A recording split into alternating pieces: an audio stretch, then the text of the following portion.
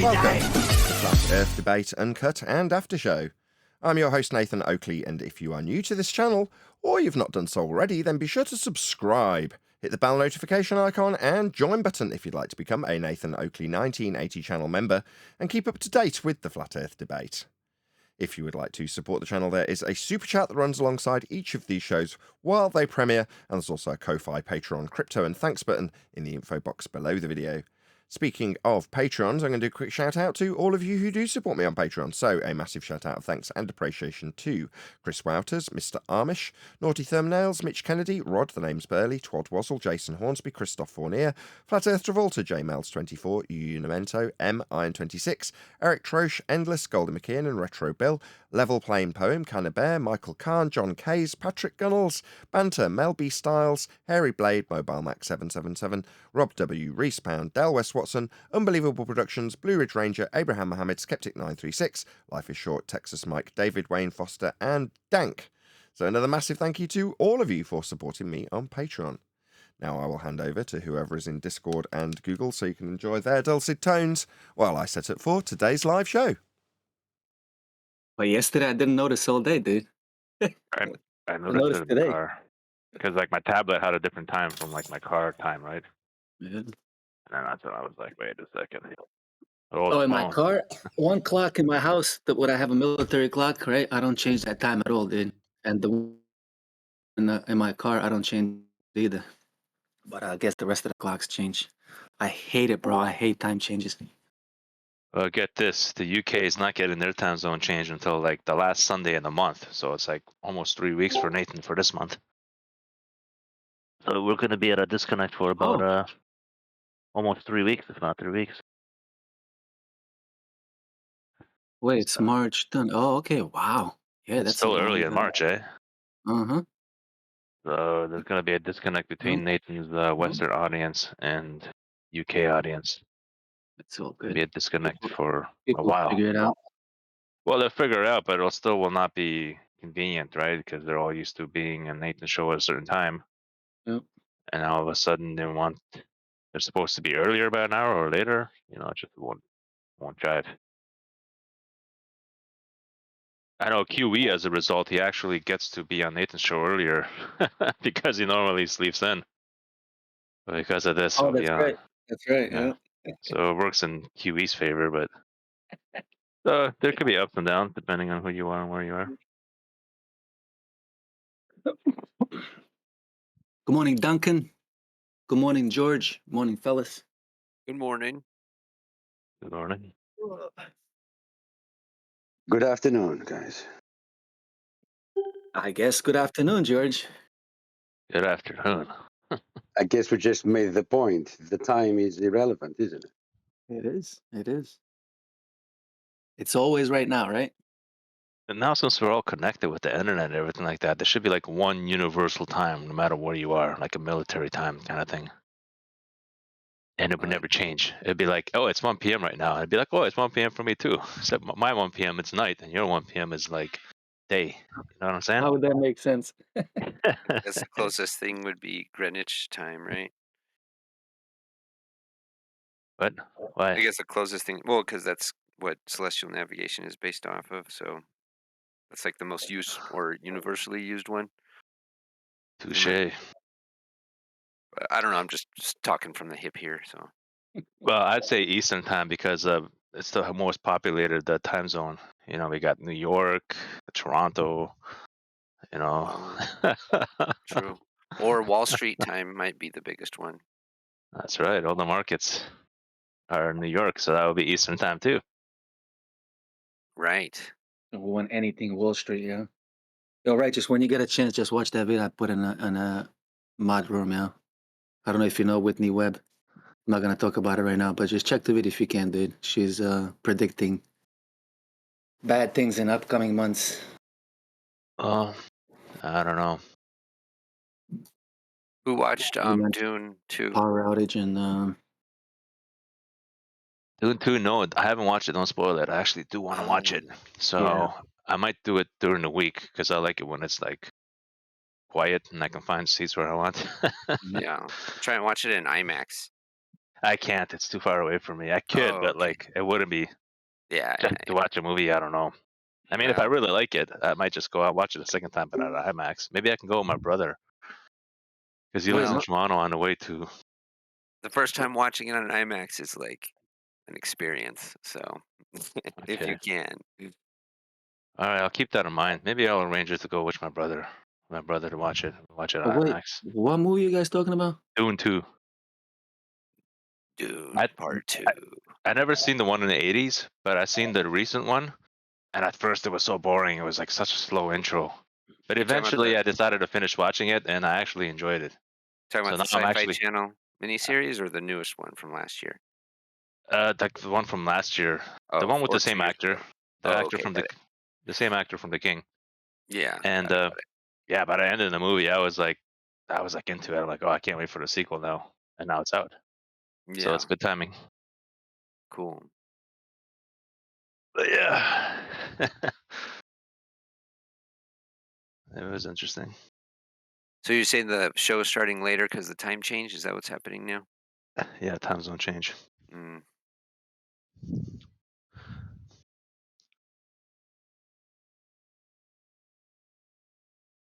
Yep, happens twice a year.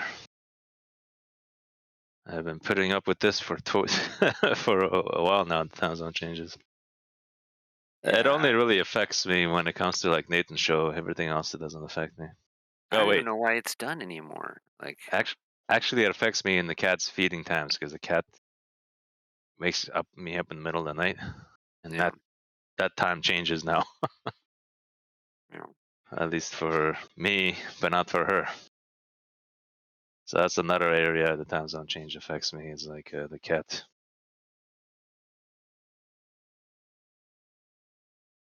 And then I'm not sure if this is actually true, but this is just my thoughts on it. But I wonder if the power companies make a lot more money because of time zone change. Because in the summer, you're keeping the air conditioner an hour on longer than you have to, and in the winter, you're keeping the heater on an hour longer than you need to. You know what I mean?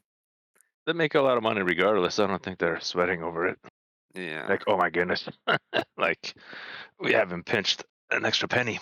What are we gonna do? Yeah. Well, you never know. I mean, But then these again, it guys. is like stock market one, isn't it? Or maybe I'm not sure if it is. Is it? Oh gosh, I don't know. I guess it depends on where you live, but they're always trying to squeeze water out of rocks. Yeah, when it comes to like stock market and stuff like that, they're like that. Yeah.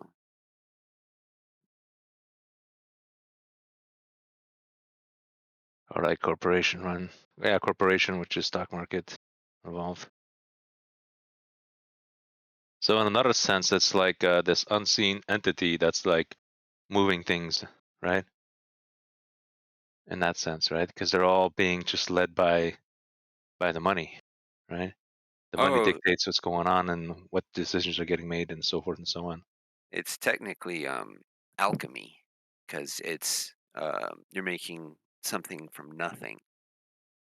Uh, it's digital alchemy, and then not only that, but it's usury too. Like, so Okay. it's like ultimate godless stuff going on with the stock market. The devil's in there. I haven't thought it in terms of that, but I see how you're connecting it in a sense. Yeah. Well, I mean, it's technically is usury because like the interest rates and stuff like that. Like that's a technical definition of it. Yeah. And then alchemy, transmutation. Only this is like digital transmutation.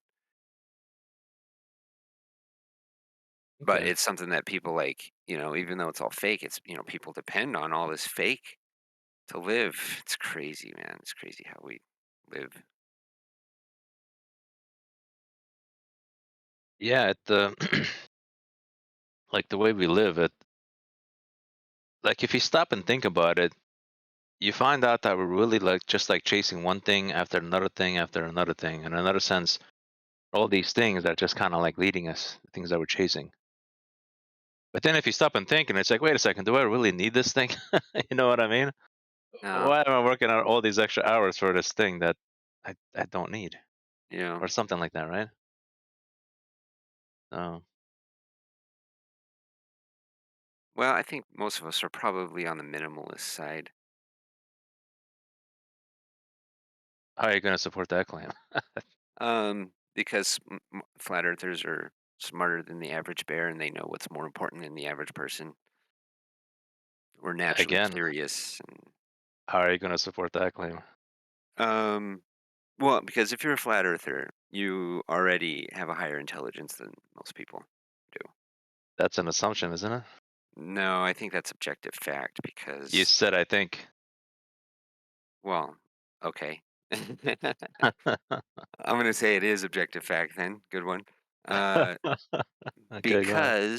because you already are. Means Because subjective. no, I'm going to say it's objective. He's saying it's subjective. I'm saying it's You're objectively smarter Alright. than. Well, it's fair enough. You made the claim, so support it. Well, because you're smart enough to admit that you've been fooled and then to realize the truth.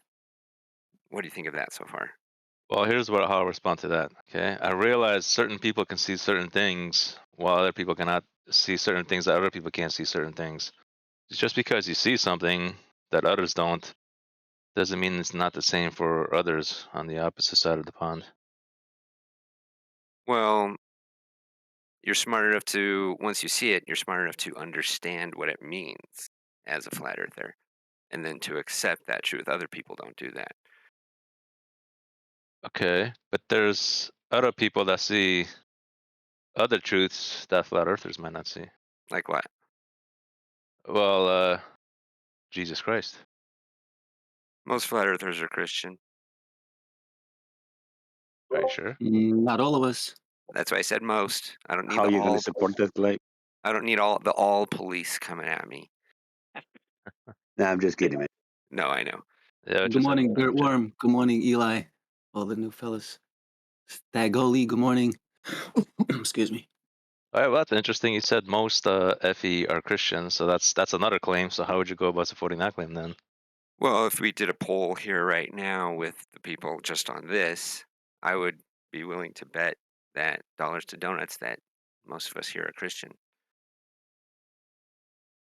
I'll raise you a honey curler.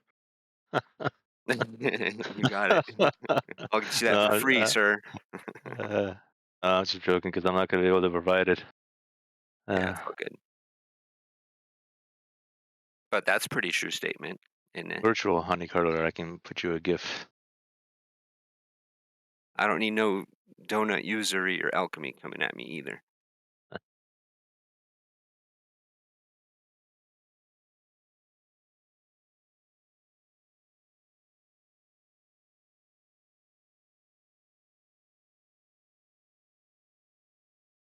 But yeah, I still stand by that. If you're a flat earther, you're objectively more intelligent than a non-flat earther.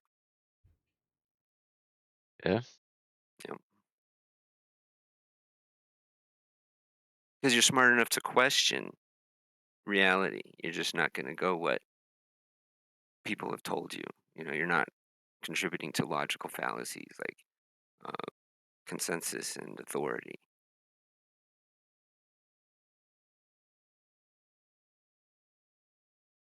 And that's a sign of intelligence. All right, but who decides what's intelligent and what's not? I don't know. Why would that matter, though?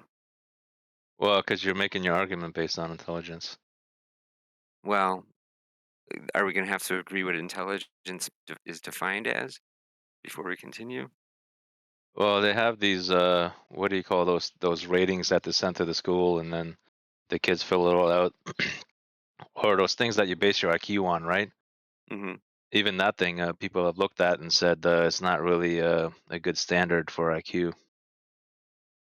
Well, I On wasn't even using that for my objective standards, anyways. right, but I was taking. using an example of something people, what do you call it? Basically, it's, could you call it like a concept, of what's intelligent? Those IQ tests. I guess But it for lack seems, of a better term. yeah, but it seems like you're doing like the same thing. You have your things that say, hey, this is what's intelligent, this is what's intelligence, but it's like who formed those things together? Okay, I have my things that say that's intelligent. My question is, do you agree with that?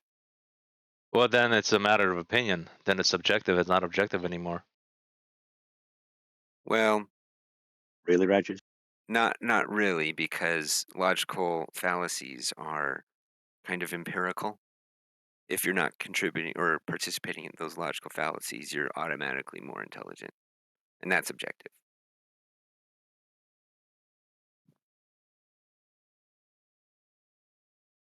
All right, I It need would to sit on require that one. I mean, intelligence. it It seems would about require good. intelligence to define if it's right or wrong. So intelligence is required in the first place.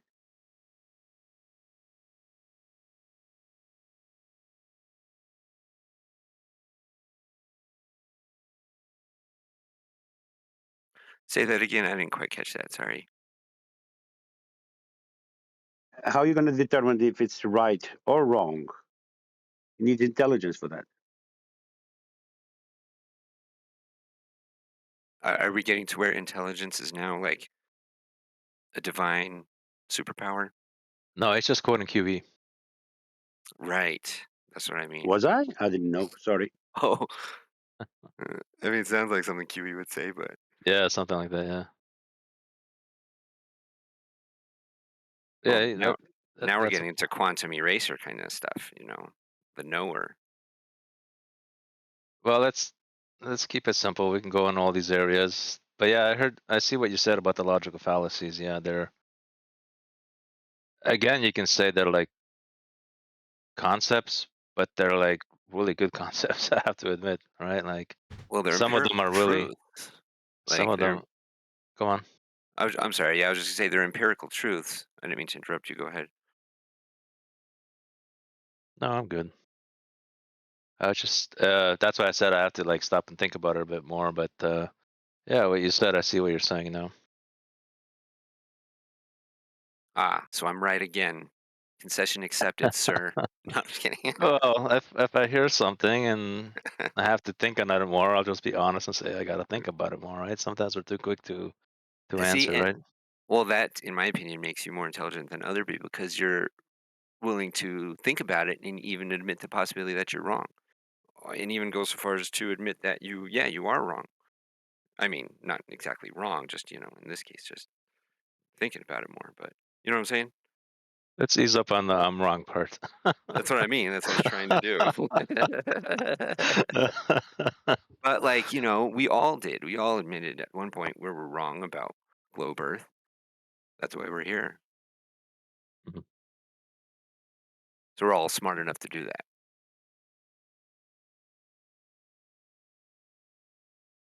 Yeah.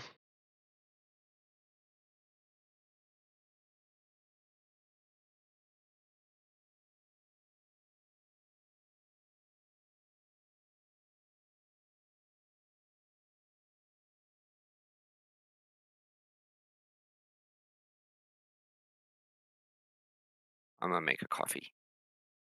Oh, I'm ahead of you. I already got mine. You guys getting ready for another marathon?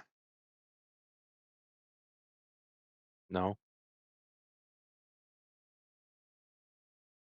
What I think. marathon you talking about, George?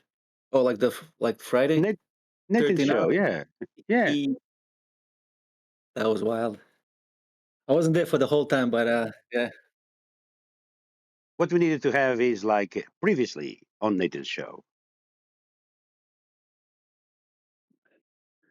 and then you have a rental about whatever it was, the last argument, and move on. Oh, continuation. Yeah.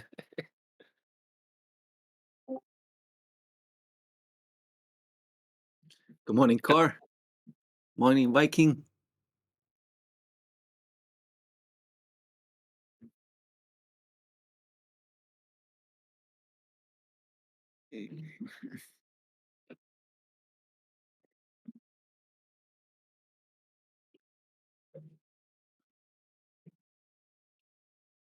Well, I think. Hey, good morning.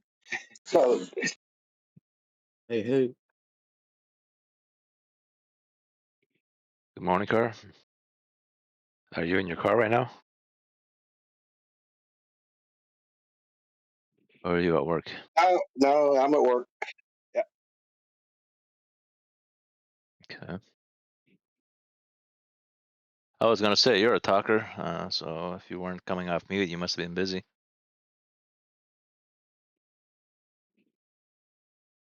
So since there was like that marathon on Friday, there's a lot of things to unpack from there, right? So maybe we can, if some of you guys followed all that on Friday, because it was really long, um, maybe some of you guys can summarize some of the things you guys heard and what are your thoughts on it?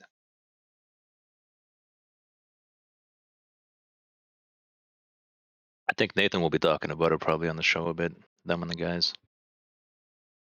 If Well, not us. we had a bowler called Paul here on this channel,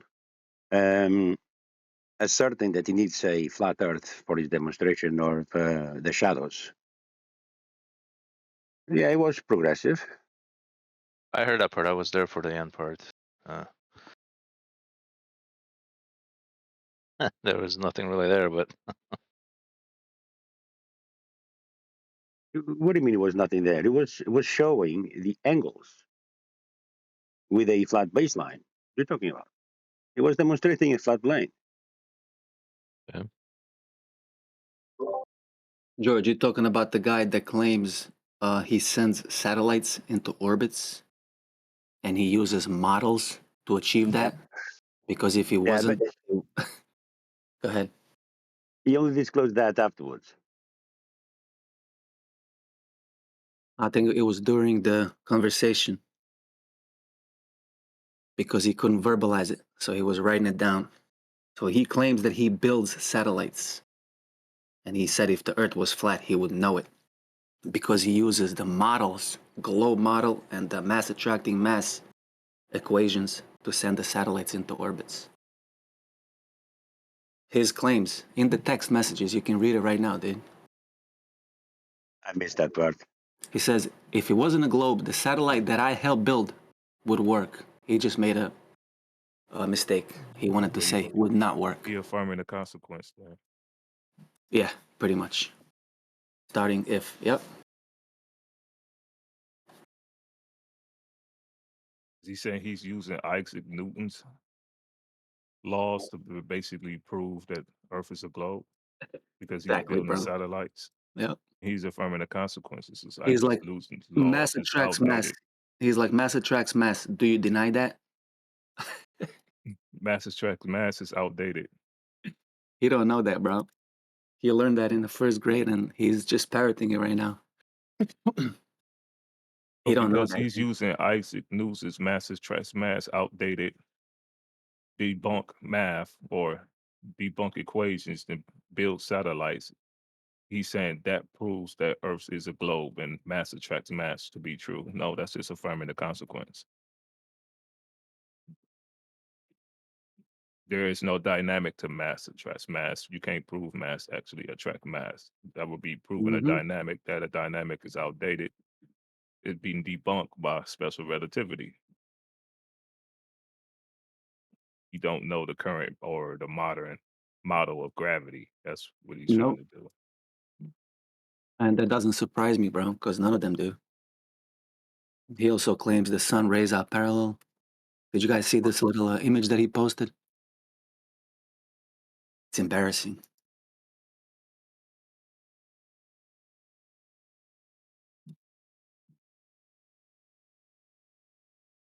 He also claims measurements of Earth is science. Math is science, huh? Yeah, he He claimed also that claimed too. that He also satellites claimed go that. into Nadia. He claimed that uh, it goes in Candyland in space. He also Mm-hmm. claims that his satellites go to Candyland. Mm-hmm.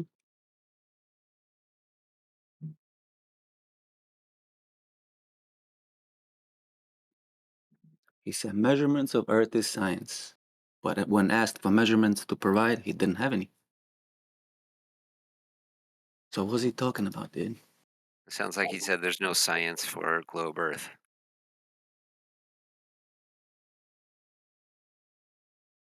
Oh, he also says we don't have any affiliation with NASA. Oh, I help build it. Well, even NASA says that Earth is measured flat. So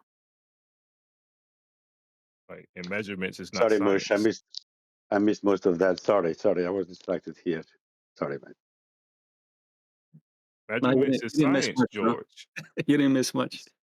I'm just reading his comments, dude. It's like it's funny.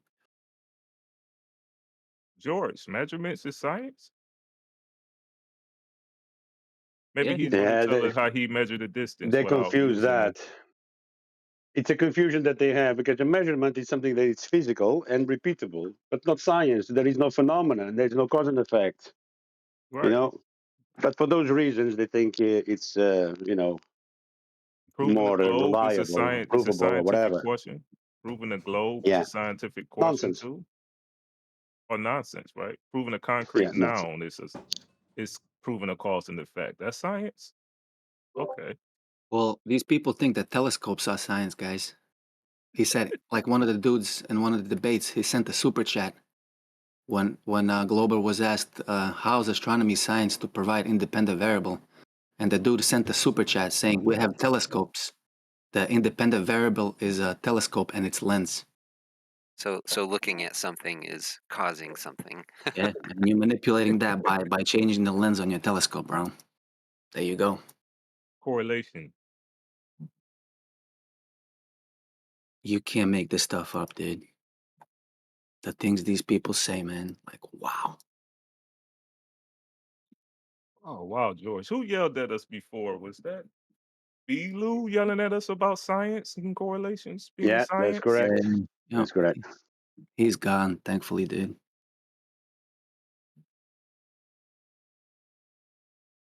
Gone for good. He would Gone with mute the us wind. locally and would go on the rant. Yeah, he went on a whole tirade yelling at me and George on how correlations could be proven to be science, on how engineering is actually science. Was that him and his friend Kay? George yelling at us, lecturing us about how engineering is somehow science. And then when we basically showed him what engineering in his own book, engineering used scientific principles, what would be the scientific principles that engineering actually use to validate their engineering? Yeah, and you brought up a very good point because even there's genetic engineering as well. Right. Yeah, and chemical engineering. Yeah, he yelled at Everything us for like 2 engineering. Yeah, hours.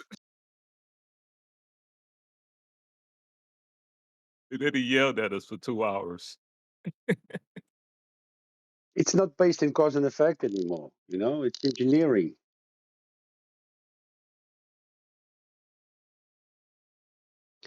It might be based on cause and effect in the first place, but then it's engineered after that. Yep. They use scientific principles. They use the natural explanations to engineer any something.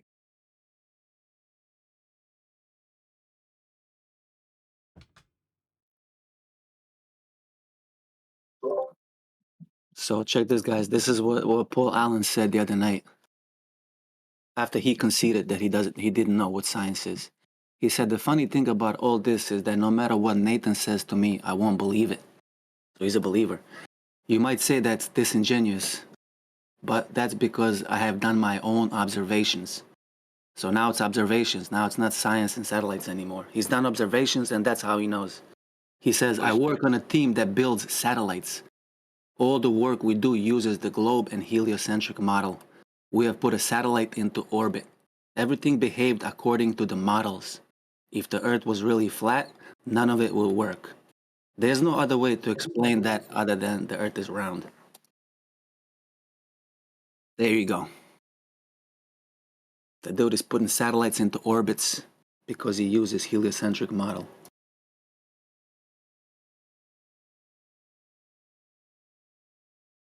Orbits, you say?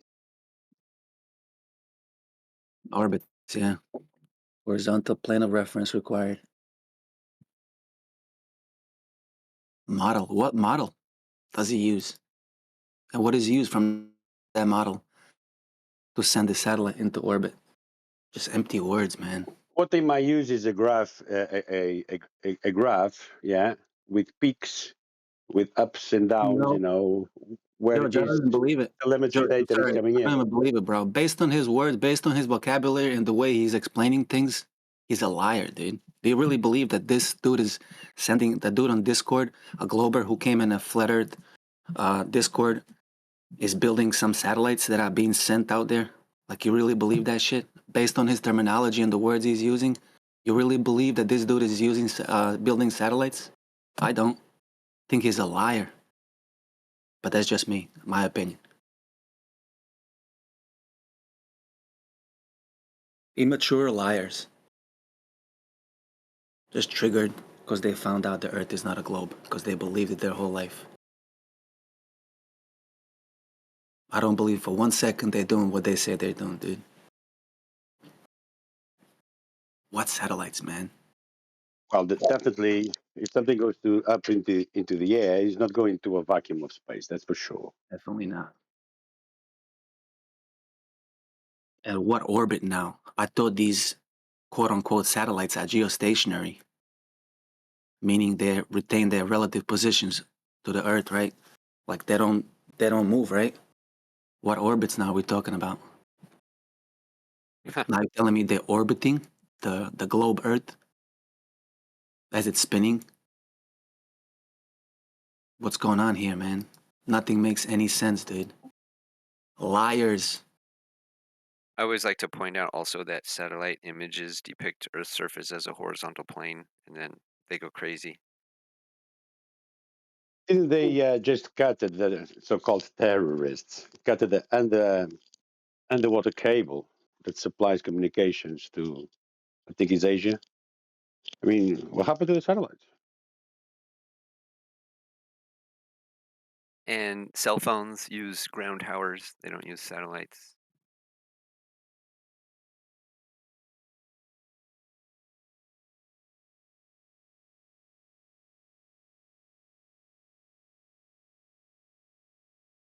So you cut the cable and satellites not working anymore?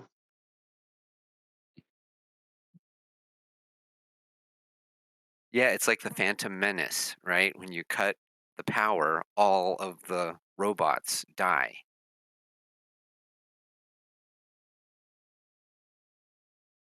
That was a Star Wars reference. Sorry. Yeah, I got that. Oh, good. All right. I'm glad somebody got my reference. I'd wager that most of us FE guys are sci-fi fans. Or were. Well, I still you know am. better than that. You know better than that, righteous. But it's true. I noticed a lot of people in FE they were Not me, either bro. into sci-fi and or still are into sci-fi. Well, just to quote William Shatner, yeah, there is no difference between science and science fiction. It's all the same.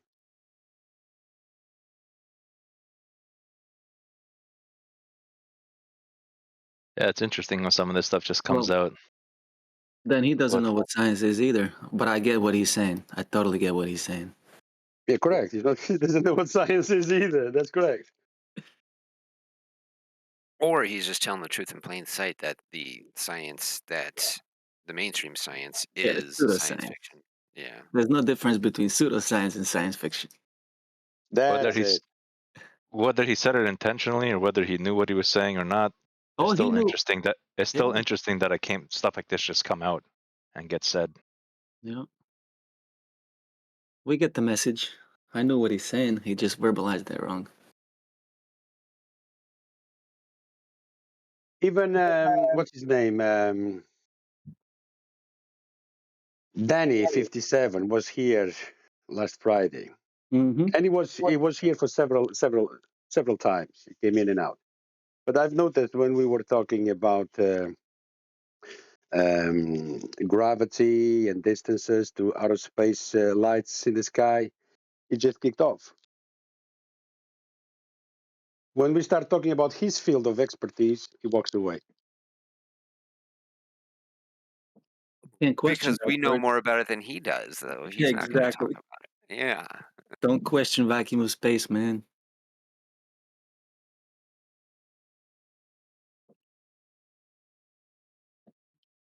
I looked at his page one time somewhere on some website, and it says he's I I don't know if it's his hobby or profession, but he's into astronomy or like looking at the stars or something like that. So I think everybody likes looking at the lights in the sky. Yeah. That's why it's called astronomy, naming stars. right, but the reason I brought her up is if he's into that, and then all that stuff of what they say that stuff is gets debunked. I wonder how it would affect his hobby or profession, right? So we also got to consider that maybe that's affecting how he's receiving FE also.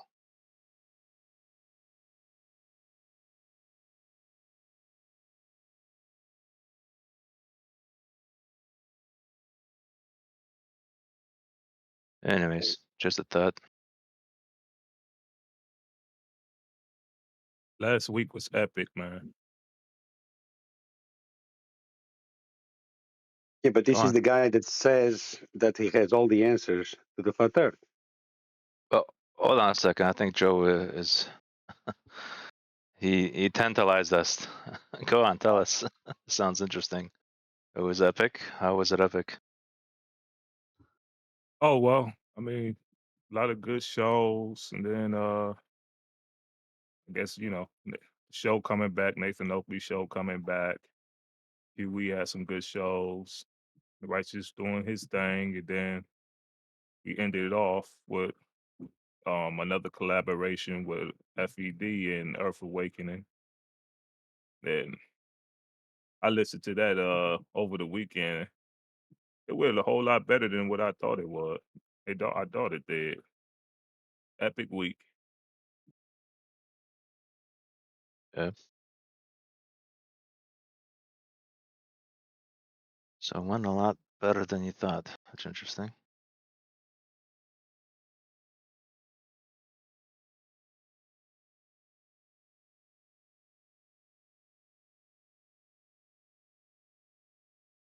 Well, from what I heard, it seems like everybody else enjoyed it too. I think Mighty also said, "Oh yeah, what a day," or something like that. You said Friday at the end. So it seems like the general consensus, everybody enjoyed it very much. So that's very good.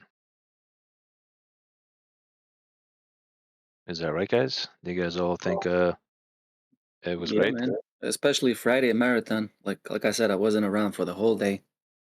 Still gotta I still gotta live my life, dude. But yeah, he went late into the night, and then in the end, it was just me, George, and just Bill, and he brought his friend. What's his name? Hunter. George, remember Hunter? Yeah, Oh yeah, we had a came pretty with good Yeah, I Bill. time. wasn't there that Yeah. day. Y'all was still on. Oh yeah, Oh, it was 3 o'clock in the morning for me, man. yep. Oh wow. I'd just say the question and answer episode a few weeks ago, I think that was a little bit more productive. As fun as it was to listen to Ballers for 8 hours, listen to the same one, to go through the same circle 6 times, 7 times. That was a little bit frustrating. Who was that? Which one? Right. On Friday, there was one ball that took about 3 hours, 2 to 3 hours, whereas before, I think when Nathan was on there, it was a question and answer. So each person had about 15 minutes. Do you remember which Glover? Who took three Yeah. hours? But they all do that. They do that on purpose though. Left lane. Yeah, yeah. Must have been gone when Left Lane was there. And man, Elder Bear was doing that though. Left You talking lane, about when they left was on lane. Earth Awakening?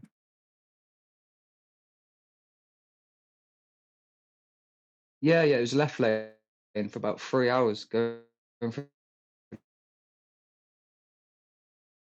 just You rinse and were repeating. breaking up a little bit. Yeah, you breaking up a little bit, unless everybody else heard them.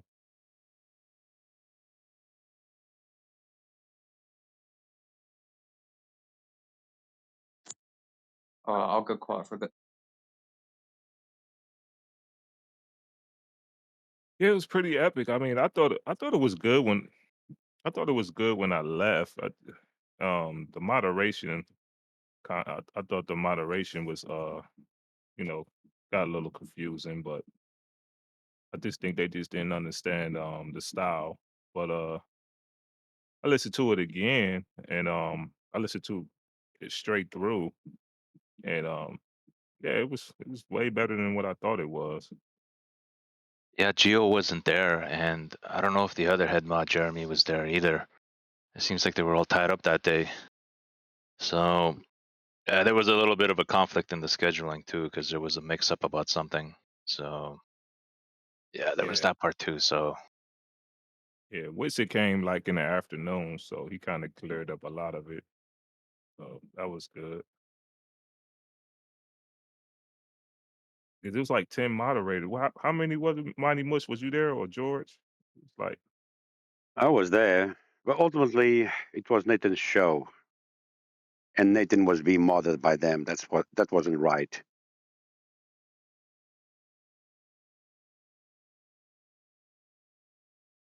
yeah, they had their rules, and it was like the 10 of Yeah, them but that was no like, it was insults like have been 5 or made. s it was like maybe No like 3 insults or have been 4 of them made. that was mods. That was kinda odd. If it had it been like maybe like 1 or 2, it Yeah, probably would but have been a little bit better.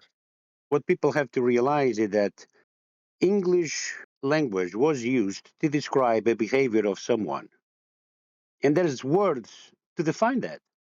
Now, people might not like it and call it an insult, but that's the name. We're going to say it now in Spanish or what?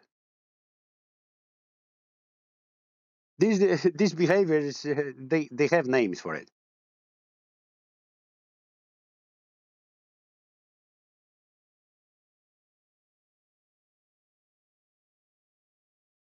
I'm Yeah. sorry that my English word offended your feelings.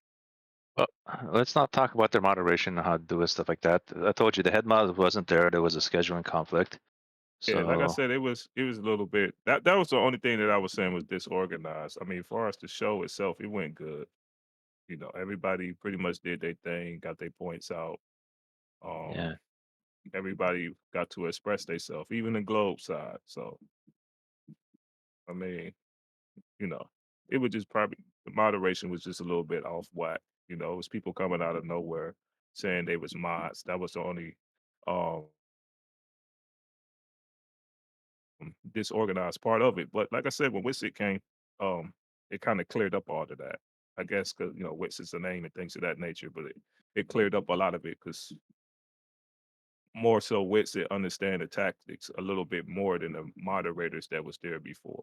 So he understood what both sides is doing, so he can moderate better because he understand both sides of the argument and he understand what both sides are trying to do with one another. So it's better that as a moderator to let it play out, as long as it don't get too toxic or cause audio chaos. That's what a moderator is there for, to stop that. right, That's not right. how I seen it. That's not how I seen it. Well, Rakia was the guy behind. Yeah, because Nathan was kicked out twice by SC Montreal. And Rakia came in and said, "Why you guys done that?" Because Nathan had the guy against the ropes. And so Nathan comes back and goes back into the conversation. So there was an objection from Rakia to the behavior of the mods in the house. guys, let's switch off the topic about talking about the mods. Okay, let's move on from there. Roger that. Anybody see Dune 2? Yeah, but everybody's talking about it. Been That hearing was a about it all the joke. time. Yeah, I know. All right, nice icebreaker. Oh, Nathan's about to start soon. I saw Dune also. You did? Did you drive all the way to Mississauga IMAX? No. Uh, Watched it the AVX. okay. Is it good? Not good? Yeah, it's really good. All right, that's all you got to say. I don't want to hear anything more. Whoever says anything else, I It's may got go as far worms as in a it. Careful. ban. What's that you said? It's got worms in it. Okay. Spoilers. I read Yeah, the so, book, Yeah, it so finishes in the end. Gummy worms. Oh wow. all right. I guess I better Is watch it it even soon close to before the book? something slips. For real. I might just watch it. No, it can't be today, can it? No, today's already scheduled up. Maybe tomorrow. Maybe I'll go watch it tomorrow. Early. Yeah, you're gonna have to watch it early. I heard it's pretty long. It's about 3 hours, and then previews. It's fuck. Yeah. It's gonna be like a 4-hour thing at least, just to like get there and get back. You know. So don't get the extra large Coca-Cola. I gotcha. And you can go to the bathroom when the women start complaining. That's a spoiler. You're not supposed to say anything. Yeah, buying a drink so I wouldn't have to go to the bathroom. Yeah, it's a ticket.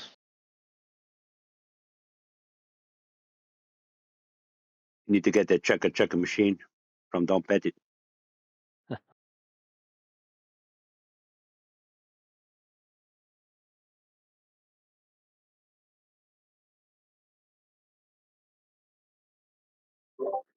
Sasha, good morning, bro. Good to see you. Good to see you in the lineup. Ah,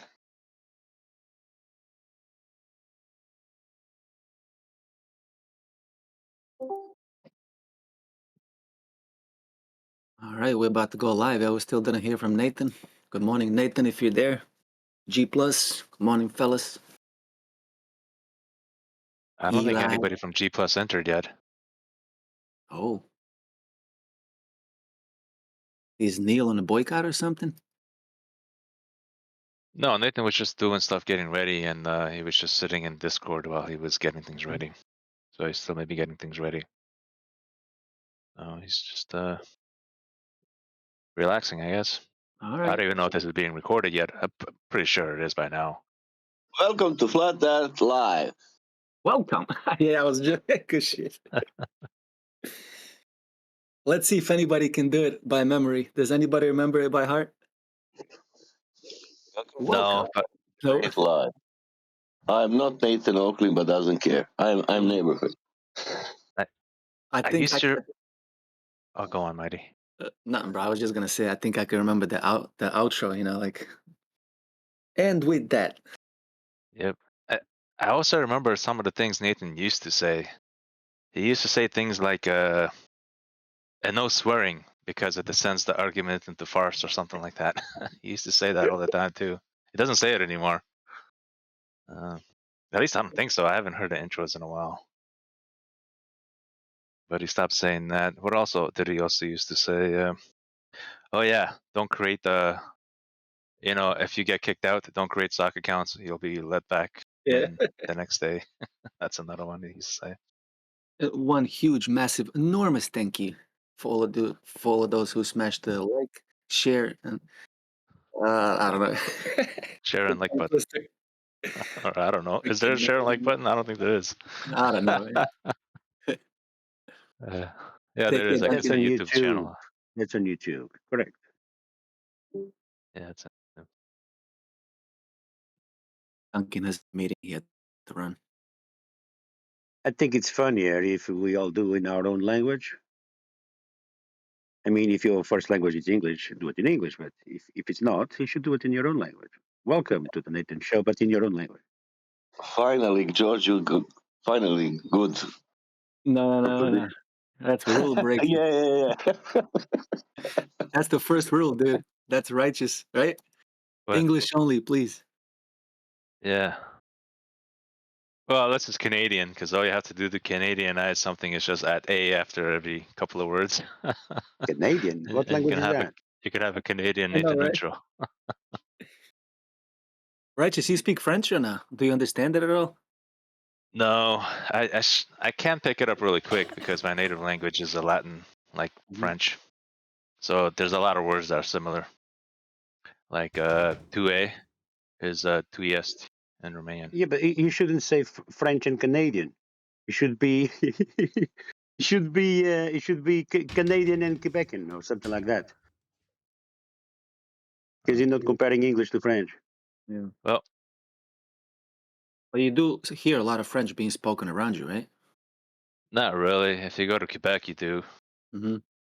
But one of the main reasons I didn't learn French, because they teach French in school here, and I would have picked it up really quick, is because during French class I actually went to learning English class, right? So then I ended up behind in French, and as a result of that, I just kind of wasn't interested. So I never really caught up with that with French. And Wanna go- they don't really speak French in Quebec. They speak Quebecois, which is Right. kind of like a slang French. That's funny. Yeah, that's Oh, what Anchor said really? to me. She's like, they don't speak French there. I'm like, Oh oh, wait, like French, they would like French people would be able to understand them, right? yeah, it just has like a Yeah, different and make fun dialect. of them. Okay. But this whole dialect thing is everywhere too. Like in Romania, there's many different dialects in Romanian, and you can Sure. spot where they're from based on the Yep. dialect, right? Yep. So I definitely want to go to Canada soon, man. I was 2 hours away from Canada just last week. It's at Montreal, like I don't know, like 60 miles or so, like 90 miles. Gotta visit that great nation soon. yeah. Hear a lot of nice things about Canada, man. Especially the people. People are super cool, friendly. Why? Thank you. That I know. That I know for sure, dude. I've met plenty of Canadians to be able to claim that.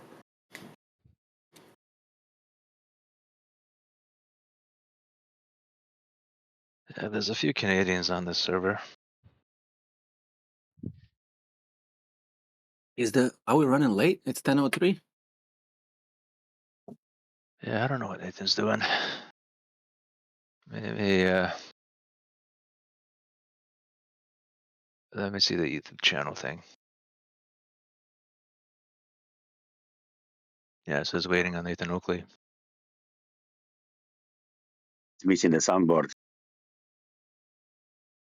I'm the only We one don't with have access time to for it. a meeting with the flat earth. I'm the Society. only one. We don't have time for meeting with Flat Earth Society. Obama.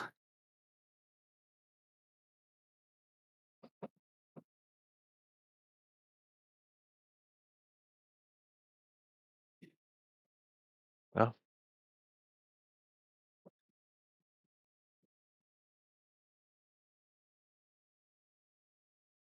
Obama didn't have time for anything.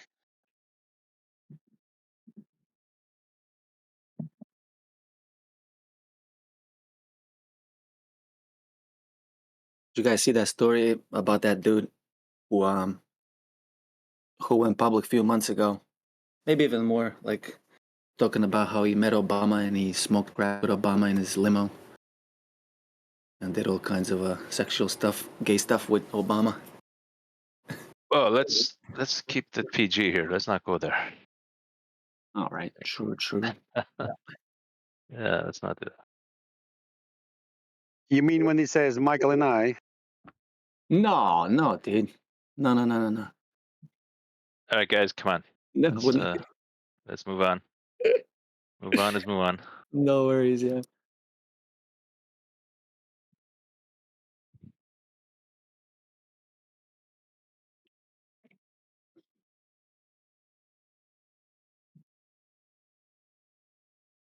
You know what I enjoyed? I enjoyed that conspiracy chat we had on Thursday. I thought it was pretty interesting. I never enjoyed to hear that word. That word Yeah, makes it's no because sense to me. you've been programmed not to enjoy it. That's why. Yeah. No, I haven't been programmed anything, dude. I just don't like that word. Yeah, I know. Because that's the mainstream push. They're not like that word. Well, that's why I haven't been programmed with it. That's why I deny it. Contrary, right? Completely opposite of Y- being But programmed with it. but you said you don't like the word conspiracy, Yeah. right? That's the main programming out there is not to like the word conspiracy. As soon as you hear it, you're to step away and not look into it. Nothing to see here. That's the programming, isn't it? Mm-hmm. That's the programming. I'm telling you, that's what out there.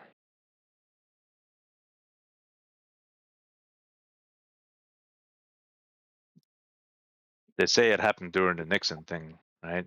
They like weaponize the term to get people off his trail or something like that. At least that's what they say. That could be also more programming. Yeah, it's pretty much to discredit what you're saying immediately with one simple word: conspiracy. Exactly. It happened after the Kennedy assassination in '63. Ah, okay. Stand corrected. Because a lot of people were coming up with their own ideas of what happened. Mm-hmm. Yeah, Yeah, they're like that still. word doesn't exist in my language.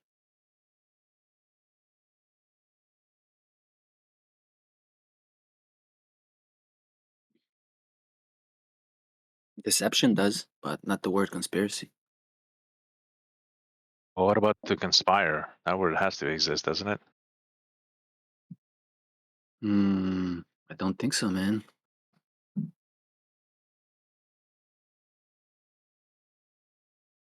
Okay. They want us to keep Gosh. looking up, not to the lights in the sky, but the non-visible lights in the sky, because no one sees them. Yeah, and they say they're there, and they want people to wonder about what they are.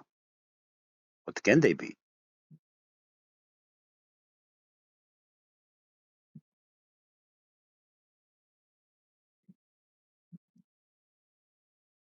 Well, they claim they're nuclear fusions.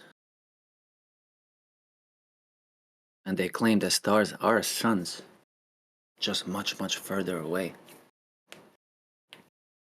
Much, much bigger. If only they Much, much could come bigger, yeah. here and tell us that.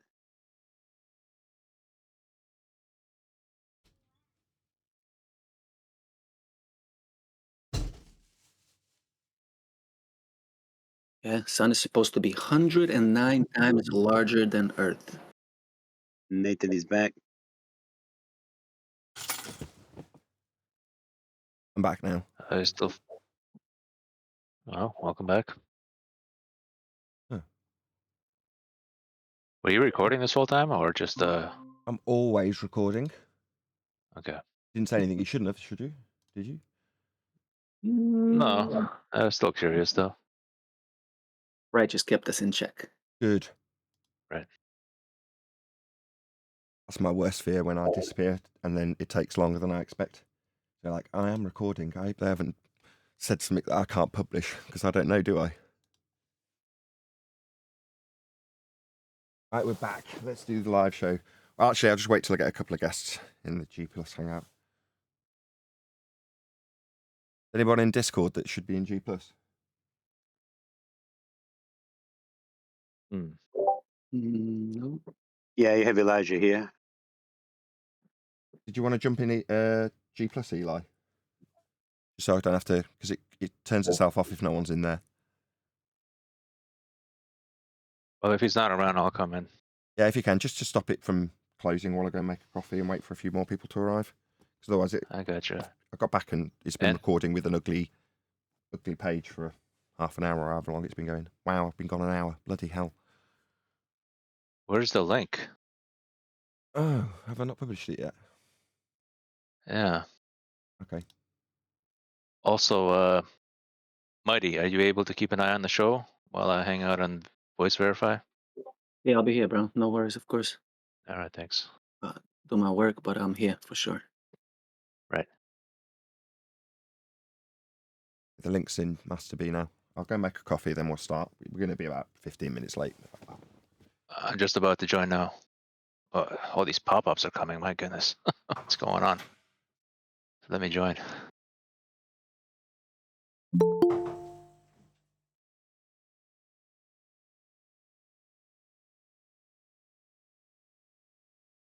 Okay. He's gone to make his coffee already. Oh, let's let you in. There we go. Thanks. Yep.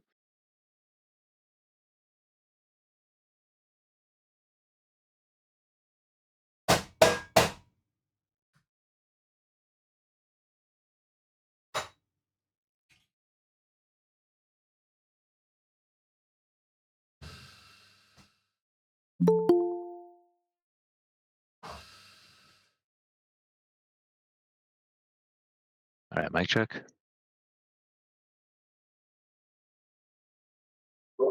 Check. There. Mike is good. Yeah, sounds a little bit different here. Oh, there's Neil. Hello, Neil. Just please don't tell me there's computer problems. Nah, the computer's fine. I've got software problems with the computer, but the computer itself is very, very stable.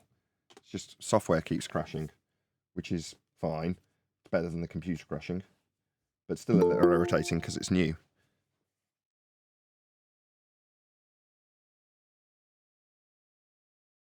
There we go.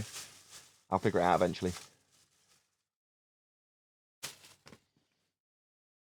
I got a little nervous there. I'm saying, no, not again. The nightmare's not going to start again, is it? Well, I hope not. I had Craig out because I was testing to see why the live stream was dropping a few frames, because it was dropping a few frames, which is not the end of the world, but it's just annoying. As in, I don't want to lose bits of information from the show. So I started testing by running a game and running OBS, and then the game kept crashing. I'm like, oh, well, I'm using the game to test that OBS is working properly and not dropping frames. So although the game isn't really the highest of priority, I'm using it to test that it's working fine and stable. And obviously, if the game's crashing, then you can assume that something's not stable. So I had Craig out, and I'm like, this is what's happening. He reinstalled drivers because he only had an hour, and that was about all he did. But it's still doing it, which is irritating. But I had to say to him, because I started fiddling with things. I was like, I've turned the graphics card down, and I've done this and I've done that. He's like, why? You know, the computer's fine. It's new. Stop treating it like it's the old computer that's going to fail all the time. It isn't. It's brand new. You just got to get it out of your head. Just because it's in the same case, you've still got the same mentality that when something goes a little bit awry, you need to start fiddling with voltages and stuff, and you don't. I'm like, okay, fine. What should I have done? So basically, he said to stop tinkering. Yeah, well, what I did was I set a restore point. So I thought if I'm going to tinker, there's a good chance that I could potentially make things worse. So I'll set a restore point. So I did. And then I started tinkering. And then when I had no joy with all of the things on the forums that they were suggesting, I gave up and just hit the restore button and called Craig. And he came over and I'm like, look, you haven't got to start putting page files back how they were and changing voltages and stuff because I've just restored it to how it was before I fiddled. But I've still got the same problem. It still could be heat related because it seems to work fine for half an hour and then it'll start to crash. And you think, well, is it because it's just got that much hotter? And it's still the same passive PC that it was before in that respect. It's still cooling itself passively. The cooling system's the same. So it might just be that after half an hour of use, it just gets too hot. Doesn't seem to, but I don't know. Ah, Brian's here. My coffee machine should be warmed up now. I'll make myself a coffee and then Brian's going to be leading today's show anyway. All right. What's happening, Brian? Hey Neil, here I just say Nathan. So that's why you were saying that. Give it time. You knew you were leading the show. You little snake, you. I thought, this is the first I heard of it. Is this still a pre-show? We're not on the actual live show yet, are we?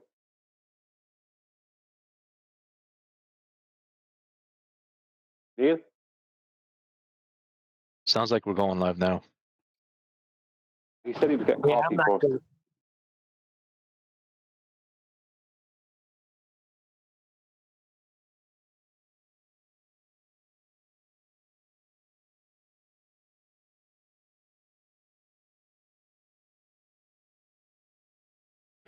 Maybe he's going to be doing that video he wanted to do of yours. Yeah, it was a debate the other night between Anthony and this baller. And this is a topic we should spend a week on, I think. You'll see the topic when it's about the whole air has weight thing. Yeah, well, they're still claiming it does, Brian. Well, they have to prove that weight exists first, Neil. Yeah, we know that. But they're just stubborn. Nah, that's the thing about it. You see, the whole debate went around, like Anthony absolutely won outright. Your man didn't, but your man was purely being dishonest, being fed. The guy's being fed. You listen to me. He's stalling left, right, and centre. Yeah, he had a funny way of talking to that guy, right? I think he's Yeah, I don't know. autistic. Maybe I am lying. Just so you know, I think he's autistic. I don't know. I don't really trust that he is. I think he's more of a troll. Yeah. You don't have to be non-autistic to be a troll. You can be autistic and still be a troll. Yeah, maybe so. Yeah, maybe so. I've never seen anybody autistic that I could asked in the speak. chat. So when that was going on, I was like, "Is this?" I wasn't being rude, but I'm like, "Is this guy mentally handicapped?" As in, what is his mental handicap? Because it seems pretty obvious to me that he has some sort of mental handicap. What is it? And someone got back and said, "I think he's autistic." But you know, when Think. people are Nathan, sorry, go on here. No, he said somebody said they think he's autistic. Yeah. I never heard anyone that has autistic able to speak. What? How many? What? Are you having me on? That's serious. My Autism granddaughter stops you has from being able to autism. talk. She does not speak. Yeah, maybe severe autism you might not be able to speak, but being autistic doesn't mean you can't speak. You're having a laugh. Well, that's that other thing then. I thought they took it away. What was that other thing besides autism? It came off the scale, but it was on the spectrum. What was it called? I know, you tell me. You Autism. told us that they took it off the spectrum. There was another thing, right? Oh, Asperger's. Yes, Asperger's. Not Asperger's. Asperger's syndrome. Yeah, them too. Hot dogs as well. Okay. Pretty sure it was Asperger's, Nathan. That's what South Park said. South Park said Asperger's, yes.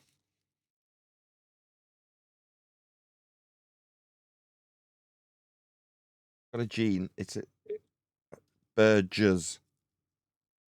Not burgers. Anyway.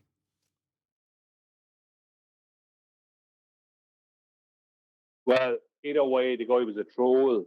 Flat sides, I like you'll hear it when you play it. It's just I have a load of problems with it. Now, Anthony won outright. Have you got the link? What?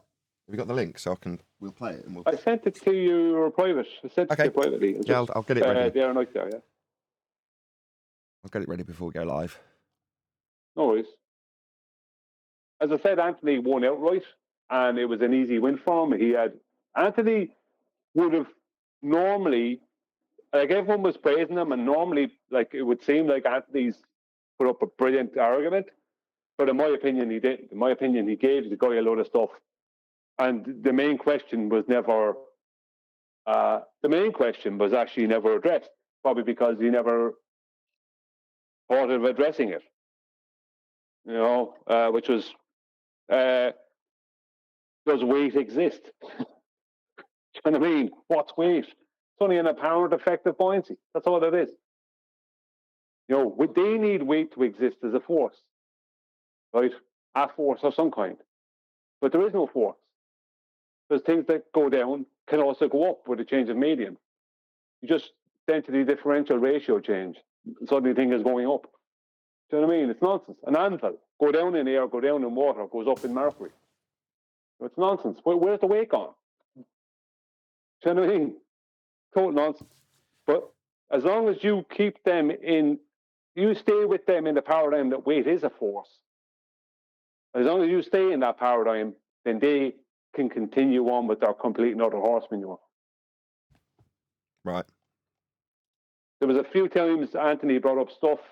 He brought up the vacuum weights and stuff like that, and he didn't hammer it home. Your man kind of your man just kept on leaning on buoyancy. They keep on leaning on buoyancy. Buoyancy has nothing to do with them. None of their business. That's right. You get my name first. You're first in the Good morning, everyone. Morning, Mush. Hey, good afternoon. Good afternoon. So, in the pre-show, we were discussing Auntie Riley's debate with some guy with a Japanese or Chinese hieroglyph-style name, who we'll cover later. But first, we'll do some housekeeping. Any evidence? No, let's start with gravity. Any scientific evidence of gravity? Which of the five? I'm going to go with the force one. Is there any scientific evidence that there's a force of gravity? No, it's not even accepted to be real within pseudoscience.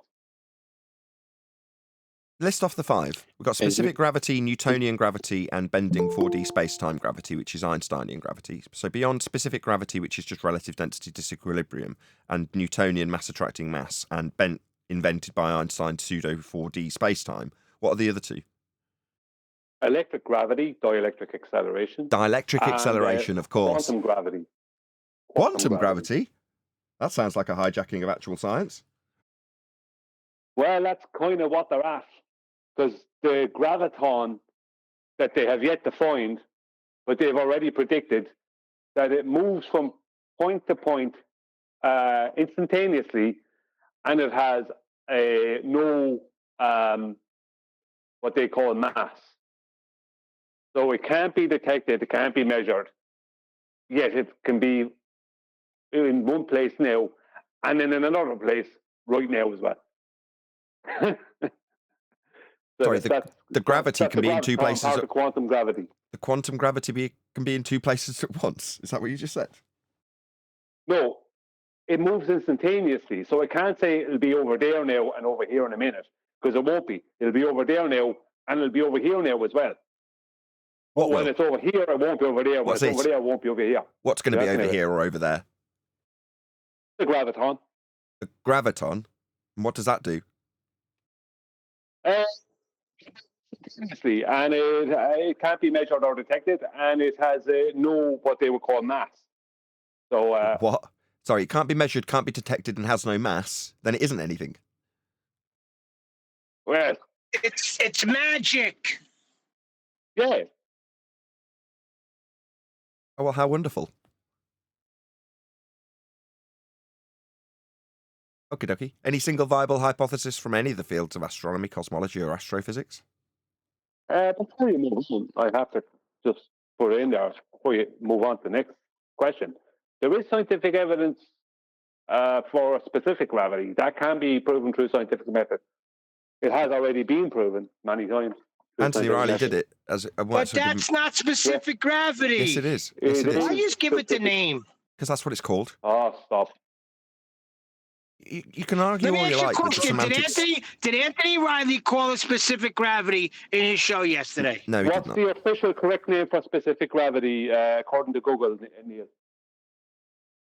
I don't care about Google. They're just doing relative density, right? That is specific gravity. Yeah, but they're hijacking it using that name. I can't believe you can't see what they're trying to do. I don't stick a label on it. Taking it away from them. You don't see what's going on. We're well aware of the equivocation. We can show actual scientific evidence for gravity, just not the gravity that they want, Neil. It's like a troll. And also, I can produce scientific evidence for specific gravity, but it's not what they want. Because all specific gravity actually is buoyancy. I mean, that's what it is. A calculation within buoyancy. Yeah, and they're taking a word away. They don't want it to be that. They want it to be gravity. And all the world has to hear is gravity proven, and they'll latch onto it. They don't care that it's relative density disequilibrium. They don't care if it's buoyancy. Sorry, Neil. Is there any curving space-time in specific gravity or mass-attracting mass? No. Holding objects to the surface of a globe in like air and stuff to a globe in a vacuum. I'm pretty sure there isn't. No, there isn't. Not in specific gravity. We know there's an equivocation, Neil. We know that the word's only been inserted in there so that they can utilise that explanation with the word gravity attached if needs be. We were well aware of that. But you can't get around the semantics of the words in the English language and how they are utilised, even if it's by equivocation. Even if they're using 2 different meanings for one word. Or 5. Yeah, don't get upset about it. Don't get upset about it because it's still a change on the vertical aspect with respect to the horizontal. Yeah, buoyancy is. Buoyancy requires a horizontal plane in the maths. Yes. See, the thing about it is that we're going to take away the word from them. Then it'll be ours then, because it won't be what they want it to be. So it doesn't matter what they want to call it, Neil. It's not what they need it to be. And we can prove that scientifically. We can prove it. We can prove it correct scientifically through a scientific method. Anthony's egg experiment, the buoyancy experiment, that proves it. So Correct. we So have proof for the gravity we claim. There's your scientific evidence, but it's just, it wasn't specifically, excuse the pun, detailed as specific gravity when it was done. But it is. Well, no, that's because, it had its correct name, relative density. Because that's what specific gravity's correct name is. Just Google it. Right. As I did ask you once, and we've stayed on gravity, any single viable hypothesis from any of the fields of astronomy, cosmology, or astrophysics? No, it's not possible for them to have that, unfortunately, because they don't know what they're studying. They only have effects. They can't manipulate what they need to manipulate to prove or disprove the hypotheses concerning these effects. So they can't even call what they have as a hypothesis because they don't have any independent variable. They can't do it.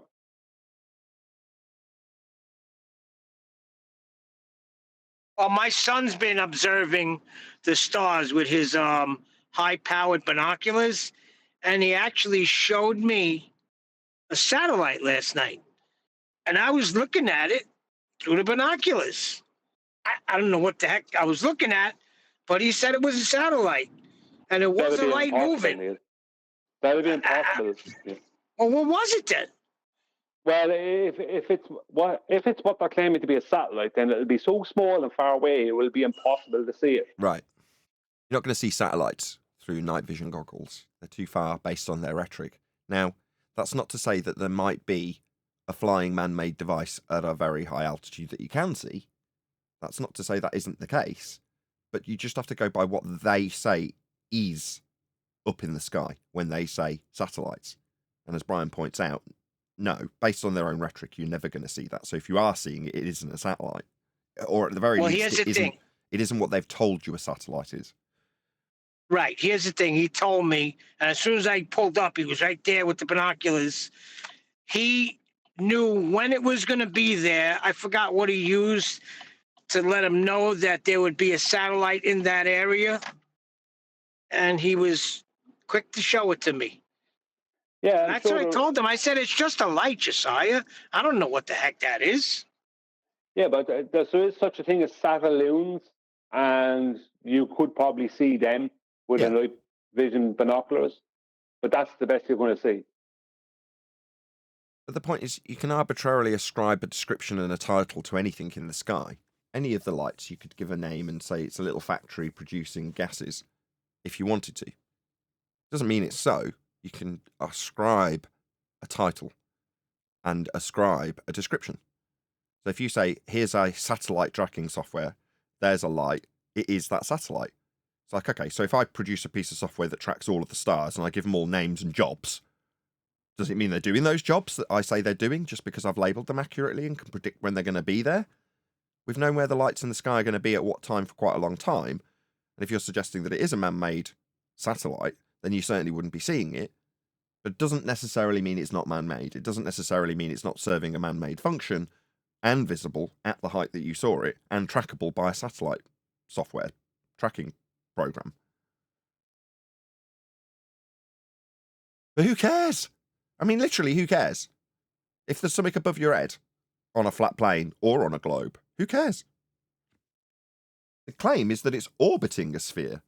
So the satellite bit, I don't care.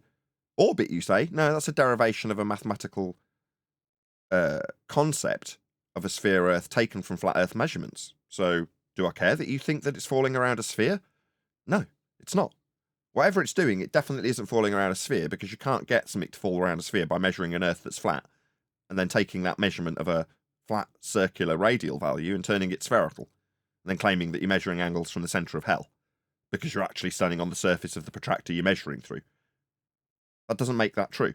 Doesn't mean that the thing in the sky isn't man-made, but that's where they get you. They want you to come up with some farcical explanation for something that's non sequitur anyway. even if you proved that it's a Satelloon and you got the manufacturer and number plate off it, license tag, what does that prove? Does it prove we've got orbital motion? No. Does it prove the sky is a vacuum? No. Speaking of which, any evidence that the sky is a vacuum? Then we can have gas pressure without a container? Absolutely none whatsoever. It would be impossible. There's absolutely, you could basically say, basically no resistance for diffusion. Diffusion is going to happen. The reason carbon dioxide diffuses slowly into, the reason that will, in a concentration, will displace air close to the floor is because it has a slow diffusion rate. But it will diffuse into the air. Give it a bit of time and suddenly it won't be there anymore. It'll be part of the air in the room. Right? That's diffusion. Right? And the more dense something is, the slower the air will diffuse with it. But what is the density of a vacuum? Nothing, more or less. Nothing you could even speak about. So what's there to stop it? If there was a sky vacuum with a pressure of 10 to the minus 17 torr, there's no resistance. The air is just going to instantly, just like go out into it. That's what air does. I hate that bit of the discussion because naturally the flow of that sentence that Brian just said was to say at the end, the air would disperse instantly because you can demonstrate air that's contained next to a lower pressure system of any description dispersing instantly into it. We've got plenty of examples that we can play from universities of exactly that. The problem is, to have that example make sense in Brian's description, and I do this too, so it's not a dig at Brian, but you've got to have the gas contained to begin with to release it into the differential, i.e. the lower pressure system must be separate from the higher pressure system initially in order for you to show instantaneous dispersion into the area of volume in line with entropic law, as per the demonstrations that you get in universities when they describe the second law of thermodynamics. But with Earth, in a sky vacuum, you've got to first take the premise that they suggest that the sky is a vacuum and that we are at pressure without containment. Now, if that was the case, first of all, it couldn't be the case. You couldn't achieve the gas pressure in the first place. So the first molecule of gas in that world, that story, let's not pretend it's our world for a second, it isn't. But in that story, you've got a sphere Earth flying through an area of volume called a vacuum, and that sphere Earth would produce the first molecule of gas. What's going to happen? Is it going to hang around, sort of floating around, so that it can develop high pressure, so we can say, now we're at high pressure without containment, violation of natural law? It would disperse instantly. No, it would disperse instantly from the moment it tried to produce pressure and couldn't. That is to say, the first molecule of gas comes out of the ground and immediately travels in whatever vector it's travelling and doesn't stop. And so does the second and the third and the fourth and the infinity. All of them are produced and dissipate instantly. You never develop gas pressure. So the heliocentric world could have never have developed gas pressure in the first place without containment. It's worse than that. Worse? Yeah, it is. And I'll tell you why. Because they must admit, because they have no choice, that a perfect vacuum does not exist, which means that would be an area of no pressure. Perfect vacuum, zero, no pressure, no temperature, no pressure, right? But, so because of that, what they're actually claiming is a low pressure area in the sky. Now, to have a low pressure area, you need to have a container, which is why they must admit that vacuums, well, they have no choice, but vacuums require a container, because what's a vacuum chamber? It's an area of low pressure, right? That's what it is, right? You can create high pressure in a chamber, and you can create low pressure in a chamber. But you need the chamber, right? Now, the thing about it is that their claim of a sky vacuum debunks itself, because to have a vacuum, which is a low pressure area, you require a container. So their own claim debunks itself, because they're claiming a vacuum without a container, something that they admit doesn't. They admit that there's no such thing as a perfect vacuum, which means that to have a perfect vacuum, you would still need a container, but what they're actually claiming is a low pressure area. That would require a container. How would you know what pressure would be there without a container? It's not possible to do so. There's more on that because Go ahead, Johnny. Because you have pressure gradients, and that's the same. You can demonstrate gradients in a small chamber. You can do it by yourself with different temperature, and you will get pressure gradients very easily. So people don't understand if they have pressure gradients. It's just because of different temperature and density of the gases. But you always need a container to get pressure gradients. That's also absolutely exactly correct. Do you remember the guy who quizzed me in the Q&A, and he was like, if you're suggesting that the sky is a vacuum and we'd have dispersion in line with entropic law, why don't we have a constant updraft? My response was like, wind? You mean like wind? No, I mean a specific updraft. Why don't we have that? It's like we would if the sky was a vacuum. We do have wind.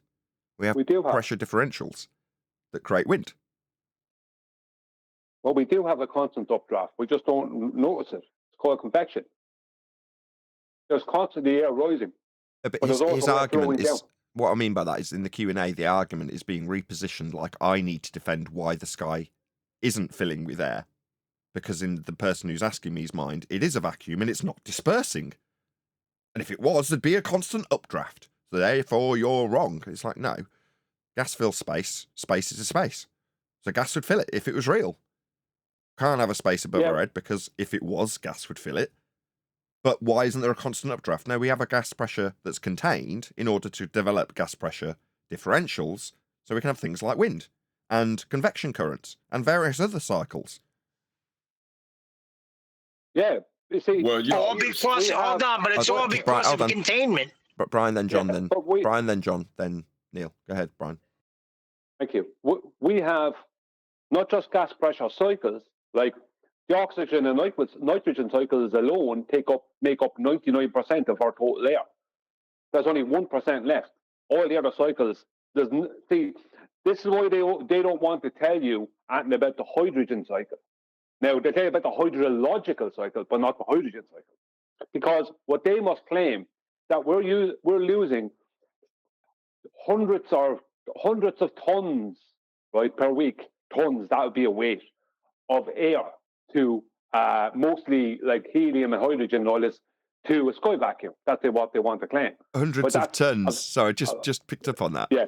When they say there's hundreds of tons of air escaping, so there's hundreds of downward pressing gas escaping into the sky vacuum, is there? Right. So all this weight. So it's like your kitchen table. Now, hundreds of tons of wood is escaping to the sky vacuum. They might as well be saying that. You know what I mean? But yeah. Basically, but the ton thing tried to give it a weight. But the point being is that that's a violation of the first law of thermodynamics. I've said this before. It means because the first law states that neither matter nor energy can be created nor destroyed. So what's replacing all this air that they're claiming is lost to the sky vacuum? Because nature works in cycles. It doesn't replenish. It doesn't create from start. It doesn't just create matter from the start. Right, it's got a cycle. All of it has. So if it's just dissipating into the sky vacuum at a rate of tonnage, which is absurd. Go ahead, Neil. It was actually John next, but go ahead, Neil. Go ahead, Neil. Right. Something wrong with Neil's mic. What about John? Go ahead, John. We'll come back to Neil. Well, like I hear y'all saying this about the emperor's clothes, but you're not accounting for the fourth dimensional inertial vector of an asymptotically flat space-time, which in a third dimension gives us an acceleration that creates microstates closer to the ground, which is in line with the first and second law of thermodynamics. Y'all are just ignoring that. Hold on. Microstates is an entropic description, and it would be akin to the availability of positions for a given let's say, particle of air in this instance, or molecule of air, right? So all of the potentials are going to be calculated as microstates. And you're saying that there's a potential differential at ground level that the gas could potentially go towards. Yeah, if it's in a downward vector. But you're saying that's the reason why we don't lose all of the air to space, because of the microstates in the fourth dimension asymptotically flat described in the third dimension for the microstates at ground level. That's what you just said. No, you're keep on ascribing a downward vector to the gas. It's actually a inertial vector in the fourth dimension, which we experience three-dimensionally as an acceleration. That still and doesn't we change. describe in 2 dimensions. Well, the gas accelerates in all directions, so it still doesn't make any difference. Regardless of your asymptotically flat fourth dimensional bent pseudo-Riemannian space-time visualized in the third dimension, because we don't have a fourth dimension, so we can't describe it or visualize it fourth dimensionally because there isn't one. But it still doesn't help. Your gas still accelerates if you're going to describe it as an acceleration in all directions. Well, gas moves in all directions. The Earth accelerates upwards, creating the appearance of a gradient.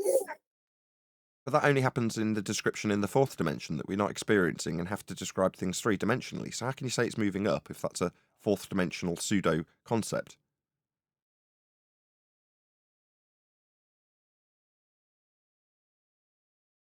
I just need to light the match to debunk that notion. Why? Why would lighting a match? You're mixing it up. The Emperor has clothes on. You're just mixing it up. He's not naked. My bad. Remember, Again, why would hold on. gas? Okay, why would Go on, gas Reg. would have an upward draft if it's dispersed in all directions? Like, why would that be a problem for containment? Because we'd all That's be what dead. I'm not understanding of that question. Because we'd be dead. It would all updraft into the sky vacuum, never to return, leaving you like Arnold Schwarzenegger on the surface of Mars in Total Recall. Going,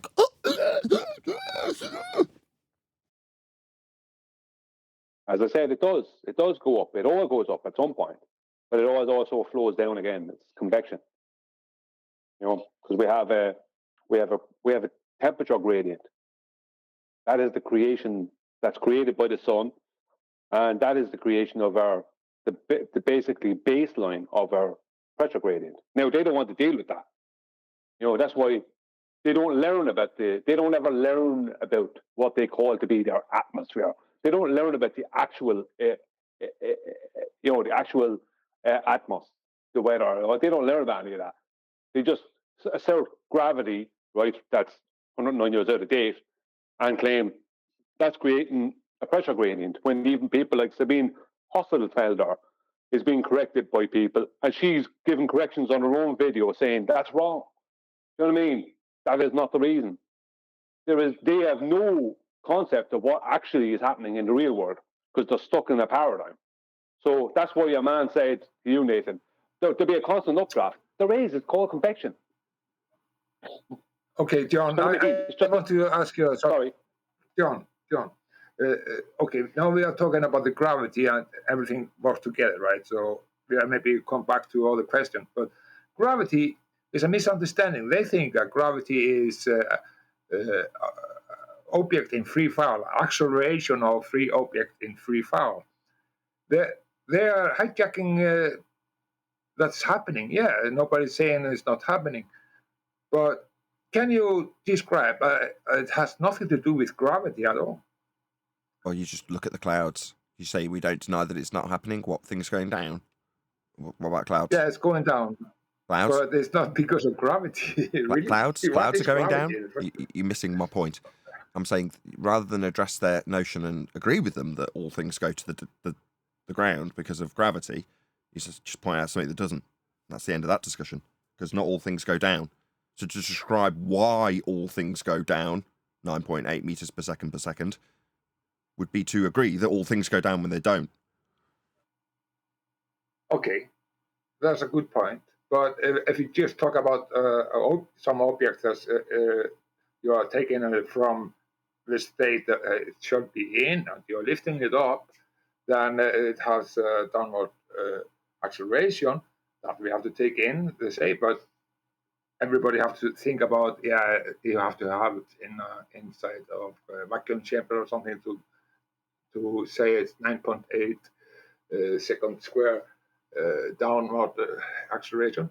But what we are talking about, if you're talking about the sky, if you're talking about everything else, it's because of density. It's about upstreaming and the system, because we have a dynamic system and it's working that way. But if you take something up and then it has acceleration to its state, it should be on. Then it's about density, right? Yeah, but you've got to describe the density of two things, not just one. So if you just say all things go down, you're ignoring the medium that they're in.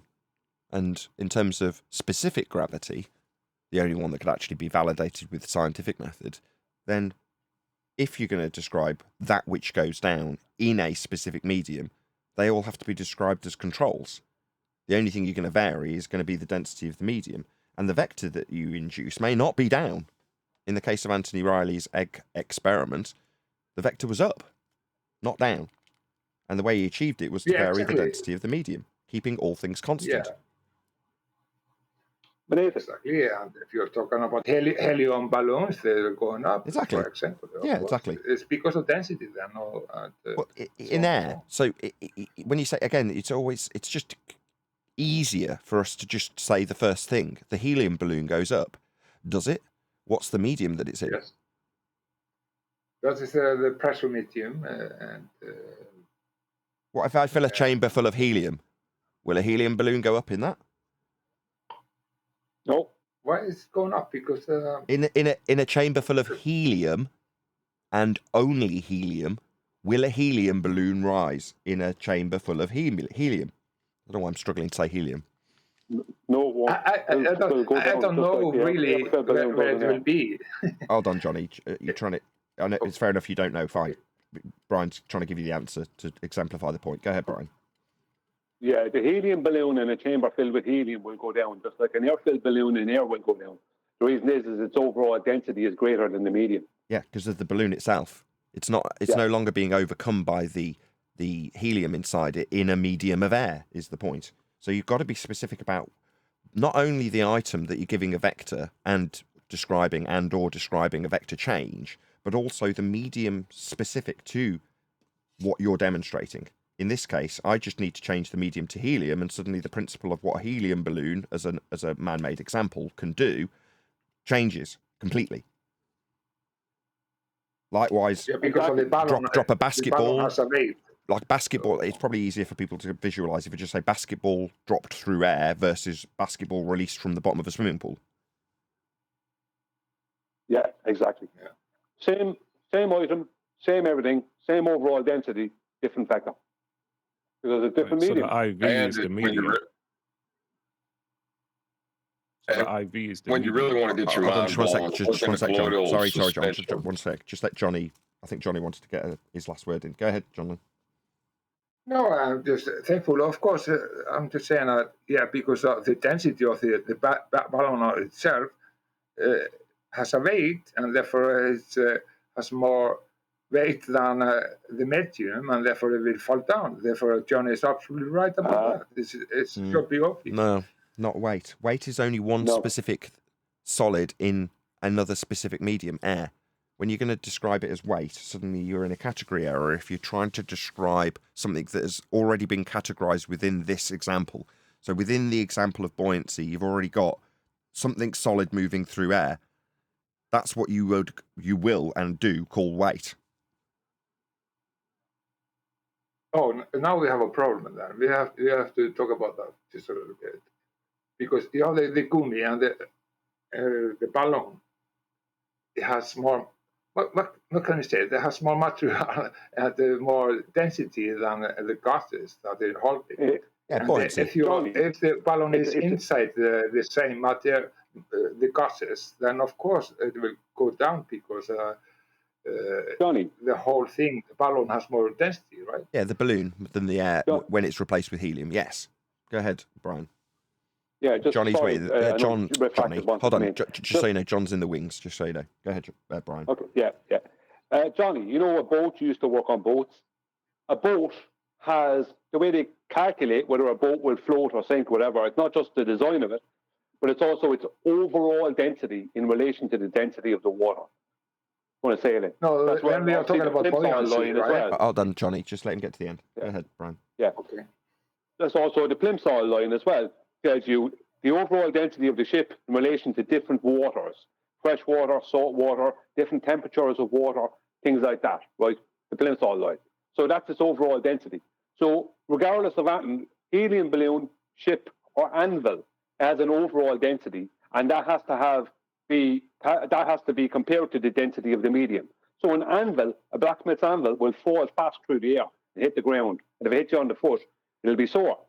But if you could somehow chain yourself down to the bottom of a vat of mercury, it's not going to hit you at all because it has no weight in mercury.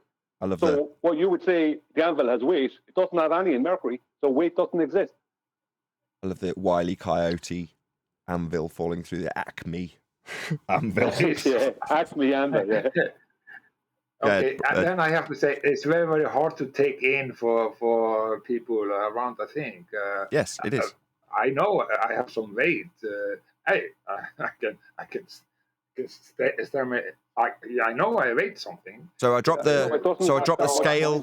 Hold on. So I dropped the scale into the pool, and then I put you in, and you don't even touch the scale. So you're weightless in water. Yes. Well, it's just because of the lithium in it's making that we call it buoyancy, and the buoyancy is because of our pressure differences. Right, but you've done it again. You've gone straight to the specific example within the concept. So yes, you can describe that specifically with water, but the overall concept, which is going to trigger Neil, would be more accurately summarized as a category as specific gravity. Well, as an overall, it'd be buoyancy, because Johnny, if there's less buoyancy, there's more apparent effect that we call weight. If there's more buoyancy, there's less of that apparent effect of buoyancy that we call weight.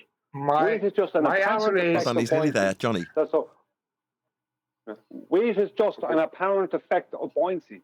Weight doesn't actually exist. It only appears to. I'm finished now.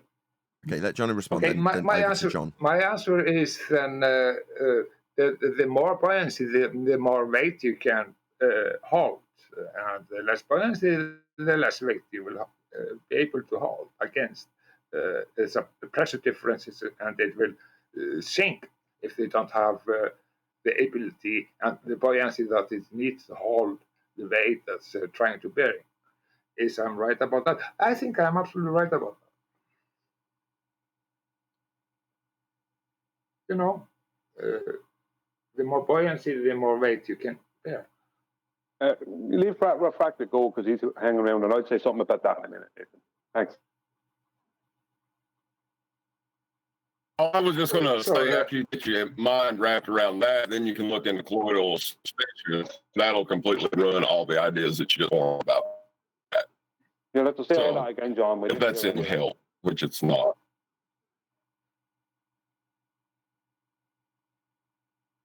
Oh, okay. I'm sorry, John. I lost what you were trying to say. I was thinking about something else.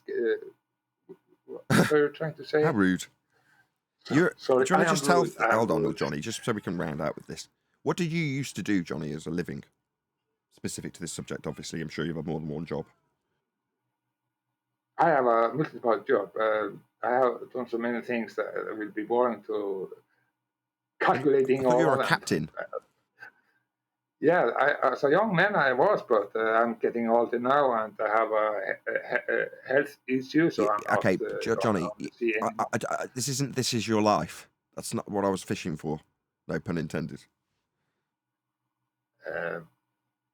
Brian just went through the plimsoll line with you, though, didn't he? That's why I'm saying this.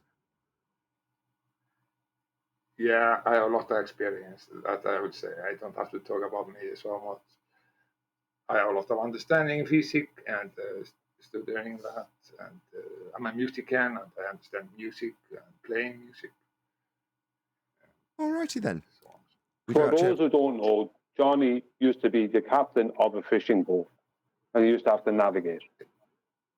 with Yeah, I did that. I was a young man. I was very, very young. I got my captain lessons for 30 ton in the beginning, and then I got Stewman for 120 ton. That's quite. And you haven't stopped quite drinking great. since. Every sailors have to be able to drink. That's just Of course. Not natural at all. Right, 70 people watching. Please share the show, and also please click on the link that's just going by in the live stream chat right now. I've had it up for a while because I was intended to segue away from this discussion a little bit earlier, but there we go. So the video that we're going to be covering today, and I say we, this is going to be mostly Brian. So Brian wrote me out a lengthy message on Skype saying, you need to cover this, and he explained why. Now, I'm not going to obviously summarise Brian's points in terms of why we should be covering this, other than to say that he was quite keen and thought that it would be extremely popular when we did so. Not necessarily from a good or bad point of view, just people would either be triggered or enjoy watching the content. Now, it's a very long video, so I'm going to hope that Brian's got a vague idea where he wants to jump into this, because if we start covering a 3-hour and 40-minute video now, we'll be here all day, quite literally. But hopefully, yeah, but I'm talking about covering it throughout the week and getting to the very, very end. I mean, the absolute end, not like 10 minutes before the end. The absolute end. Because yeah, would you want me to start 10 minutes before the end then? No, I want you to start at the very start and spend all week going through this video until we get to the end. Got to be joking. Well, play it. The reason being is that this is a landmark debate, and I'll tell you why it is. Because the problem is that Anthony put together what would seem, from an outsider's point of view, like a really good argument, put it all together, took the guy out, no doubt about it, right?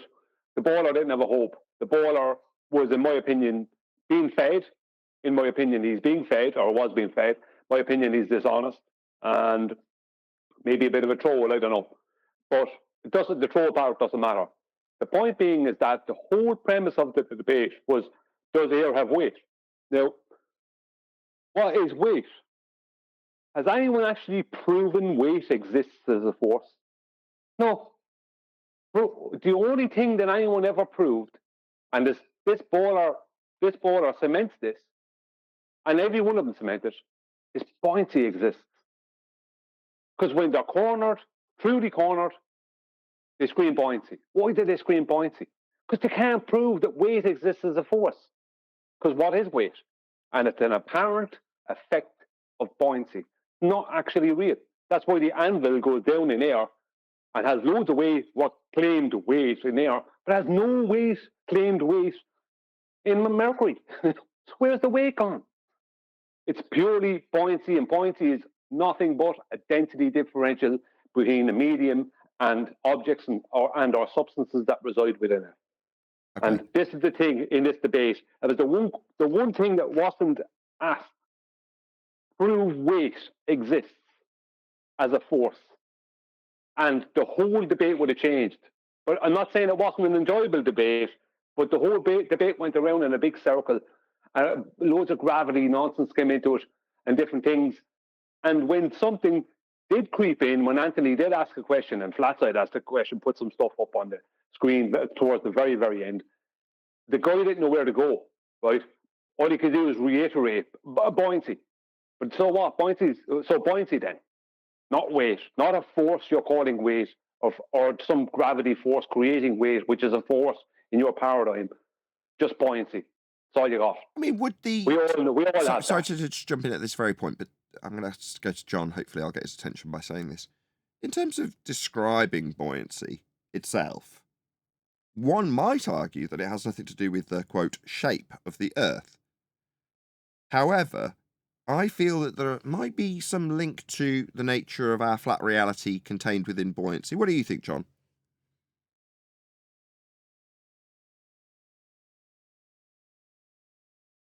I absolutely agree. I'm so glad I handed that off to him for that. It's described with respect to a plane. You will need a flat Earth to describe buoyancy within the maths. So John was saying the buoyancy is not real, and there is no weight. But we are using that. It's a term. Everything we have to take it as a weight. How can it not be a weight? So everything is about density. The Is what clouds? John is trying to say. How much those clouds weigh? Well, let's just try that. How much do the clouds weigh? Clouds.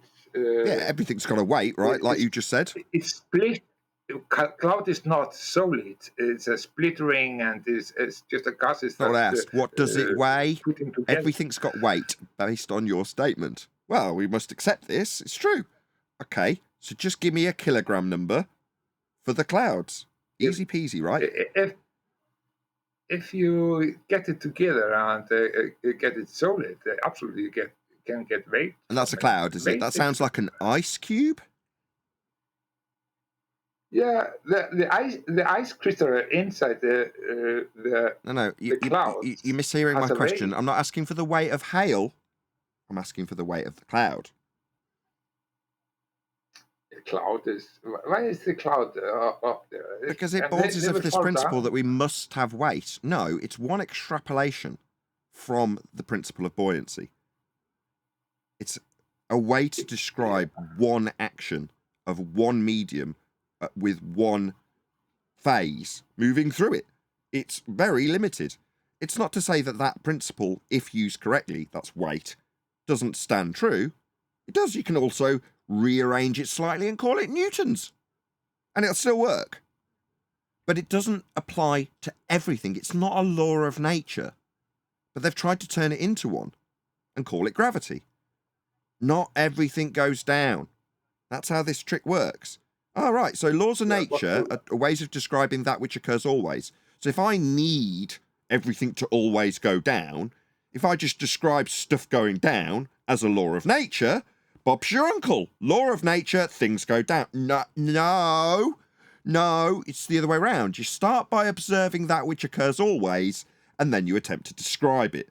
That becomes a refinement into a natural law, as opposed to describe one thing that happens, as opposed to it happens always. Not all things go down. Clouds. Yeah. Everything has the potential to go down or up. So 1 second, Johnny. Everything has the potential to go down or up. It doesn't matter. What they did is they took the things that we see taking a downward vector in air and called that weight, right? But then if something floated or went up, they called it buoyancy. No, it's just buoyancy on the downward and buoyancy on the upward. There is no weight. You can take one of these big, massive machines that they use in these mines that they put all that earth, all the earth and rock into, these big, massive earth movers, right? You can take one of them and put it into a big, huge vat of mercury and it floats. Do you know what I mean? They're monstrously heavy, only in the medium of air. Is it accurate to describe lift as an opposing vector to weight? Just for ease of discussion. It doesn't have to be necessarily accurate. It's just so I can juxtapose the two. If I say lift, and I'm not talking about the Bernoulli principle. Okay, can you answer that? Then you're talking about upstream, the stream and the heat and the difference, the temperature of upstream that's holding everything up. It's just a word I'm going to use. Yeah. So if I say the heat lifts up, I'm intentionally just keeping it the same, or the balloon lifts up, or the hot air balloon lifts. Yeah. Well, to see if I need to ascribe an upward bias for my religion, suddenly I just take that in isolation and give it a name. I call that gravity. Now, if all things being hold on, Brian, I'm in there. If all things being equal, then there is no existence of an already named gravity downward bias, and I call the effect of things lifting gravity, because I want to ascribe an upward bias for my religion, whatever it may be, a downward falling earth. Yeah? And I'm going to therefore need not everyone to fly off the earth as it falls away from us. Therefore, I'm going to need an upward bias.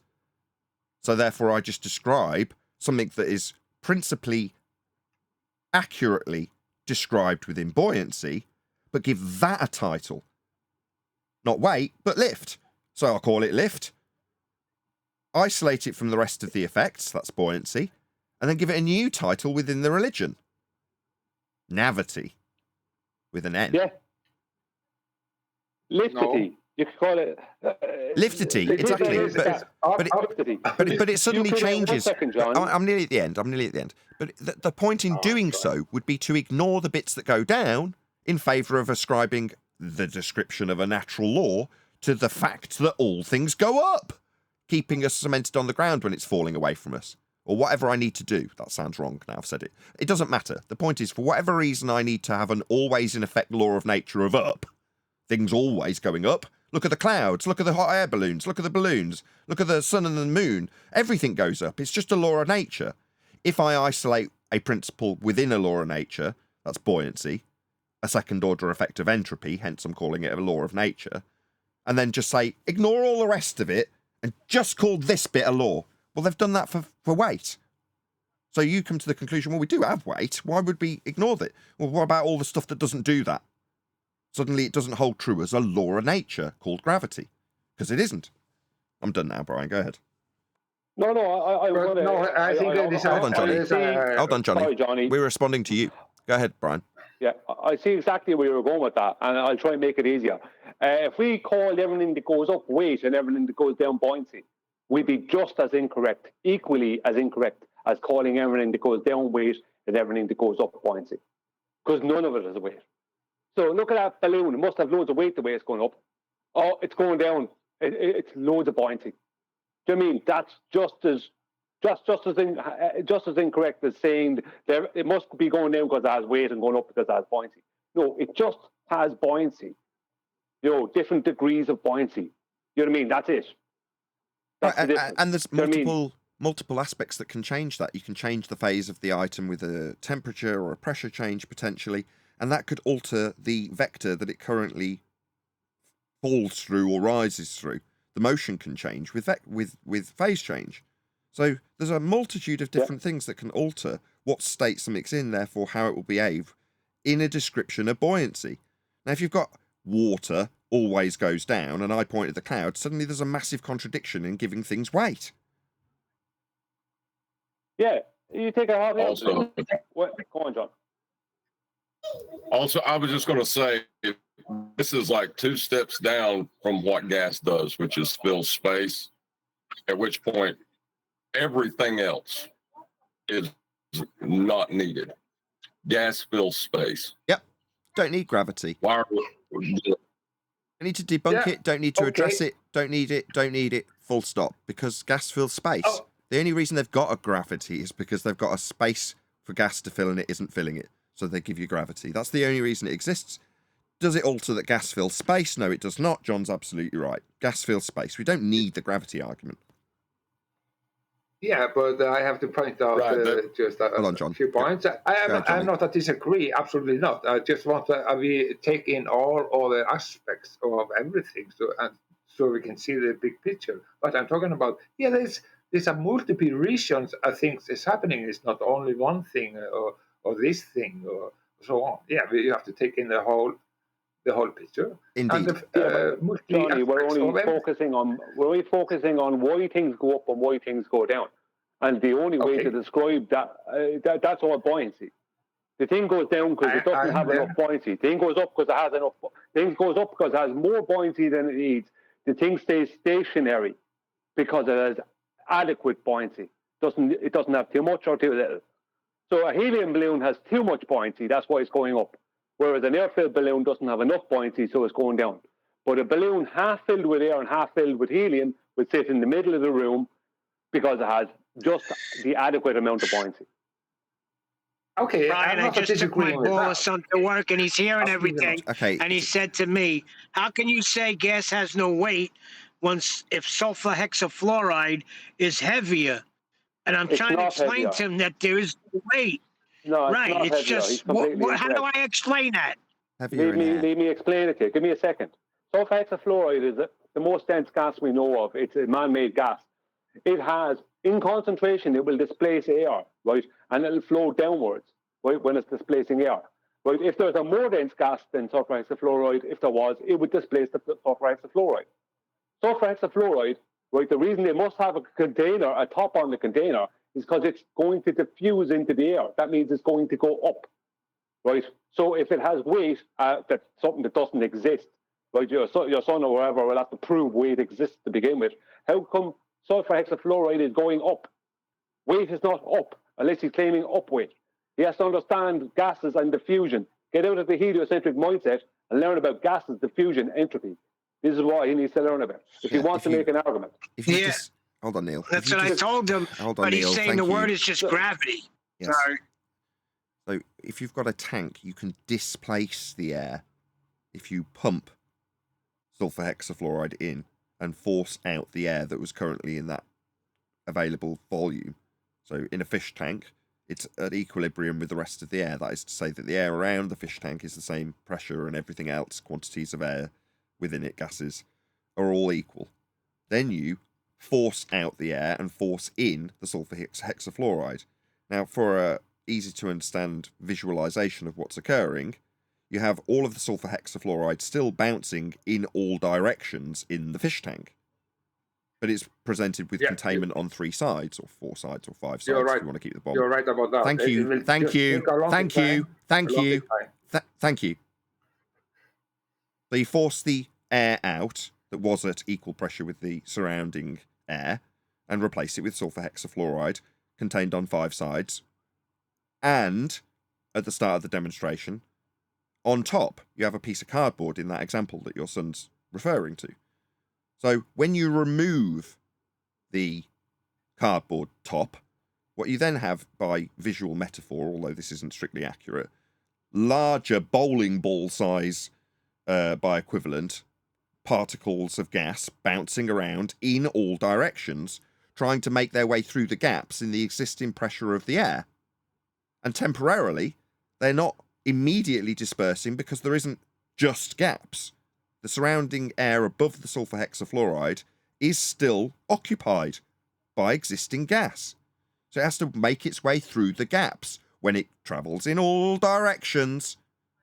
And eventually, it will find gaps in the air to disperse into it. The sulfur hexafluoride will disperse throughout all of the rest of the gases that are surrounding it, because all gases are a majority of gaps. That's all they are. So, with time, gas dispersion occurs like it does with any gas, because all gases move in all directions always, including sulfur hexafluoride. So it will make its way up into the existing gas and out of the container on 3 or 4 sides, depending on how you describe it. That will occur regardless of whether or not you've got a lid on that's loose. In other words, if you left the cardboard on with the tiniest of gaps, it wasn't completely sealed, with enough time, the sulfur hexafluoride will still make its way through those gaps and disperse into the air. If you forgot about it, you filled it with sulfur hexafluoride, and then you remembered the coffee machine was on, you left the cardboard on, came back a day later, there would be no sulfur hexafluoride in that tank. I'm done. Yeah, he wasn't saying that. He was just saying. Your son is saying that sulfur hexafluoride does not fill space. Yes, it does. No, I did. He did not. He did not listen to. You did not listen to me. That's not what he's saying. He's saying that it heavier because it does pool at the bottom. He's not denying that it's eventually going to disperse and fill a volume. Okay. But he's trying to say, if he's saying there's no weight, Neil. Okay, Neil, we got that. Neil.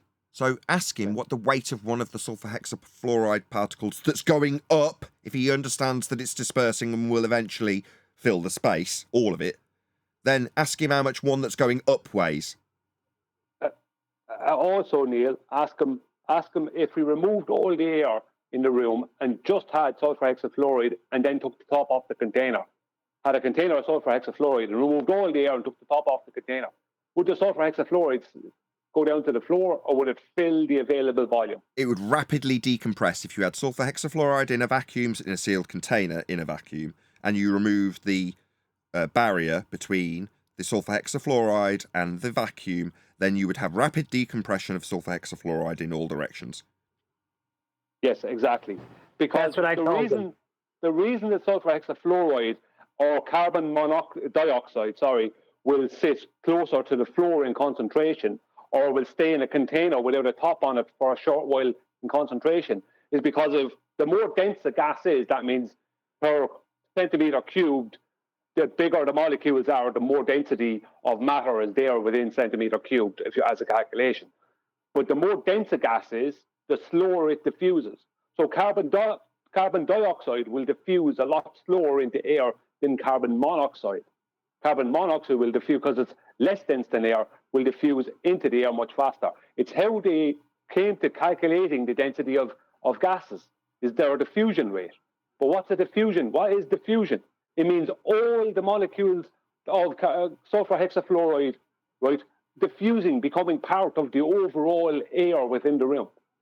Right. So how can it do that and stay on the floor? Although it's not gas, but so you can visually see this in occurrence with the same principle of entropic law applying. Drop some ink into water. Now the ink, which is dense and compacted together, will fall to the bottom and then eventually disperse throughout. Now it doesn't happen instantaneously, yeah, like it would if you introduced a gas into a availability of volume with nothing impeding it. That is to say, no other gas is in the way.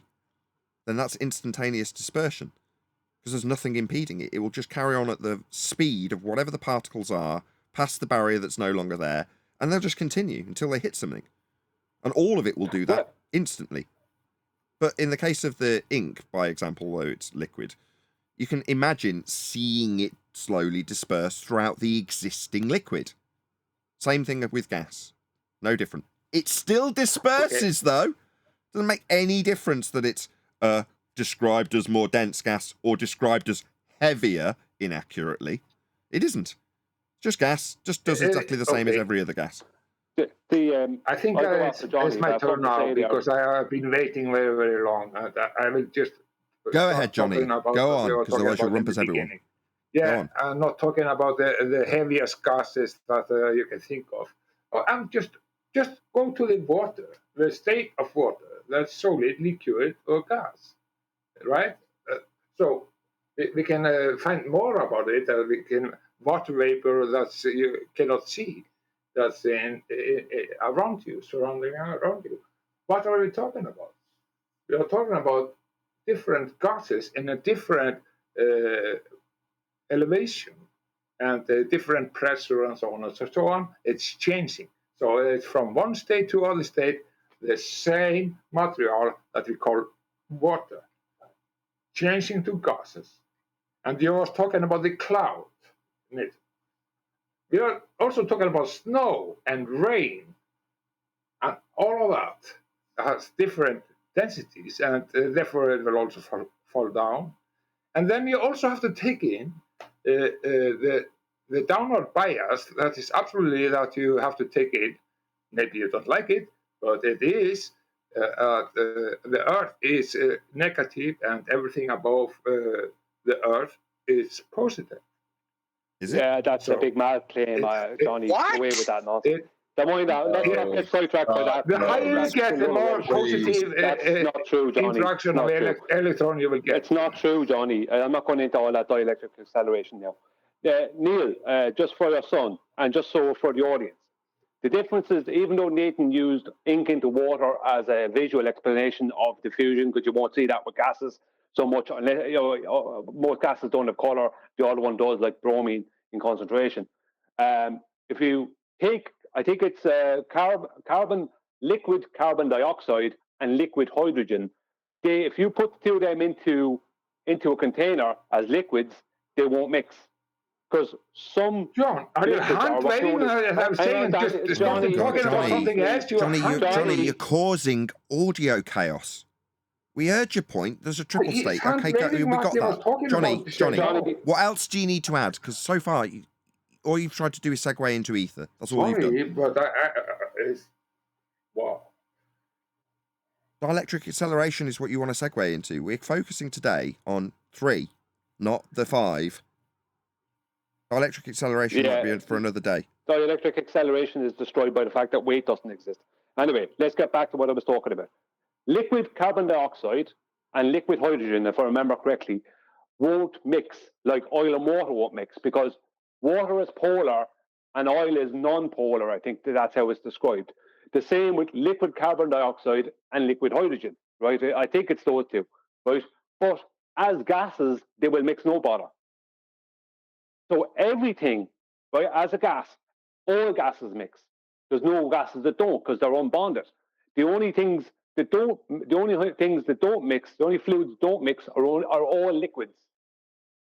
And that's only because of the structure, their own personal structure, like the specific structure of water and the specific structure of oil means that they describe it with positives and negatives. But basically, oil won't mix with water, but orange juice will, because both orange juice and water are polar, I think, but oil is non-polar, something like that.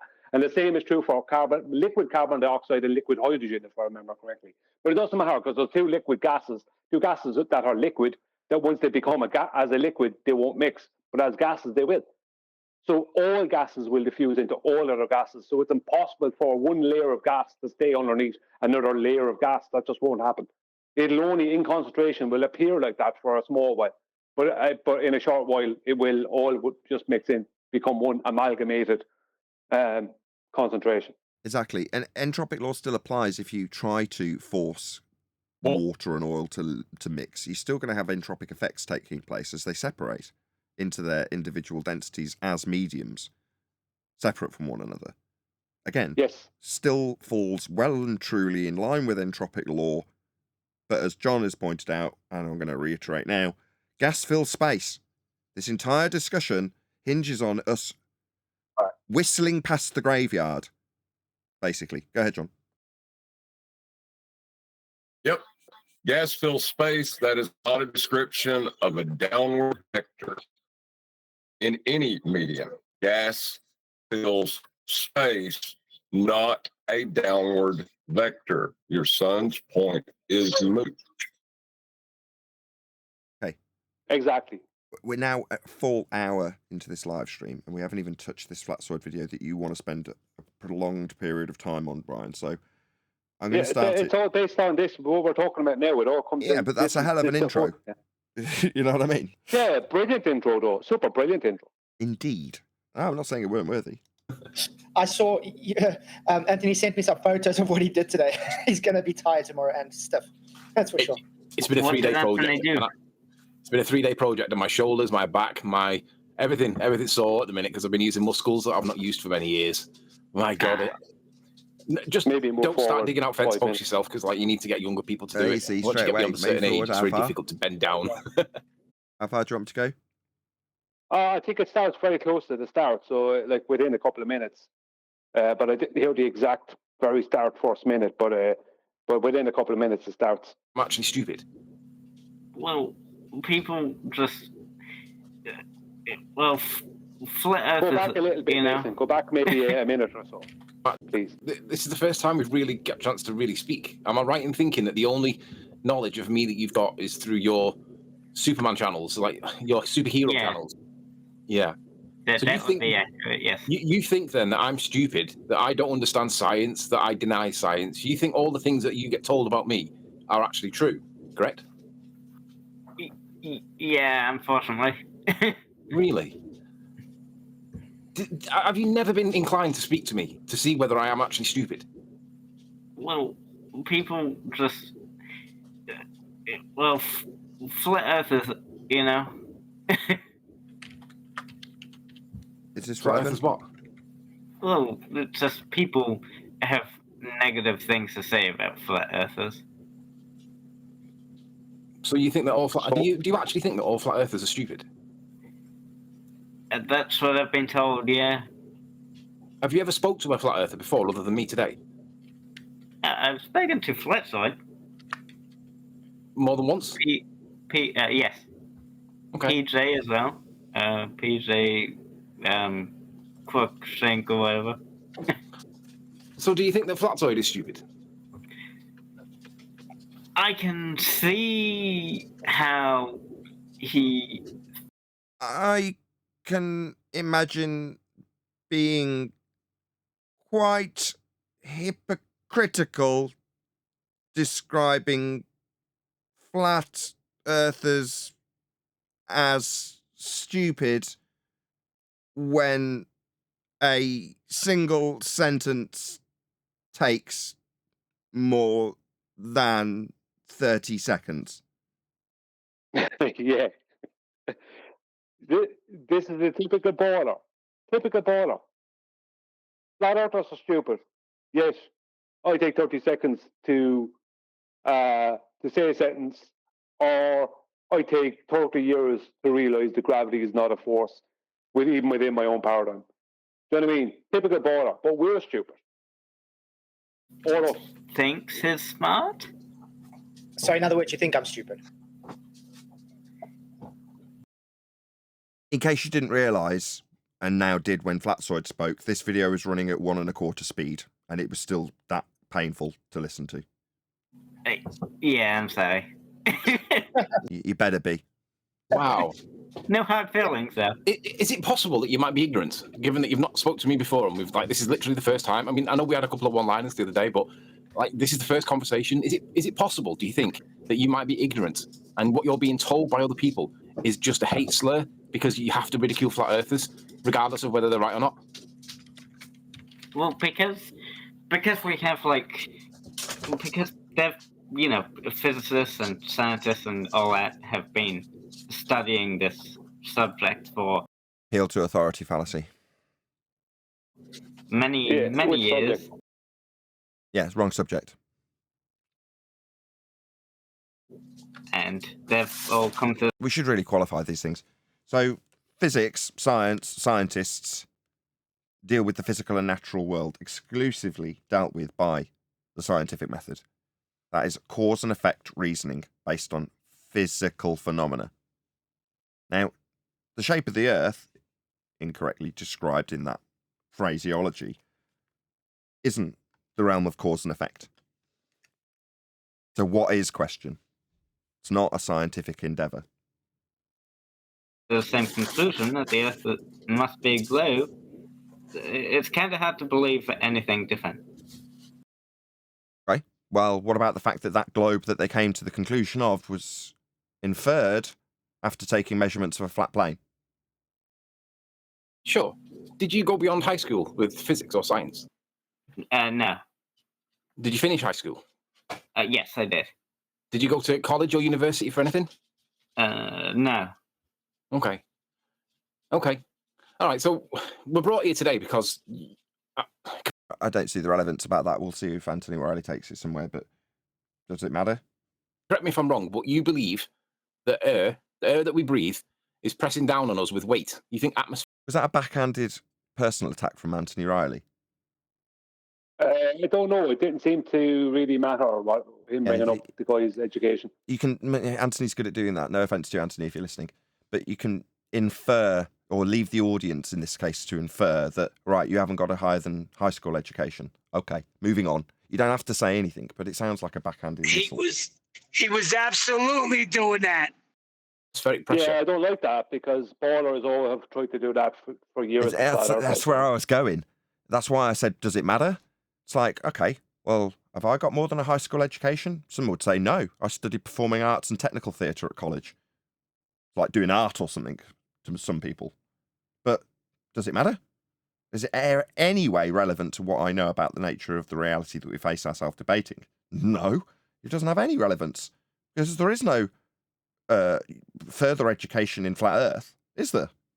So what accreditation could I possibly have? Has weight, correct? Yeah, air has weight. No, it doesn't. How much does the sulfur hexafluoride escaping out of the container going upwards weigh? Okay. Do you know what atmospheric pressure is defined as? Atmo what now? As per your model, your understanding. Air isn't sphere-shaped. Of it. What's it defined? I just want to state very quickly. This is the thing. This is the start of the problem. The question should have been, so can you prove that weight exists as a force and not just as an apparent effect of buoyancy? That would change the whole debate. The whole situation Say it again. Change. One more time. The question should have been at this point, when your man said air has weight, is can you prove that air exists?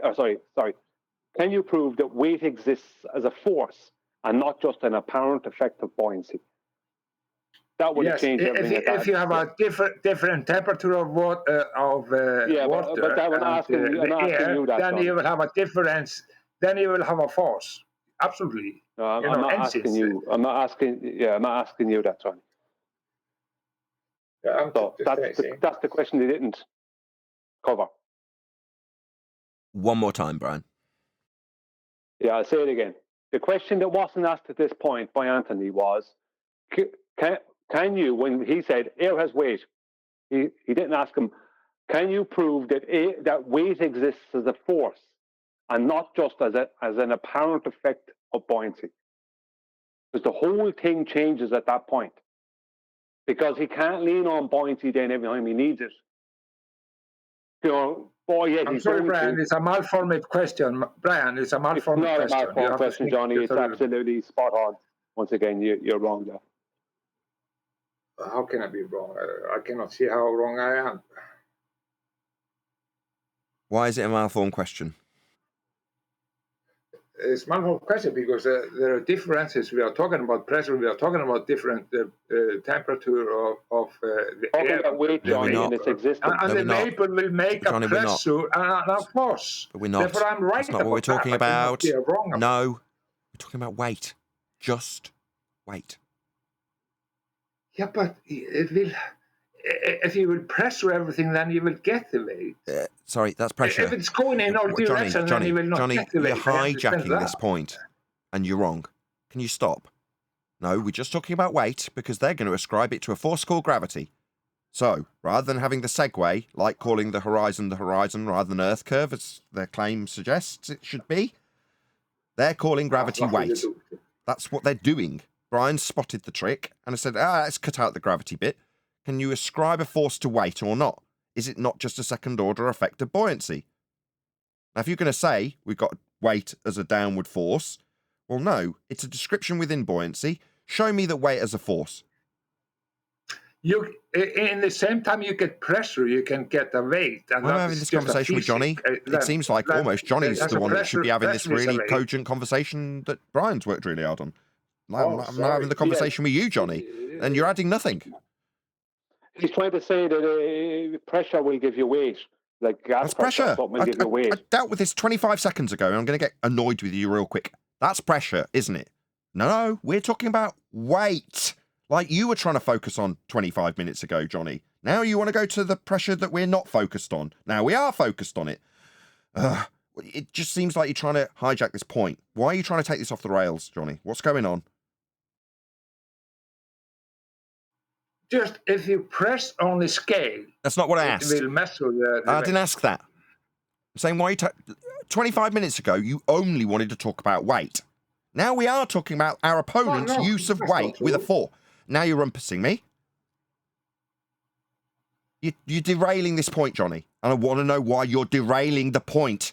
25 minutes ago, you only wanted to talk about weight. Now you want to juxtapose Brian's use of the opponent on the globe's example with weight as a force. Now you say, what about pressure? Prick. What about pressure 25 minutes ago when you insisted on talking about weight? You're just trying to derail this point, Johnny. Stop. It's very hard to discuss anything if you have this attitude.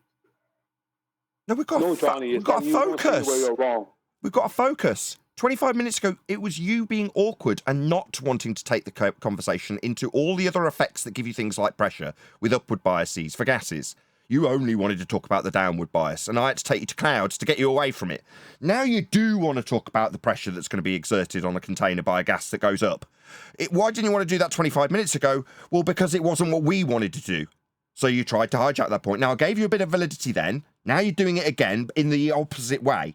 Now, if you can't see that you're just being an antagonistic prick, then I'm going to highlight that for almost 90 people watching. Because they all know you're being an antagonistic prick. They knew the first time. The chat pointed it out to me. Did I read their comments? No, I gave you the leverage that you begged for while you rumpus people. Now you're trying to do it for the second time. And I'm just saying, don't antagonise this point. You've already succeeded in taking it off the rails. Now, because I've had to tell you off and address you about it. You're saying, it's really difficult in this format to... No, Johnny, that's not going to work either. Can you just stop? Please. Yeah, Johnny is bringing up pressure on a scales, and that is weight, this kind of thing. It's like, no, weight is what you have to prove. Pressure on a scales is what? That's due to what? How much buoyancy the thing has. There's no pressure on the scales. I have no pressure on the scales at the bottom of a swimming pool when I'm floating over the top of it. Do you know what I mean? That's Exactly. the whole point. We've already covered this. We covered it for an hour. We have We've already covered this. We covered it with you for an hour. And you have to relax. Right, are you just going to rumpus me telling me that the format's wrong and I'm not allowing you when I'm addressing specifically what you're doing? And everybody in the audience knows what you're doing. They can all see it. They saw it before I did. They alerted me. So now you're doing it again. I'm going to stop you. And you're going to appeal about the format. Yeah, I do shut people down when they try and derail points. Now you're not yielding. I'm saying stop. And you're going, nah, I'm going to now tell me that my formatting and my strictness is wrong. I'm not going to tolerate it, Johnny. I'm going to give you one more opportunity to stop doing this. If you don't, I can't have you in the call because I want to get through this video. We're talking about the weight the opponent is utilizing to basically just say gravity. But they don't do that. They say weight, don't they? Yeah. They say weight is a force. And that weight is created by gravity. That's what they try to say. They don't say that, though, do they? That's what they mean, and it's wrong. But they just use weight because they can show that weight can be exampled as a principle within buoyancy. And they don't even have to mention that they're using it to describe how all things go to the ground, like it's a law of nature. But Brian spotted it with one word. Weight. No, he's wrong. Exactly. Nobody says that because that is a Johnny, Newton, you had your last Newton chance. Johnny. So-called. He's not wrong. It's Newton. Johnny, I'm not going to spend the rest of this show being hijacked by you because you've decided, now I'm going to be belligerent anyway. No, I'm not going to tolerate it, Johnny. Okay, Last chance. I cannot talk. Okay. Just give up. I'm going with because it's just... Good, thank you. They do use weight. Johnny's interjection was not reasonable. They absolutely, without question, ball believers, let's get some specificity. It's easy for me to say. Ballers, people who claim the Earth is a sphere-shaped rock that we stand upon, require gravity to hold us to it and not have gas escape into the sky vacuum. They don't say it because it's embarrassing. They just say weight because they feel that when they say weight, ignoring all effects of buoyancy outside of that single description, they can hijack it to claim that there's a gravity without even saying it. So when they say weight, all of that bullshit comes alongside it without them even needing to say it. So we are going to labour that point for the audience so they know the trick. Not have Johnny constantly interrupt you. No, that's not true. Yes, it is. Moving on. Brian, did you want to summarise anything? And I'll play the video if not. Yeah, I do, because what you're saying is totally correct. It's weight. That's weight. Weight is a force, a downward force, right? This is the attitude. Until something is not going down, then it's buoyancy. What is the cause of buoyancy? Gravity. What is the cause of weight? Gravity as a force. So it all comes back to the same thing. All it is a hijacking of buoyancy and effects of buoyancy and the inserting of gravity into and calling the downward, when things go down because they don't have enough buoyancy, they call that weight. And this weight is created and caused by gravity. When things go up, they call it buoyancy. When it's buoyancy both down and up, but they ignore the down part of buoyancy, call that weight, and then when something's going up, they call, that's buoyancy when it's going up, and debunking our stupid claims. But that's also caused by gravity. Good segue, because that's where that's undone within the argument. So when you get to that point, they've then got a paradox they can't get around because of the way that gas behaves, back to John's point. Gas fills space. So if they want to ascribe through circular reasoning a hijacking of effective buoyancy and call it weight, and say that all things go down, but when things go up, it's because all things go down. The effect of gravity induces buoyancy. Therefore, the things are going up because everything else is going down. So therefore, gas go down, go boom, boom, go splash, splash.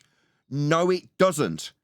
So if you insert circular logic and ascribe the force of gravity, summarized as weight, as the causal influencer for everything else, which is relabeled as the concept it came from, buoyancy, then you have gas go down, go boom, boom. Couldn't be better. Exactly. Couldn't be more concise, Brian. Well done. This is ace. I'm glad we've done the long. I'm not so pleased we did it for a second time with a bit of interjection from Johnny, but it's focused us. So I can only thank Johnny in that regard, because it has got us to a bit more of a concise summary of what was interrupted to be, you know, maybe that helps when someone says, no, you're wrong. No, well, we'll just refine it that one step further. No worries. Well, it is, because the reason Johnny doesn't like it is because things have to have weight for Johnny, because he believes in dielectric acceleration, which means there is a downward bias. I don't mind. That requires weight. Well, you've now pulling back in. I can't now object if Johnny wants to join this discussion. Well, no, I can't object now. You've done it. I'm just saying that's why he doesn't like it, because he said earlier, he brought up that Earth has a negative charge and the sky has a positive charge, and that all comes down to a downward bias. If you go through that whole repertoire, it becomes a downward bias.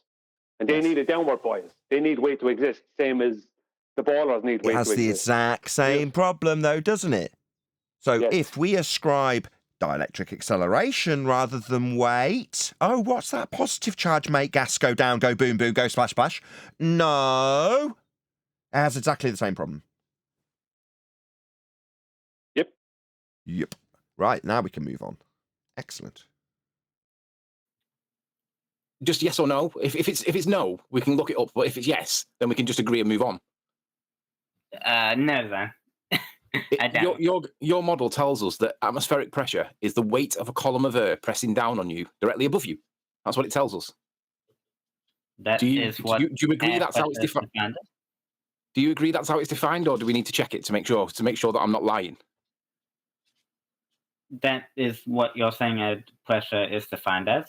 No, that's not what I'm saying. I'm trying to give you, I'm steel manning your argument for you so that you know that I understand your model. I'm just telling you what you guys tell us what atmospheric pressure is. It is a column of air pressing down on us from above. If we agree, we can move on. If we don't agree, we'll get it defined.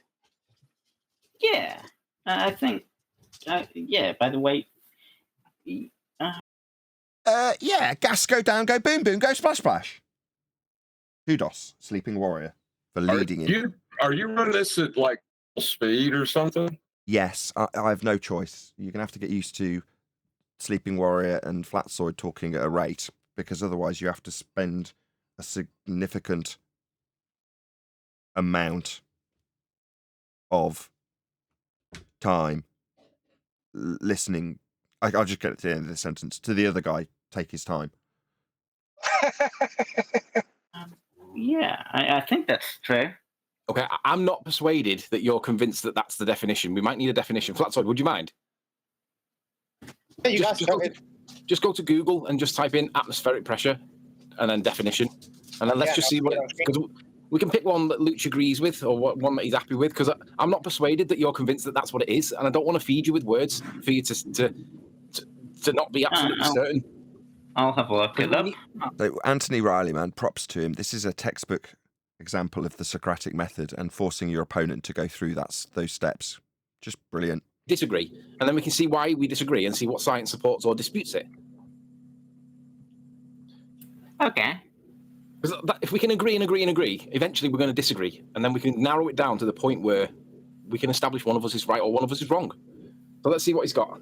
Have you got a definition there, Flatsoid? You trying to read it? If you want to look this up. Yeah, I just got on your atmospheric pressure, the standard atmospheric. Sure, you want the definition? Yeah, sure. Just like in the word definition. Yeah, while they're doing that, that's an application of the Socratic method, and a very beautiful one that's been led or being led by Anthony. Excellent work. Level has a mean value of 101.325 pascals, roughly 14.6959 pounds per square inch. Just give us that first 5-6 words again. The pressure exerted by the weight. The pressure exerted by the weight of the atmosphere. Okay, so the key word in that line, in that definition, would be weight. Would you agree? Yeah. Okay. In physics, we have a definition for weight. What is the definition for weight? Do you want the calculation, or? No. I just want the definition so that we can agree that atmospheric pressure is a weight pressing down on you. If we can agree what weight is, then we can see is it true. I have it here as well. Atmospheric pressure is defined as the force per unit area exerted against the surface by the weight of the air above that surface in the Earth's atmosphere. Yeah, so your definition says weight as well, right? So both definitions agree with each other, and they're not. I don't disagree with either. Can we both agree that they both match and that it is to do with the weight? Can we both agree that? Yeah. Great. Now, we need a definition for weight. How do you guys define weight? Let's see. What is the definition for weight? Might want to put in physics. Because sometimes if you don't put in physics, you get like a colloquial definition rather than a specific one. Yeah, it's weight definition physics. Okay. It's better to be precise with terminology so that we can apply it. Because if we do a layman's interpretation or a layman's application, it often takes us into different angles that we shouldn't really go in because it's wrong.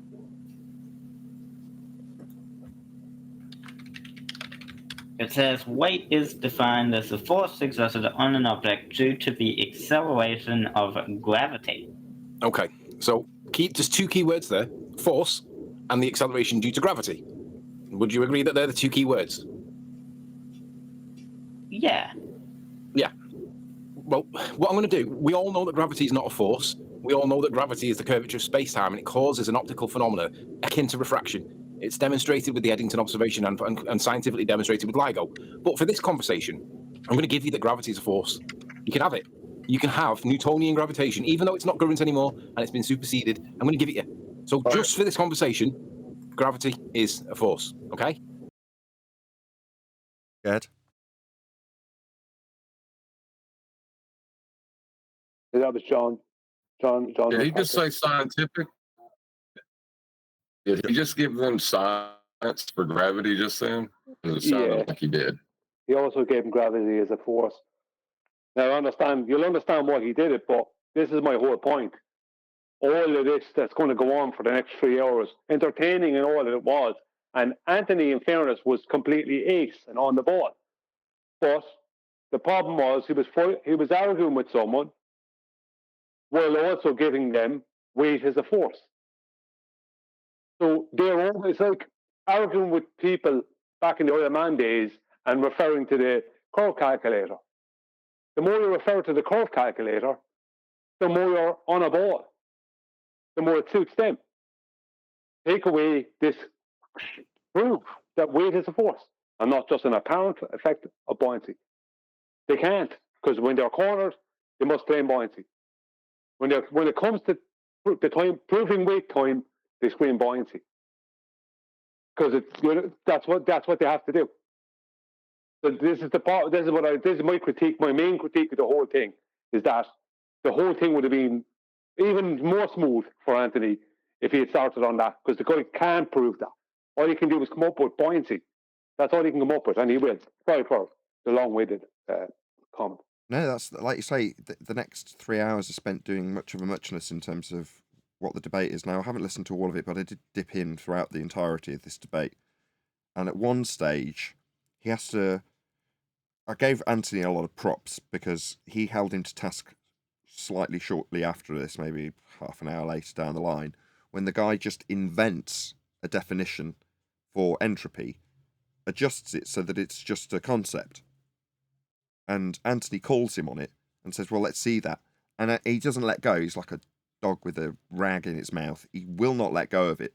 And I was cheering for him to do exactly that from the audience and saying, keep going, keep going, keep going. Hold this lying baller scum to task on his blatant, outright lie. Because you've got to lie to be a baller. And when it comes to things that don't go in your favour in a discussion like this, they will and do, and he did. Just make up a definition. Just lie. Nancy's like, well, go on, Brian. No, sorry, you finished. No, that was it. I was just going to reiterate it again, so go ahead.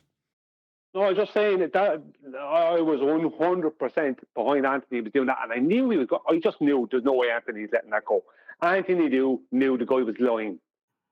And the guy was doing everything but present it. Present what he's been asked for. You'll hear it.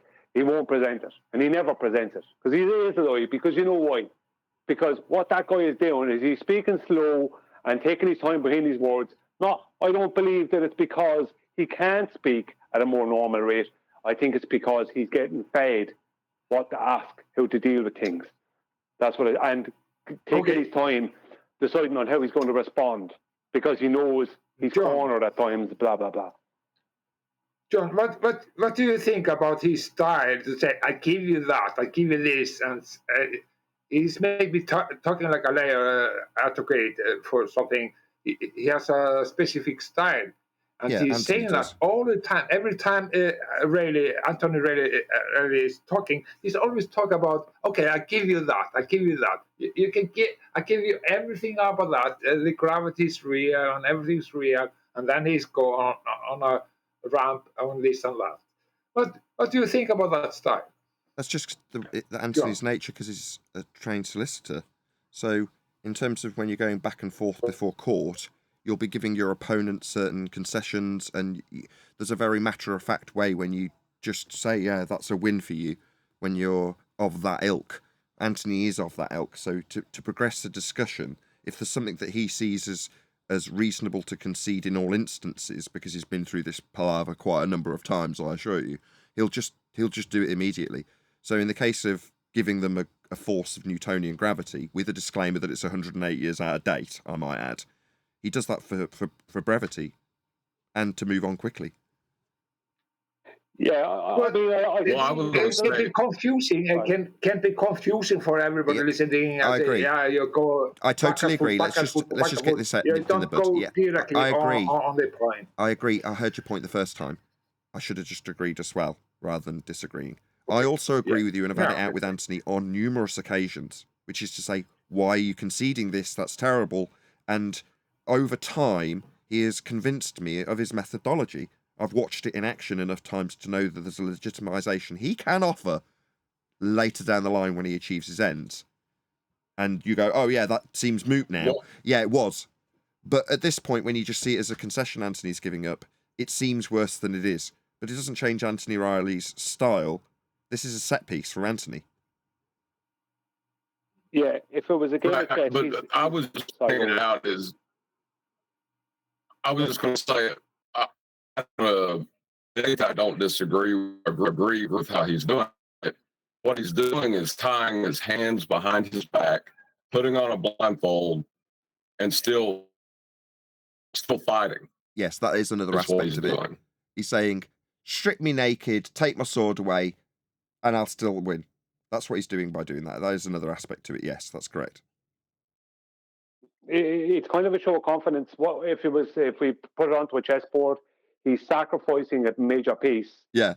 To improve his position. Yeah. So he can try and get a checkmate. He has a plan for checkmate, and it's okay to sacrifice that piece to get checkmate. I wouldn't sacrifice the pieces. I wouldn't do that. Neither would I, because it seems. If you say it like that, then I am with Anthony. That's a wonderful explanation. Then it's wonderful. The problem is that the queen in this instance, Johnny, is called Gravity. It's the Gravity Queen that he's giving them. It seems freaking awful. Yeah, it can be dangerous. It can be dangerous, and it will take maybe too long. Well, the justice could agree with Johnny there. It can be dangerous, and I'll tell you why. Because Anthony has a plan in mind. But if he gives him gravity and that plan doesn't go in the way he needs it to go, and he can't steer it in that direction, then he can be in trouble. Not in trouble, but it's like he's back to square one, and he had already given him gravity. Now he's got to try and take it away. He didn't give him gravity. No. You don't listen closely enough. He did not give anything. He giveth and he taketh away, because he gave a number of disclaimers along with the concession, didn't he? Quickly came out of his mouth, just quick enough to be audible. But you heard, even though it's not been taught in schools and it's 109 years out of date, those are disclaimers. So if he has to go back round the reek into Newtonian gravity, which he may have to, it's dangerous. Not for Anthony Riley. He's been here for 10 years. Maybe 9. It doesn't matter. He's played this game 1,000 times. But I do have to acknowledge, Johnny, it looks terrible to the untrained eye, but we can easily defend him without him even being here, because we know what he does. There is a fucking Don't swear. It's a charm behind it. I know. It's a charm behind it, and there's a kind of style, and that's Anthony's style, and nobody can play this style like he is doing it. He's just like a chess player, exactly. And it won't stop. Regardless, it won't stop me telling Anthony to do it differently and saying I object, and I've done that frequently. It doesn't. Anthony, I heard you tell him, "Do you really have to go this way?" I heard you say that to Anthony. But still, I'm doing that for your benefit to shut you up rather than to actually agree with you. Anthony's doing it in his way because that's how he does it. Anyway, right, D Rose, go ahead. Good day, gentlemen. I just want to say this: if gravity, they say, is a force, gravitational force, which is what makes planes fall out of the sky and slam to the ground. People jump off of caves and smack to death to the ground, and makes rocks and dense things fall hard to the ground by force, because of the force, keyword force. Then why wouldn't something dense less, like gas, or let's say even a bubble that my child blows from his bubble blow, how come that doesn't slam to the ground due to the force? That's gravitation.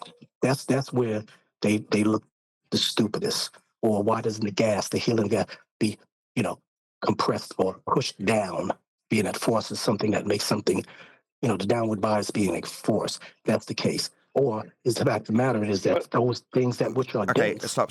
We did cover this about 3/4 of an hour ago, just by chance. I know, D-Rose in the I know, introduction. I'm Run just up to this. saying. They've taken out an aspect of buoyancy. That's a downward bias in an air medium. Called it weight, and then ascribed it as a causal influencer called gravity, so they can circular reasoning their way around anything going up just being called buoyancy because everything's being pushed down by gravity. The only problem being gas dispersion. Gas isn't going down.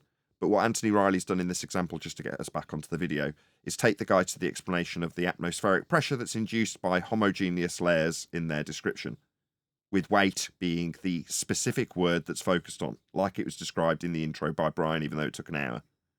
Right, anything else, Steve? Can we move back onto the video? Nope. Wait, it said gravity is an acceleration there, not a force. What was the second word you said? You said force, did you not? It's defined as the force exerted on an object due to the acceleration of gravity. Yeah, so it's the force exerted on an object due to the acceleration of gravity. I think that was what you said. Mm-hmm. Right, that's applying Newtonian gravitation. It's also the magic trick described right at the beginning of this introduction by Brian, which is to say, to summarise, you've got a weight now substituted for gravity. At this point, this is where the hocus pocus has been trained into this guy without him even realising it. He's waving a magic wand he doesn't know is in his hand. Yeah, weight is the force. Exactly. Do you know what I mean? Whereas an acceleration due to gravity. So gravity gives weight to an object, and then weight becomes a force. Exactly. Gravity gives weight. You might as well just say gravity is weight. Yeah, because it is. That's how it's being done. This is the trick. Yeah. So I'm glad we covered the first 10 minutes. I was going to spin through to the end of this because I didn't hear the first 10 minutes of it. I'll be honest. I joined after this. But this summarises it beautifully, Brian. I'm glad when you said we need to listen to it all the way through, it's because there's very key points that happen along the path, and we're only 10 minutes in. And this magic trick was what you summarised in your yellow message. Why? I don't know why it was yellow. But yeah, that message, right? Yeah, the one. Okay, then I will say you can think. Yeah. Maybe take this off the rails immediately. Now we're summarising the important bit and how it's the most important, crucial bit, Brian. It's got to say, maybe you should take this off the rail immediately, Brian. Johnny. Yeah. No, I have to take the last word always. That is that you can think of it as a force, the weight as a force or an effect. Just choose. That is something, Alex. That's very profound, though, Johnny, because we can't think of wind as not being a force, or we can't think of electricity as not being a force, or temper. You know what I mean? Things like that, magnetism. These kind of things. But we can think of weight as being a force or an effect. The reason we can do that is because it's not a force. Weight is only an apparent effect of buoyancy. They just took the down things that go down because they didn't have enough adequate buoyancy, right? They just took that effect of buoyancy and called it weight and said weight's a force. Gravity causes weight, and weight then causes buoyancy. That's what they try and claim. That's what they actually claim. I don't want to hold up the video too long. Just, Nathan, it's important, these points that are long beforehand, and this, what ties together. Do we agree? I think we have to take it in and after two. Yeah. You don't sound convinced with your own model here. Come on, you need to be giving me more confidence that you know what you're talking about. Let's say. Pick a different one. Pick a different definition if you're not sure. I want you to be happy that I'm not cherry feeding or spoon feeding you in any way, that we're going in the direction that you want it to go and you're happy. Because if you're happy, I'm happy. That's John's, he's standing naked with no sword bit, isn't it? I want you to be happy with the definition that you're going to be going through the Socratic method. What Anthony's actually doing is dragging his opponent through the Socratic method, as I gave him props for earlier, but making it seem like it's for the benefit of the opponent. I like Anthony's style. As much as I object to many of the things he does within it, he's got a style, hasn't he? Happy because when I'm ready to pull you apart, I will. But I want you to be happy first. Yeah. Can I interrupt there? Yes, it would be Newtonian. Go ahead, Adam. It's totally irrelevant, but I've never heard that phrase before. I love Tony. I've missed him. Cherry feeding. I've heard of cherry picking, but cherry feeding, loved it. Loved it, Sleeping Warrior. Sorry. The Sleeping Warrior hasn't been around for a bit because I pissed him off on one of the shows when I rumpused him. I pissed him off as well. He's not spoke to me for ages anyway. So why I super chatted on Saturday to say, oh, good to have you back. I've seen him do this with lots of other people, as I've been his friend for quite a number of years now, and seen him come around. He's a little bit fickle in that regard. Anthony. But I oh miss my Anthony. god! Oh my god! Sorry. Oh my god! I'm going to remove you if you cause any more audio chaos, Johnny. I'm just going to kick you out. Anthony's he's not spoke to me for ages, Nathan, but I don't think we fell out as friends. I just think it just takes him a bit of a while to come back. I mean, he might tell me to clear off, and then. No, telling you to clear off is that I'm at level 1 with Anthony, which is this. And I've, as I say, up until now, I've never experienced it from Anthony. I've only witnessed it with other people and gone, wouldn't want to be on the receiving end of stage 1. Now I'm at stage 1 going, missing Anthony. Anyway, stage 2, he would have removed me from Skype. He hasn't deleted me from Skype, so I'm okay. I'm not at stage 2. I'm all right there. Yeah, I'm personally unhappy with Anthony. Very unhappy with him. He's very good when he's winning a debate. He's very bad when he's losing. Yeah, that's Scousers for you, mate. Scousers? Yeah.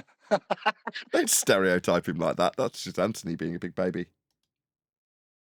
Yeah. The side of this conversation is atmospheric pressure equals a force acting on an object caused by the acceleration due to gravity. In other words, a downwards force. Is that where we're at? Yeah. Great.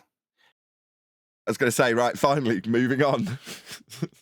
We have a big problem. What's that? That violates the dual expansion of gas law. Why? Okay, we need a definition for the dual expansion of gas law. It's also known as the free expansion of gas law. Would you mind doing that for us, Fatsoid? You're on mute, by the way. Okay, he's just pulling it up. It's called the dual expansion of gas or the free expansion of gas. They're both the same thing. So, what violates it? Your understanding or your definition for atmospheric pressure.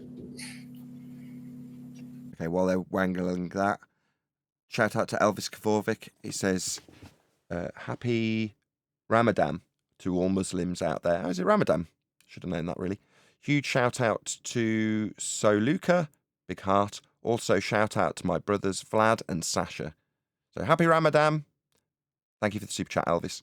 Also, shout out to Crockett, who says, stop it, Johnny. That was probably from a little while ago. Thank you for the super chats. Sorry I didn't put them on screen.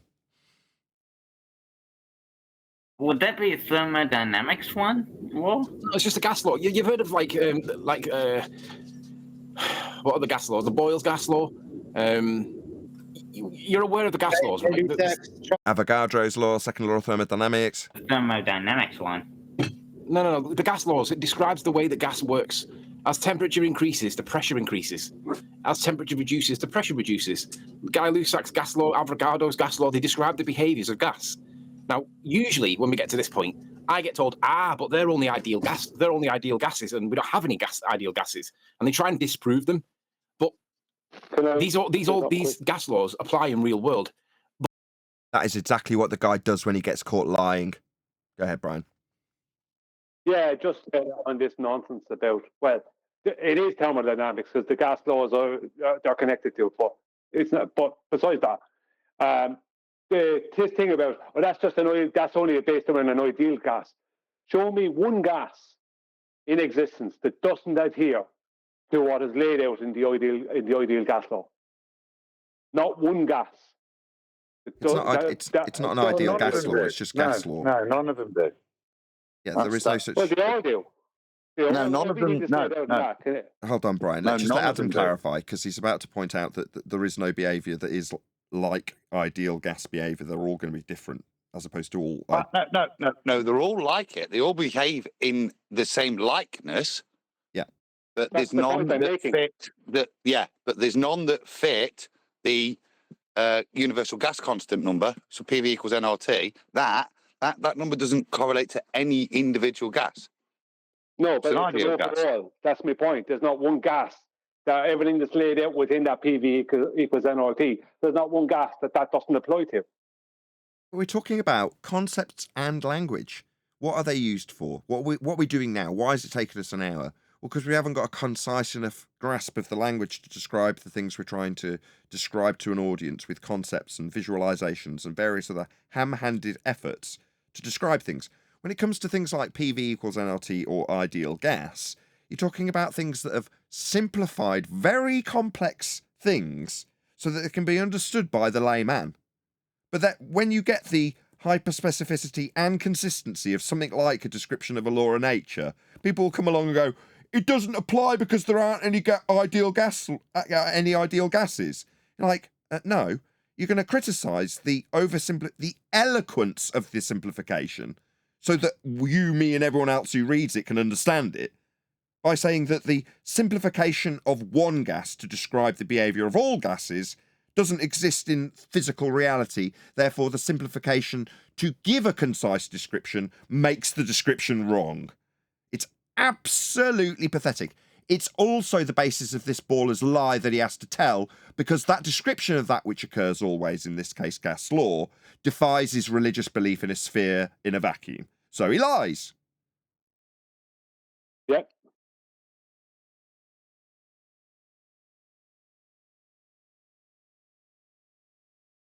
But the main problem in the real world is that air isn't a single gas.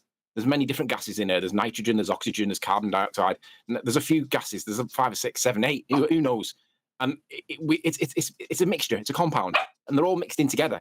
So it's not a singularity. It's a mix. Yeah. So the gas laws describe a single gas behaving in a particular way, but the air we breathe is many gases. So a lot of them say, well, it can't apply because we have many gases, and the ideal gas law. I won't go over it again because we just went over it preemptively, but what he just said is strictly wrong because there is no one ideal gas, but we just covered that. Laws don't apply to many gases, and they are correct, of course, but the behavior of gases overall are described by the gas laws. Shut up. So we have to acknowledge that they exist, and this is the behavior of gas. I'm going to assert it don't make no difference whether it's a compound or whether it's a singularity. It's still gas, and it behaves differently to solids and liquids. But you're going to say, well, it's still pulled down by gravity. Just bear with me one sec. Right. Shut up. He's right there. You're going to tell me that they behave with gravity and gravity pulls them down, right? Well, the free expansion of gas law, the dual expansion of gas law, states that an object... let's have a look. Where does it say? I can't even see it. The free expansion of an ideal gas comes with an array of intriguing physical alterations that extend... I'm just looking for the definition of it. Would that be the conservation of energy? No, I'm just looking for the definition of it. I don't see it there, Flatzoid. Can you get us the definition for this one? They get the definition rather for you. Okay. Please. There. Oh, there we go. Free expansion of an ideal gas refers to when the gas expands freely and instantaneously into a vacuum without any heat exchange or work done. It's an irreversible adiabatic process where the gas's temperature remains constant. Now, what the key words here are the free expansion of an ideal gas. So this is where they always say, oh, well, this doesn't apply. Okay, well, it does, but only because we have more than one gas in the air. But it says, when the gas expands... That's saying the description doesn't apply because language is abstract. That's essentially how it gets summarised, this rebuttal from them. When they say, no, we're not going to accept this description of how gas behaves because within the description there is a gas that's summarised but can't be shown to physically exist as the summary of how gas behaves. Therefore, because the summary contains something that doesn't physically exist in reality, to summarize a description of how generally gases do behave. Not generally, that's the wrong word. I'll rephrase because that was bad. Always behave. This description is void. That's their argument.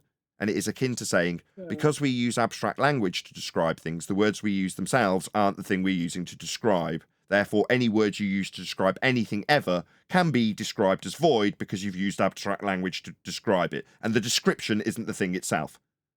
It's like you can go one step further. Watching the thing happen isn't the thing happening because it's just what's going on in your brain after the light's gone through your eyeballs. Therefore, it didn't really happen. What you said you saw, because it wasn't the thing itself. It's utterly absurd. You could descend it even further. I won't, but you could. Yeah.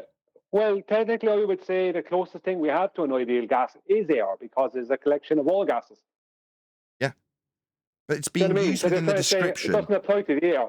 It's being used within the description because you couldn't say it's always going to be like oxygen behaves, but with this one exception that is also found within this argon gas that we can show it happening in, because that's a crap summary of something that you just need to be concise so that it is applicable always when describing something that happens always. What's your best description of this thing that happens always?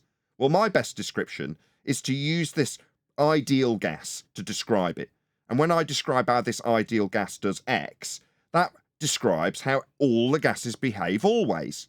Oh, right. But you've had to invent something to be able to describe it. Yeah, it doesn't really exist. It's a conception of an ideal gas, so I can better summarise how to describe that which we observe always. Okay, but the ideal gas itself that you've just come up with in your brain, that isn't real. No, it's just something I've come up with to better describe how we see gas behave always. But that gas you've described isn't real. I reject all of the explanation. Sorry, I thought you were finished at that point. I kind of ruined the crescendo. Is there any gas that will not expand into a vacuum when given the opportunity? No, all of them do that, as per the description in the second law of thermodynamics of dispersion. And is there any gas that does not require a physical, solid, tangible container and contain on all sides for pressure? No, it's the V in PV equals nRT. And is there any gas that is not manipulatable or manipulated by temperature? No. Well, is there any gas that doesn't have a calculate, that you can't give a calculated number of molecules or atoms or whatever to? Hold on, give. And now I'm getting a bit lost in conceptions. What do you mean, give? Yeah, well, my point being is that you can say that a carbon dioxide has X amount of molecules per centimetre cubed. Carbon monoxide. I won't say yes. Like well, I'm glad Adam piped up. Hold on, just 1 second, Brian. Brian, I'm glad. I can't say that because I don't know. But Adam piped up, thank God. Yeah, that's correct. There is a molar relationship.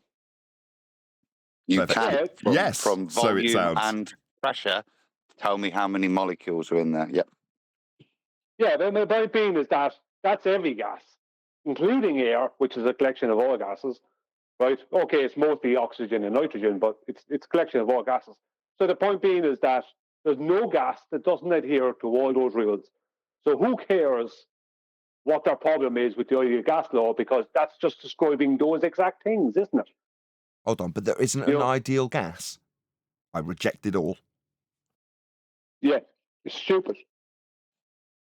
It's like saying, if I describe this thing, you stop me when you know what it is, that's got these circles that are made of rubber and they're attached to a frame by these things called axles, and they've got these little pads on them that squeeze and make it stop, and at the front, middle or back of it...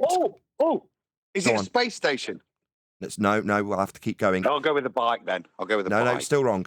At the front, middle or back, it's got this thing called an engine and what we in England called a gearbox, or you call a transmission. And it's got generally seats and is used as a means of conveyance. It generally has a metal skin around it and either 1, 2, 3, maybe 4 or 5, sometimes even 6 doors. Automobile. An automobile. All right. Well, it's quite cumbersome to summarise all of that stuff. And it's also quite cumbersome to describe one specifically because there's many different manufacturers of automobiles.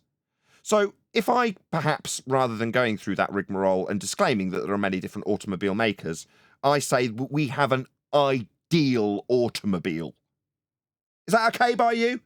Or further to my ideal automobile description that summarizes how all automobiles are,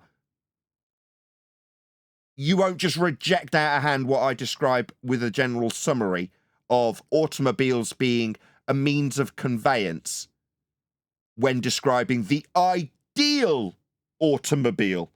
Will you reject the principle that a means of conveyance can definitely be described as an automobile because I've described it with an ideal automobile? Because that is the level of absurdity when you do it with ideal gas. Exactly.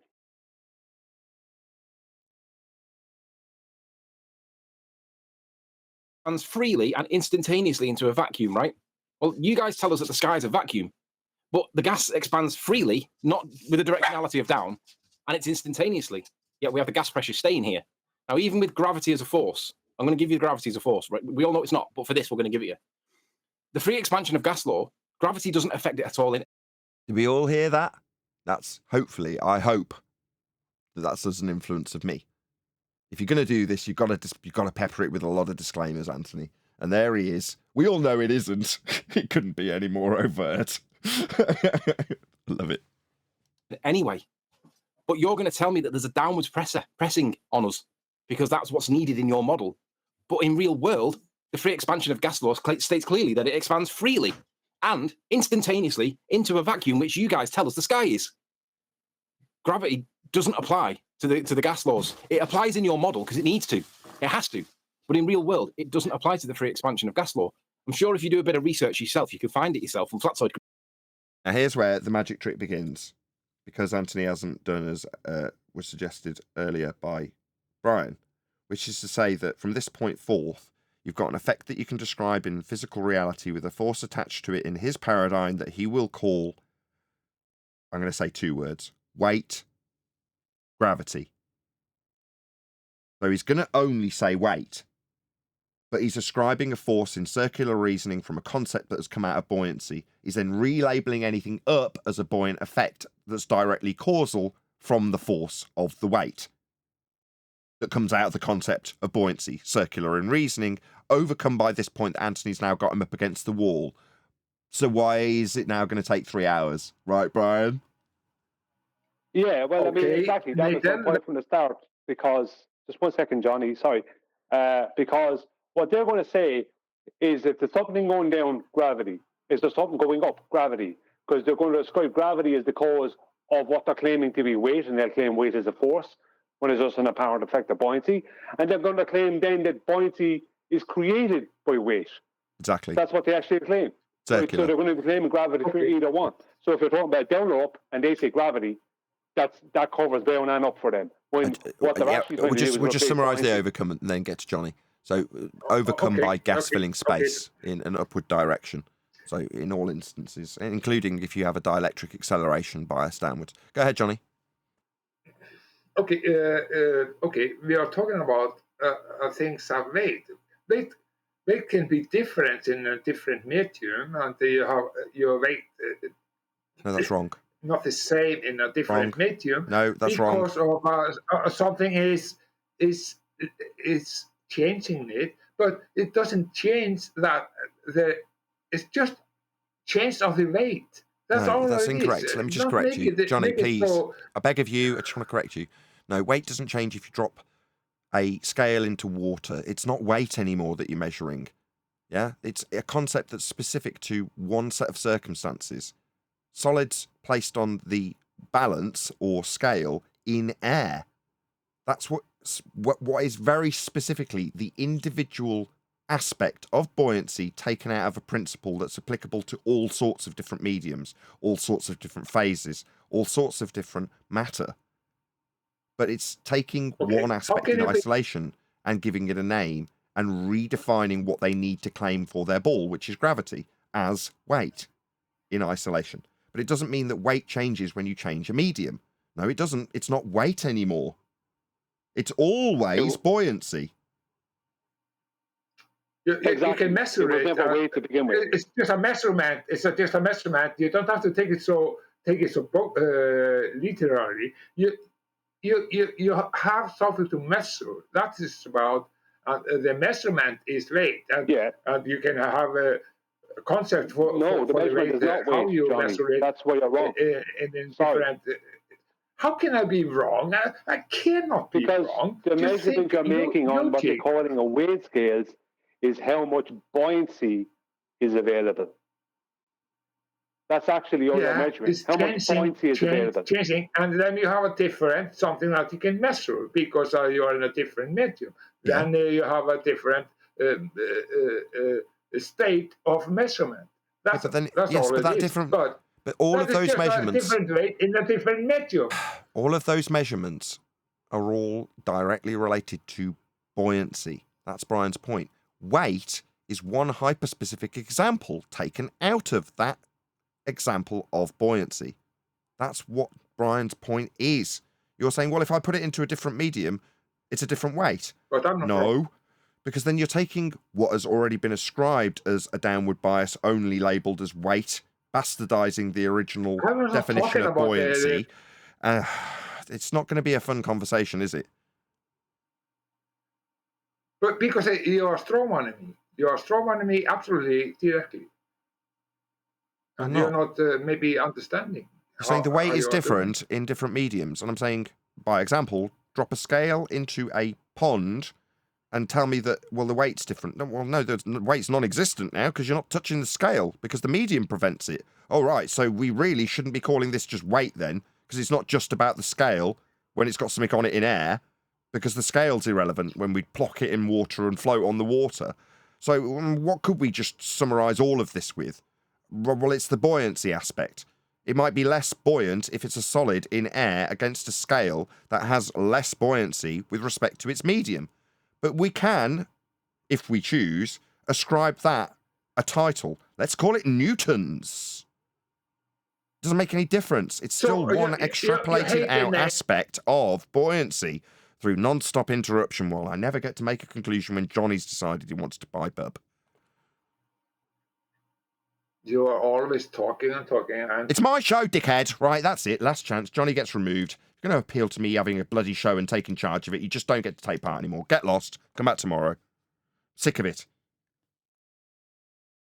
Straw manning, you might ask. You're not making an argument here. We're listening to a video. You mean what? We'll be straw manning your argument about ether that you haven't made yet? Yeah, we know. Yeah, this is a big problem for your ether claim that we're not letting you make. You can probably find it now. But the free expansion of gas law, gravity doesn't affect it at all because gases are all very volatile. They're full of energy. They're bursting with energy. And because they're so energetic, there's a lot of kinetic energy in them. They move freely and randomly in all directions without any bias whatsoever, even with gravity being a force. A bit more research on that, you'll find it. But here's the thing. If we have a container and we evacuate all of the air out so it gets to a perfect vacuum and we get a single gas molecule and we inject it into that container, describe to me how you understand the behavior of the gas molecule will be. What will it do? I'll tell you what it'll do and you can tell me how I get it wrong. It'll bounce randomly off all surfaces with perfectly elastic collisions and there will be no directionality towards it. It'll be continually bouncing because the gas molecule is full of energy. It doesn't lose any energy when it hits any of the walls and it bounces off them with an angle that is equal to its angle of incidence. It'll bounce off it with a perfect reflection. So if it goes in at 36 degrees, it'll bounce off with the equal angle going in the opposite direction. And it'll do that continually, bounce, bounce, bounce, bounce, bounce in all directions freely being the key word. But you believe there's a downwards directionality. So you tell me what you think that one molecule will do over time, please. So in the scenario, you've isolated one molecule of gas inside of a container. Yeah, does it go down, go boom, boom, like your description you agreed to earlier with atmospheric pressure, gas go down, go boom, boom, or not? And you want to know what it would do. Yeah, I want you to tell me how you understand that the gas molecule will behave. The free expansion of gas law states that one molecule, which will now apply the gas laws because it's only one molecule, it's one gas, it's not a compound, it's not a mixture, it's one. So the ideal gas laws do apply in this situation, and it'll bounce freely in all directions randomly, and it'll do it continually with... Again, hate to correct you, they'll apply in all situations. It's a law. That's why you call it a law of nature, because it's a description of that which occurs always. So it's not like you have to isolate it from all the other gases and have one molecule for ideal gas law to apply. It applies to all of the gases. It applies to air. It applies to all of it. You don't have to make any apologetics for this, Anthony. Perfectly elastic collisions. There is no net loss of energy. In other words, it'll just carry on bouncing off all the container walls. So if you've got a square container or a cube container, it'll just continue bouncing all the time. It'll never slow down. It'll never run out of juice. It'll always do it continually, bang, bang, bang, bang, bang, bang, bang, continually, right? There's no directionality to it. Applying the gas law, the free expansion of gas law, and it's demonstrable real world. I want you to tell me how you understand it to be, because if there is a directionality of gas, then what? How does it change? So your question is like, if you were to isolate a single gas molecule in a container, would it move freely in all directions forever? No, I want you to answer the question I asked, which was, if you believe that there's a directionality of gas because it's got weight and it's being pulled down by gravity, which I'm going to give you. I'm going to give you that gravity is a pull. Describe to me the way that one molecule will work. Go on, Brian, make your objection. Well, he's giving weight. I mean, it all comes back to the same thing. Once you allow the person to have weight as a force, and they're not in a position where they have to actually prove that this weight is a force, like the weight is a force, then you're going to end up in this position. Anthony should have, in my opinion, if you're going to make that argument, you have to state, if you hold it at 20 degrees Celsius, what will that gas molecule do?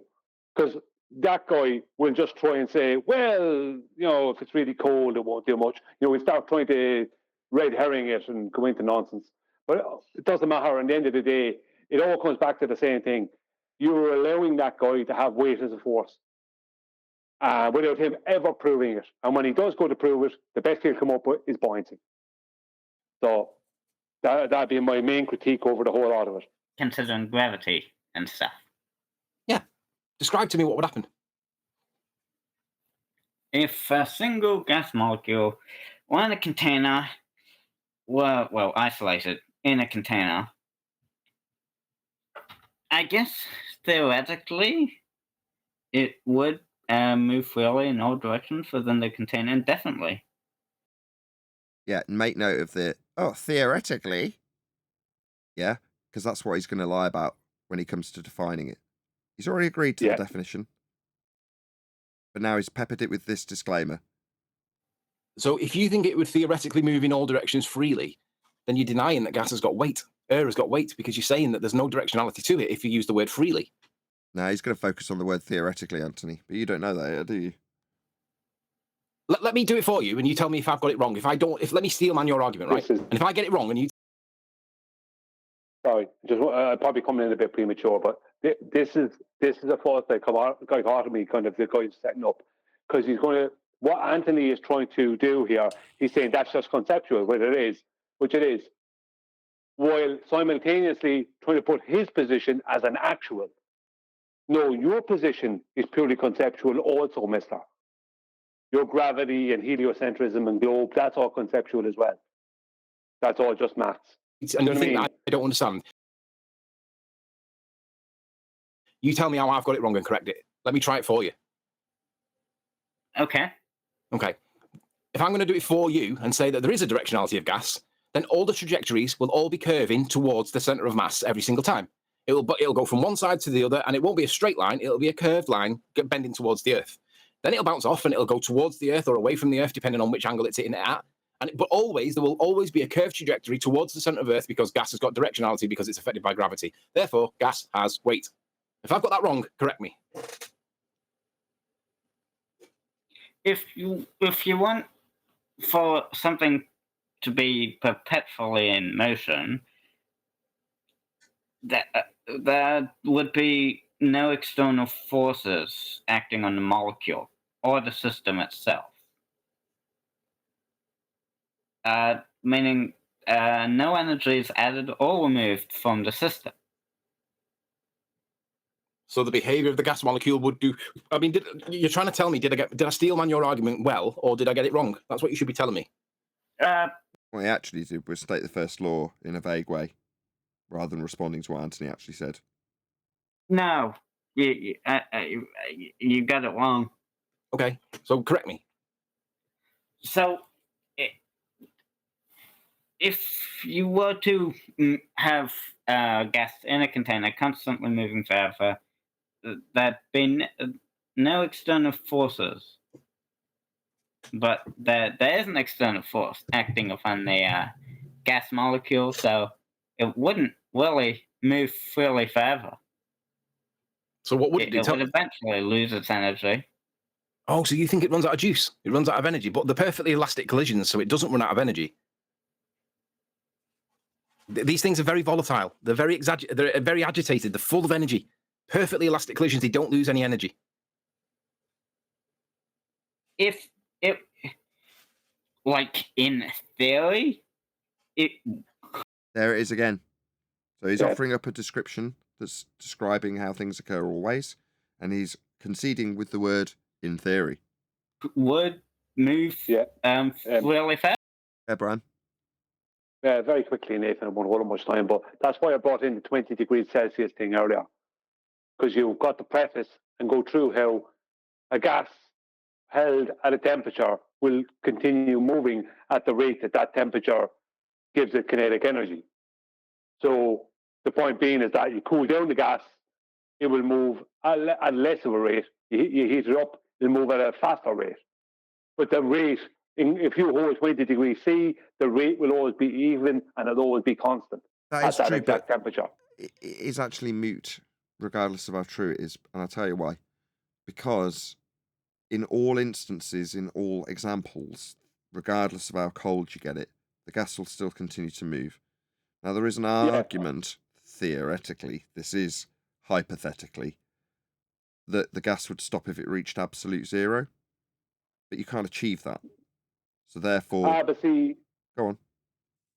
I would see that the problem with that is that you're talking, it comes down to the phase change temperature of the gas then. Do you mean how many gases are not going to phase change? No.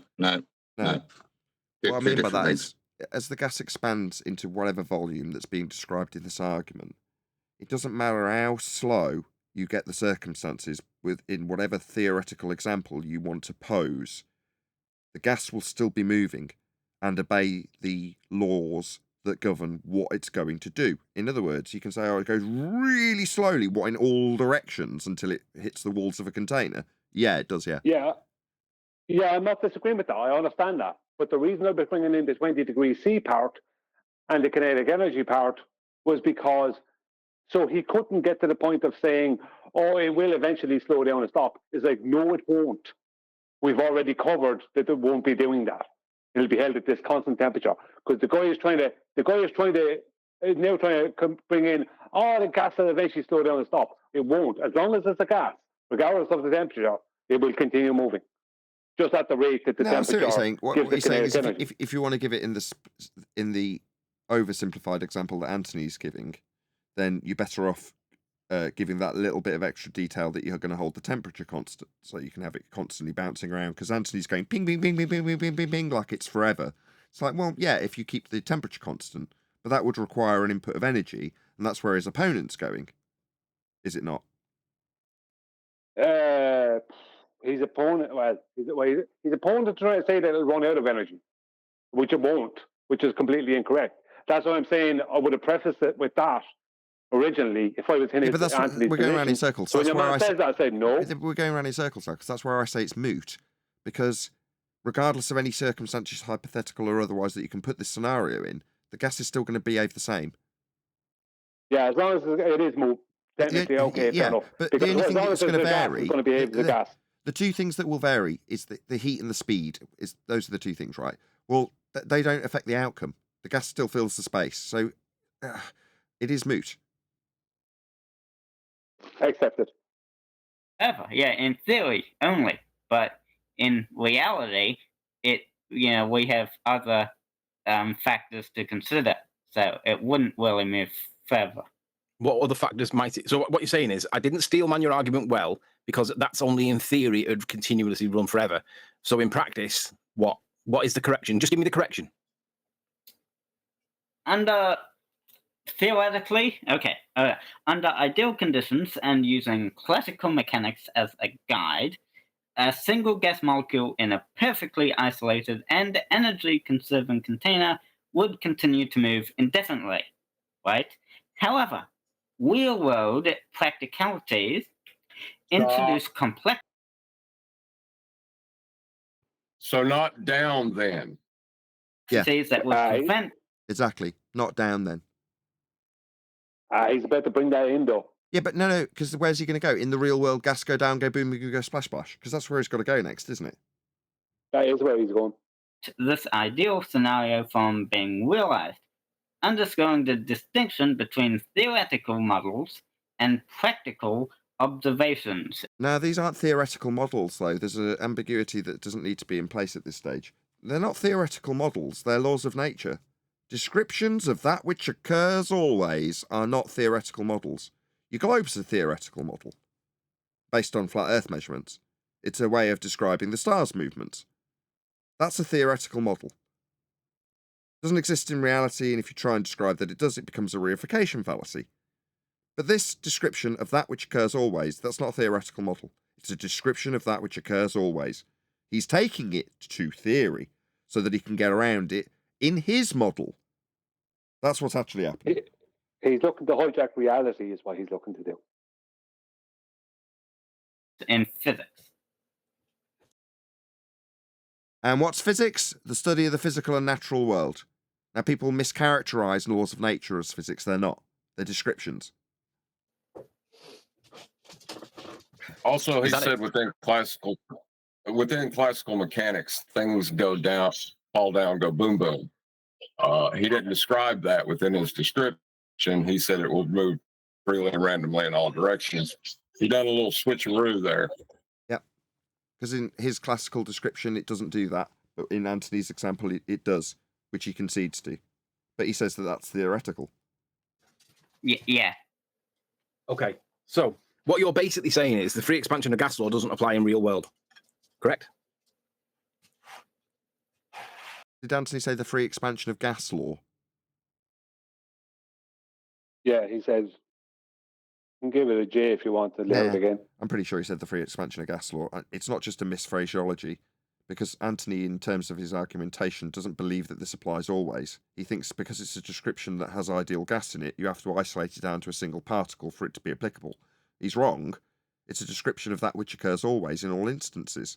There's an oversimplification with the descriptor of ideal gas. It doesn't invalidate the oversimplified and very eloquent description of that which occurs always. That which occurs always is still perfectly adequately described within this law.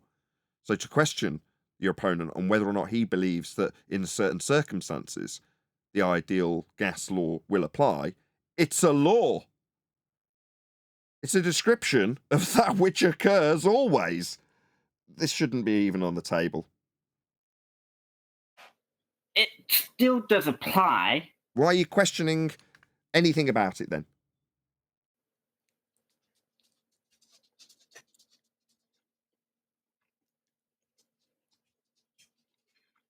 That's it. Game over. Let's see.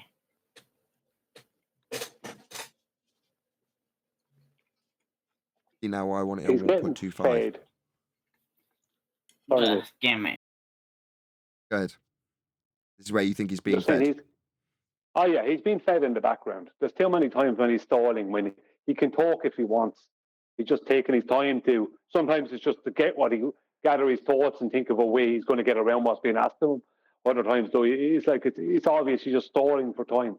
Like he's being fed something. Obviously, he's got it done by a different methodology, because when this last happened to Anthony Riley, he obviously had to go into the audio track, dial it right down, get rid of the background noise, and then you could hear Soundly giving his opponent tips. It's amazing. Well, he's getting it by text. That's how they do it now. They get it by text. You'll see it because they'll see him in other debates. Because they can't do it by audio anymore, because they know damn well we'll catch them. And we caught Soundly doing it, didn't we? Yeah, well, I mean, it's obvious that someone has. Go on. Did he just say that if this description of what we observe always apply. Yeah, that's why I just gave that Did he little put preamble. that in the if statement? Yeah, that's why I gave that little preamble. He's taken it to the hypothetical. No. And Anthony's losing to this because in Anthony's mind, this description only applies when you isolate it down and get rid of all the other gases around one gas particle, making it applicable to describe thereafter that which occurs always. It's like, no, you don't need to take it out of the conception of the law and then put it back in again. It is just a description of that which occurs always from the off. But because he's got that little dance in and out of the law, the opponent's managing to take that to wrangle in his if statement. Well, if this applies, hold on, what if this law of nature applies? Yeah, exactly, John.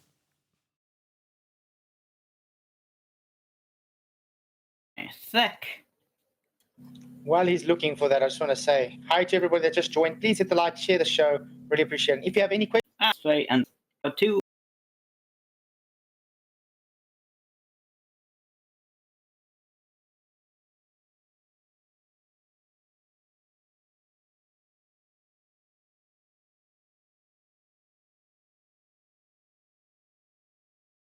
We're not hearing that, Nathan. Sorry. Of the surroundings. So you don't accept it because, according to the citation that you're reading from, it's conceptual, it's not real world, correct? Yeah. Okay. It's primarily a theoretical concept. Okay. Now, there's the lie. Without doing work on the surroundings and without any heat transfer to or from the surroundings. So you don't accept it because, according to the citation that you're reading from, it's conceptual, it's not real world, correct? Yeah. Okay. It's primarily a theoretical concept. Okay. There it is. According to the citation he's reading, it's a theoretical concept. Right. Now, we can spend the next 40 minutes listening to Anthony drag this guy by his short hairs about that lie, if we want to. I think this is probably going to be the ideal time to ride out in the next couple of minutes, though, Brian. So we'll play a little bit more now, okay? Okay. Now, do you agree that the dual expansion or the free expansion of gas is actually a gas law?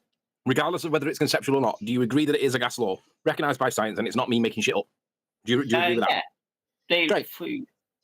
So what you're saying is, at this point, because it's conceptual, you can dismiss it because it's not real world, yeah? It's... Let's say... Wait, the isolating... He's getting fed.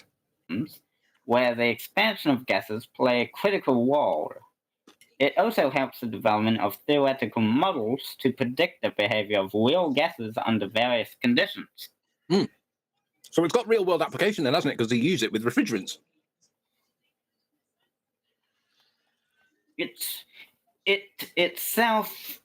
The free expansion of gas itself is not labeled as one of the classical gas laws, like Boyle's law, Charles' law, Gay-Lussac's law. I forgot. Yeah, well.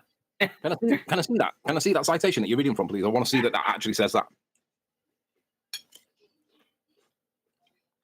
I'm on my iPad, but I'm using my computer. What that means is, now I'm listening to it for the second time, the person that's fed him has told him that. And he's treated it, because it's in text form, as a citation. So when Anthony's asked him for the citation, it's actually what someone's told him, leaving him trapped in a lie. To stream it back, I'm looking up the citations on the iPad, so I don't. Looking them up, or did you just read them off? It sounded like you were reading it. You had Gay-Lussac's law, Avogadro's law. You had them all listed like you were reading them. The hardest thing about a citation is you can cite it, right?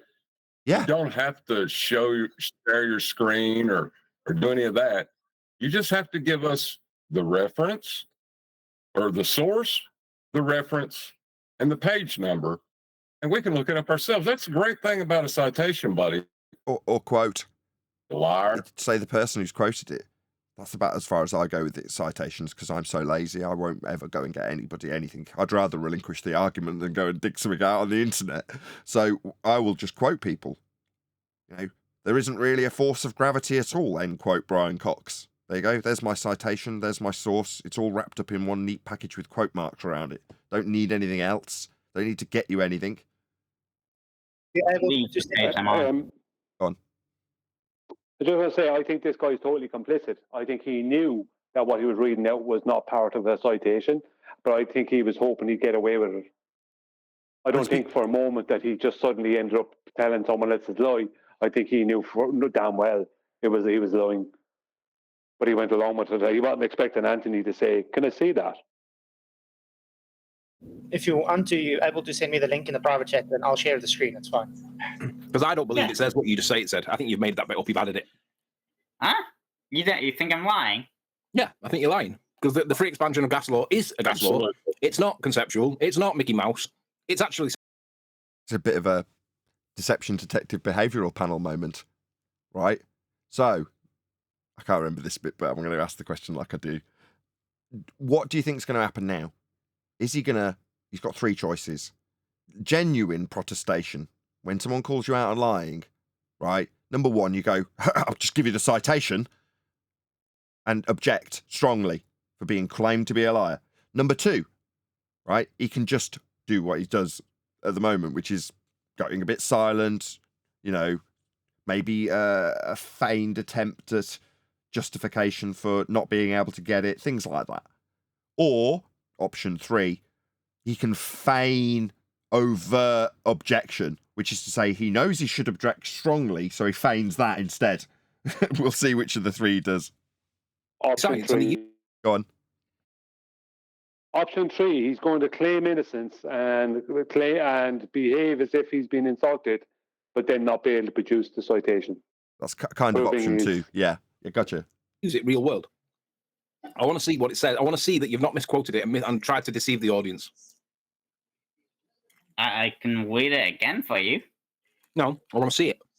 If I was making it up, I probably wouldn't be able to read it. Oh, deception detective moment.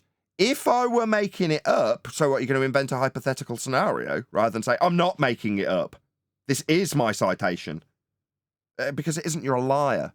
Now, I already know you're a liar. I spent a significant period of time pointing that out to the chat while you were talking in Flatsoid's chat.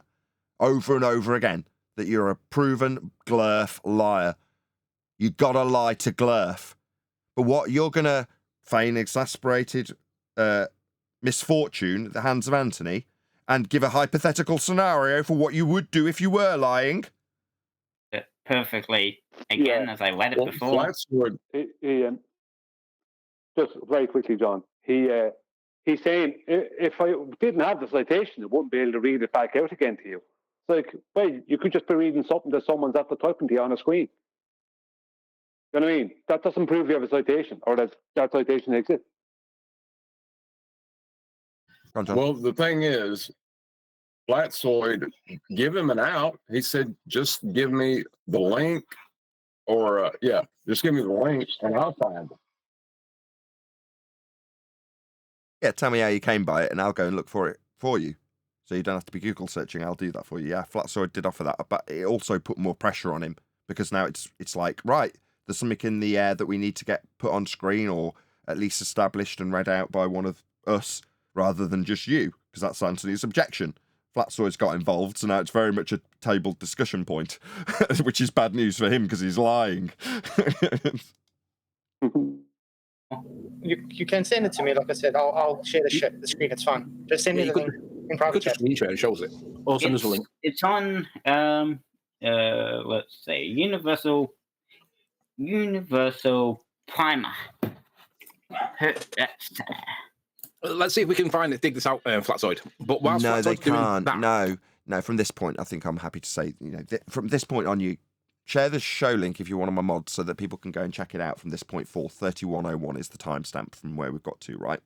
From here forth, there is an extended, drawn-out, constant request for this citation, which never materializes. And Anthony calls it. There is a point. Anthony draws a line and says, you're a liar, and we can only take it as that, based on what's happened. And he doesn't let this go. He just keeps saying, no, we're gonna keep looking for it. No, what's that you say? It's this link. Okay, go ahead and type it in Flatsoid, I'll do the same. There's long protracted silences where they try and dig it down and find it out and they can't. So then they're looking somewhere else and he can't quite understand why he hasn't got the thing that he's read out on the search that they've done. And it gets ever more embarrassing for the glurf liar. Because that's what he had to do. No, this law of nature's conceptual, says my citation. Let's have a look at it. What, you think I'm a liar? If I was lying, I wouldn't be able to read it. And so we go on for about 20 straight minutes, or however long it lasts. Go on, Brian. But it's very good what happens. I know you may not want to hear it now, but we should listen to it again tomorrow. It's very good what happens. And there's so much in this debate after that point. So much more comes into it. And there's things within this point. That the reason I wanted you to play it and why I want you to play it during the week and go through the whole debate right up to the last minute is because of the fact that the whole debate was actually the whole debate was based around the acceptance of weight as a force, or just the existence of weight. If something is only a pound, then it doesn't really exist, does it? The Coriolis effect. Is that a real force that really exists, or is it only a pound? Weight is like the Coriolis effect. It doesn't really exist. We imagine it to exist because we want to call everything that goes down weight and everything goes up buoyancy, when actually everything that goes down and up is all buoyancy. John, just say it because Johnny B is here. Therefore, it is not an echo chamber. There is a real discussion. There are people like me that's able to ask the right questions that you maybe not like or whatsoever, but it has to be taken over. People are asking. How dare you call it an echo chamber, Johnny? What's wrong with you? He's in the show making his objection and calling it an echo chamber as he does so. With that, I'm going to say if you are watching this on either Nathan Oakley 1980 or Nathan Oakley Programming Streams, then stay tuned as there will be an after show to follow. Want to see them embarrassed over that citation, which had to be a lie for him to call it a citation and then not be able to produce it. That is a willful lie. What are you saying with this? You're rambling, You're not saying anything. We're calling out a glurf liar. Not really. That's it. We'll cover more of it tomorrow on tomorrow's live show. But for now, we've left it at the point where we've heard the lie. Now, me and Brian have watched this already, so we know what happens. But this is the point that if you were watching it live like I did for chunks, and you were like, what was it he said again? And you don't want to go back and listen in that instance. But when you've heard it for the first time, if you're watching this on this show, at the point that the lie comes, rather than, it could be a lie, we'll now find out for the next 20, 25 minutes, with Anthony getting more and more, strong in his position. He's stacking up more and more chips that this is definitely a lie. So when he calls it, it's blatantly obvious to everybody in the chat, everybody in the audience, the guy who's lied himself. And we're just calling it before it's happened so people know it as it progresses. That's it. That's what we're saying. Got to lie to glurf. That's what we get accused of. Got to lie to flurf, they tell us. No, we don't. But you don't like what we say, so you tell us we're lying. You tell us that a natural law's non-natural law. It's just hypothetical. No, you're the liar and you're projecting it straight onto us when you tell us we've got to lie when we say natural laws apply to nature. That's the kind of shit we have to deal with. Well, would you say, Nathan, that the natural laws are descriptive or prescriptive? Descriptive. They're describing that which occurs always. Okay, so they're not prescriptive, meaning they're not what is necessary for the interaction to occur. No, they're not causal. No, in the same way as if you describe adding up a couple of apples, the description of the sum isn't the actual thing happening. But you can accurately describe addition through a concept and language we call maths. And in this instance, you're describing that which occurs always in nature with language in the form of laws of nature. Not consequential to whether or not they happen, but we've described them well. Thank you. Yeah, and you can't say nature is something that sorry, Johnny. You cannot manipulate. You cannot manipulate the law of nature. It's just it is, and you exactly cannot describe them either. Yeah, you can't say the law of nature, that is the second law of thermodynamics, causes gas to expand it's into in. Stop space. bloody messing about. Go on. In. Oh shit. In the middle of the...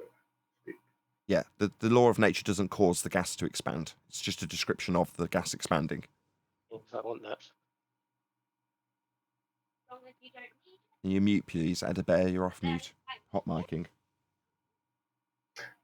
Nathan, I think people don't understand what you are talking about. Because it's very, very important what this is about. Natural law is nothing that you can manipulate. It's something that it is because it's always the same and that we can describe this in our living environment.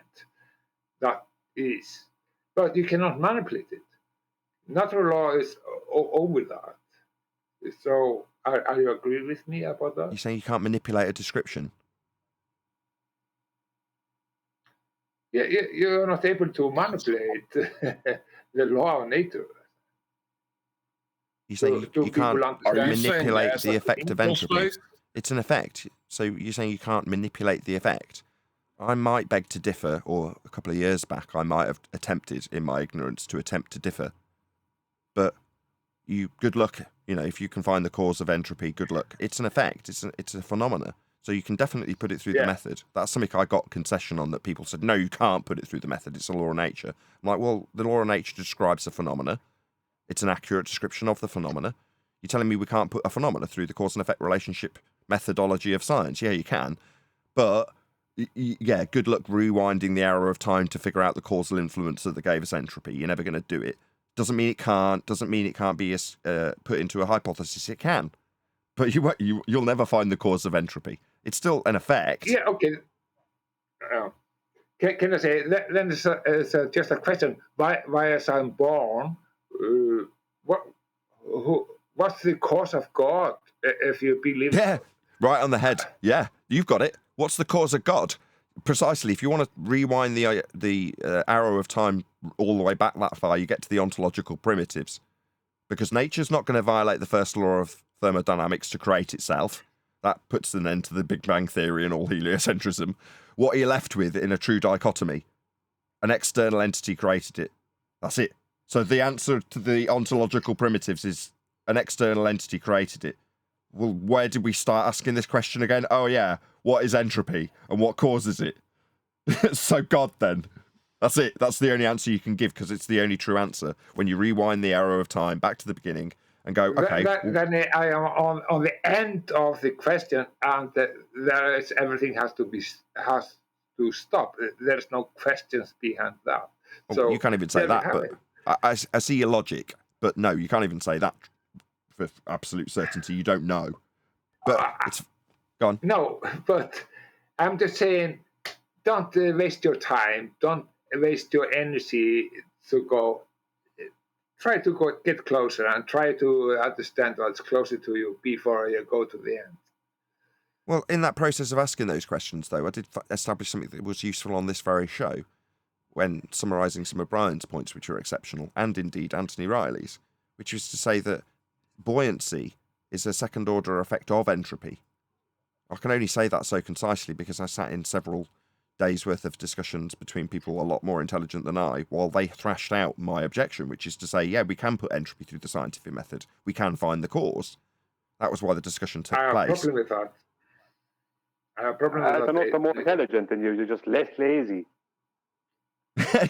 You can call it that if you want. That's very complimentary to me. Nail on the head. The smartest men alive are the laziest men alive, Brian.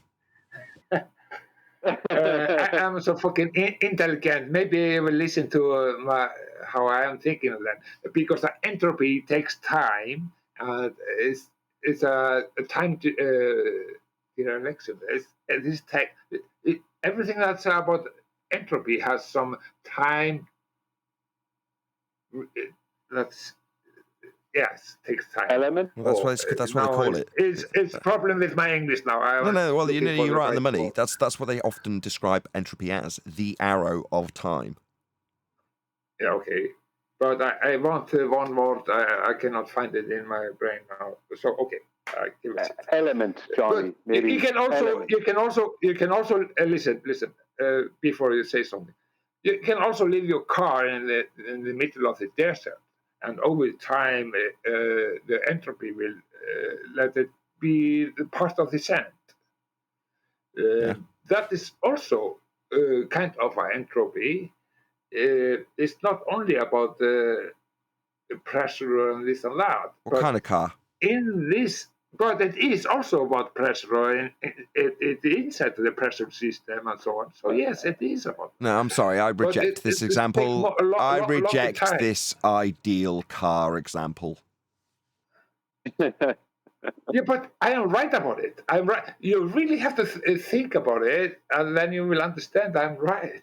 It's just a fucking long time. Oh, I said it's take a long time. It's not like a spontaneous, like the gases that we are talking about.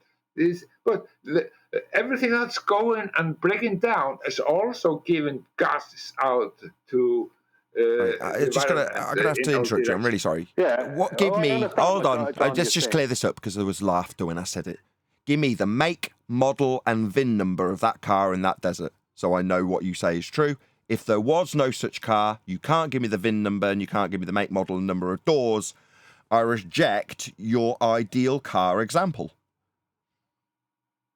Why? You cannot do that. Because there are no ideal cars in the desert. Are you telling me there's an ideal car in the desert doing this, demonstrating that stuff decays over time? No, stuff doesn't decay over time because you haven't got an ideal car to show me. You didn't give me a license plate, you didn't give me a VIN, and you didn't tell me how many doors, therefore, it's just an ideal car that you've exampled. Oh, shit. Can I say shit on your show? Yeah, he's making fun of the baller, Johnny. He's making fun of the baller. Yeah. He's not attacking you there, But Johnny. what I'm saying is, it's a long process of something breaking out and going out to that. That is also entropy. That's part of entropy law. If you really want to think about it, it is. This is going to shock you, Brian. I'll let you go in a second, Brian, but this is going to shock you. It's a law of nature. It applies always. So you're like, well, there's this example of entropy. It's universally applicable always. It's a law. I don't know why we're having this this discussion. Frankly. It seems silly to me. But no, but what Johnny's pointing out is just actually he's just pointing out something that's that we've all observed, but it's a true statement. The more dense something is, the slower its entropy is. So gas, its entropy is faster than liquids, and liquids faster than solids. So if you're taking a car or a rock can sit there for a long, long time before it breaks down and turns into dust, while other rocks are forming or whatever. Do you know what I mean? But, you know what I mean? The same won't happen for a pool of water. A pool of water will evaporate a lot faster than a rock will break down over time. You know what I mean? And gas, you know what I mean? Gas will expand. You know what I mean? And hot will go to cold faster than the water will evaporate, etc. Blah, blah, blah. Do you know what I mean? It's like, so it's just different rates of the same thing, you know, rates of entropy, you know. But entropy is a constant at all times for all things. Thank you, my friend. You understand me for one. Yeah, I understood, Johnny. Thank you. I feel happy though. Somebody understand me. Well, you're feeling misunderstood, Johnny. Nate is like a hawk, always on me, all the fucking time. He think I will take his show over or something. No swearing. No swearing. Okay, just don't swear, Johnny. No. See, Nathan has to have control of the show. Even with me, he'll even say it to me sometimes. He'll turn on me as well. It's just Nathan needs to keep control of the show. That's his show. He wants to keep it running smoothly and keep on point. Do you know what I mean? And when things start taking things away from that, or if you're not allowing him to speak or get to the end of what he's saying or whatever, you know what I mean? He's going to be unhappy about it. Or you Yeah, could do I what Brian understand. does and say, Johnny, you could do what Brian does and calmly say, Nathan, don't shout at me.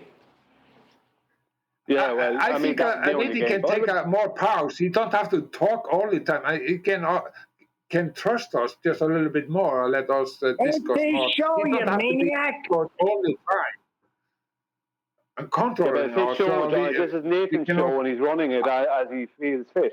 And I like Yeah, how he but runs I'm it. giving my tips. I'm just giving my tips. Johnny, you had more airtime than anybody today. Yeah. But on the I'm bright strong. side, as many people dislike Nathan because of the points that are made here, you could probably make a good career in just complaining about Nathan on your own show. A lot of people do. I love Nathan too much to do that. I don't want to claim against him. I am his friend, really, I am. So, no, I will never do anything like that. I understand what you're saying, Johnny. When Nathan says, I'm nearly there, you could bet it's going to take another 5 minutes. And you're busting to say something, right? Keep on I'm and nearly keep there. on your vaping. Yeah. I'm really there. Okay. But there has been ballers who have spent time where their videos and live shows were based around Nathan. I remember some years ago, a lot of ballers basically built YouTube channels based on just attacking Nathan. You know what I mean? Personal attacks, most of it. I know.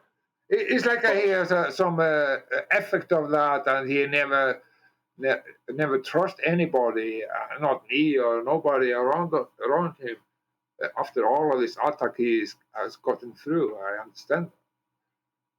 But he tried, like, even though he trusts QE, he trusts me, Adam, John, whatever. He trusts, but it's just okay. It's still his show. He can't. It's like it's his house. If you're in his house, you have to play by his rules. Otherwise you're not going to be welcome there. It's that simple, And I like the way he runs his house. I don't always agree with every decision he makes, but there's not enough decisions that I disagree with for me to not be here. I agree with a lot more than I disagree with. You know what I mean? And I'm happy to be here, and I'm happy the show is in existence. Because if it wasn't in existence, there'd be a massive gaping hole in a lot of people's lives and in Flat Earth and the topic of flat versus globe in general. Brian, he was talking with me as a glober and was saying a lot of fucking shit against me, and I was not able to hear him a part of it. And he was terrible, and it's like I didn't know who he was talking to. He was talking to me. That was bad. It should never happen. I hope it will never happen again. But he wasn't calling you a glober. He was only using your example. He was using what you were saying to use it in an example. Based on something the globers trying to do with the oil and gas law. That's all he was trying to do. He was just making a parallel, a kind of a humorous parallel. I hope so. You didn't think it was funny, Johnny? Not like that. No, I was almost stuck crying because I didn't understand what was happening. It was crazy. For me, it was not right. But anyways. Understandable. It's hard to see how funny it is when you're in the middle of it, I guess. But if you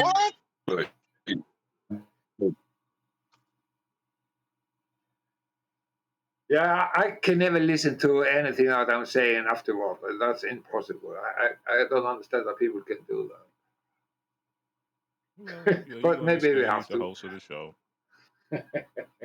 Yeah, sometimes I do. That's terrible. Yep, Did I hear you say you were almost crying before my internet went out?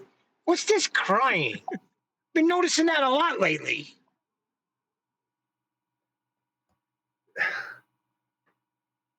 No, not really, but I was not happy. I thought you were laughing so hard you were crying, is what you were saying. Is that? Maybe so. But no, not really. I I was not happy because it was not wrong, because it was misunderstanding and everything got wrong, and it was not like has nothing to do with I was trying to talk about. I was taken out of the context absolutely 100%. That was bad. But if everybody understands each other on this quiet argument, I guess it's only that's okay. But if everything goes wrong because of stupidity and misunderstanding, that is not funny. I don't know. I don't know if you could say it was out of context, because it was strictly in the context of the video we were watching, where the baller was denying that ideal laws apply, and then you were talking about an idealistic situation with a car in the desert. I thought that was pretty much in context. Oh, sorry. I was talking about the other show. We are talking about the other show, not the show today. But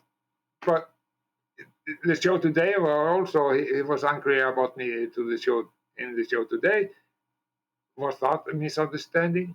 Yeah, I think so. It was also a misunderstanding. Not really. I was never given right. No, Johnny, there was no misunderstandings. Flow. Right flow. We are talking about flow and let everything flow together and have a conversation and breathe. Not stressing out, trying to get the point out. Yeah, and as the host of the show, he's you were responsible bringing for that. something. You were bringing something off the topic. Brian was trying to stay on. You were trying to bring dielectric acceleration in and a downward bias at the wrong time. Just have one sentence. One sentence. I say that. That's all. Then you want everybody have to bring that up. Yeah, we can talk about that now if you want. What are you talking about? Are you saying that's not reality? We have the more electricity in the air from the surface, and the surface is negative charge, and everything in positive charge are above it. That has been measured. But the so surface what are you is not talking all about? negatively We have to charged, talk Johnny. about That's the that. point. That's reality. But it's reality. not reality. That's the point. The surface doesn't have an overall negative charge. That's not correct. And the sky doesn't have an overall positive charge. There's no positive, negative. So everything is lie, and all measurement is a lie, a misunderstanding. Well, How do you know about it's a differential, but it's a differential between the two. They can be at any point, but the higher one will be higher. So there is charge in the air. The higher you get up, you there get is more charge in the air. But sorry, I didn't mean I was speaking over there. You can drive Corona motor on the surface down and just point the wire up to the air, and you can drive a Corona motor with it. So there's no question about it. You have. Yeah, there is a charge in the air. I'm not saying that there isn't charge. Then I am right. Then I am right. Just one second. Neither matter nor energy can be created nor destroyed. Fourth law of thermodynamics. So there is charge in the air, but that doesn't make the air and the sky all positive, and doesn't make the surface of Earth and Earth in general all negative. That's the problem. It's that is the problem. There's charge in the Earth and there's charge in the sky. But that doesn't mean one is all positive, one is all negative. Where is the way going up to the air and getting electricity, and you say it doesn't mean that you are getting that? That's just a fact. Are you trying to manipulate everybody around you? Say it isn't, but it is. How can it be? I'll say it again, because you didn't. You say you want a conversation, Johnny, at times, but then when I try to have one with you, you're not happy about it. You don't want to have a conversation. You want to have an argument when I point out stuff you don't like. There is charge in the earth, and there is charge in the sky. There is charge. One second. There is charge in the earth and charge in the sky. But I've seen no evidence, and I look for it. No evidence has been produced to me that proves that the whole earth is negative and the whole sky is positive. There is positive and negative in the earth and in the sky, what they call positive and negative charge. That's right. Oh, you're lighting in Yeah, the it's sky, and you have a big outcome of the lighting sound. That there's a lot of electricity in the air and in the different elevation. Yeah, You but know, what about when there's if you're very, lightning? very high, the lighting can go up, not down.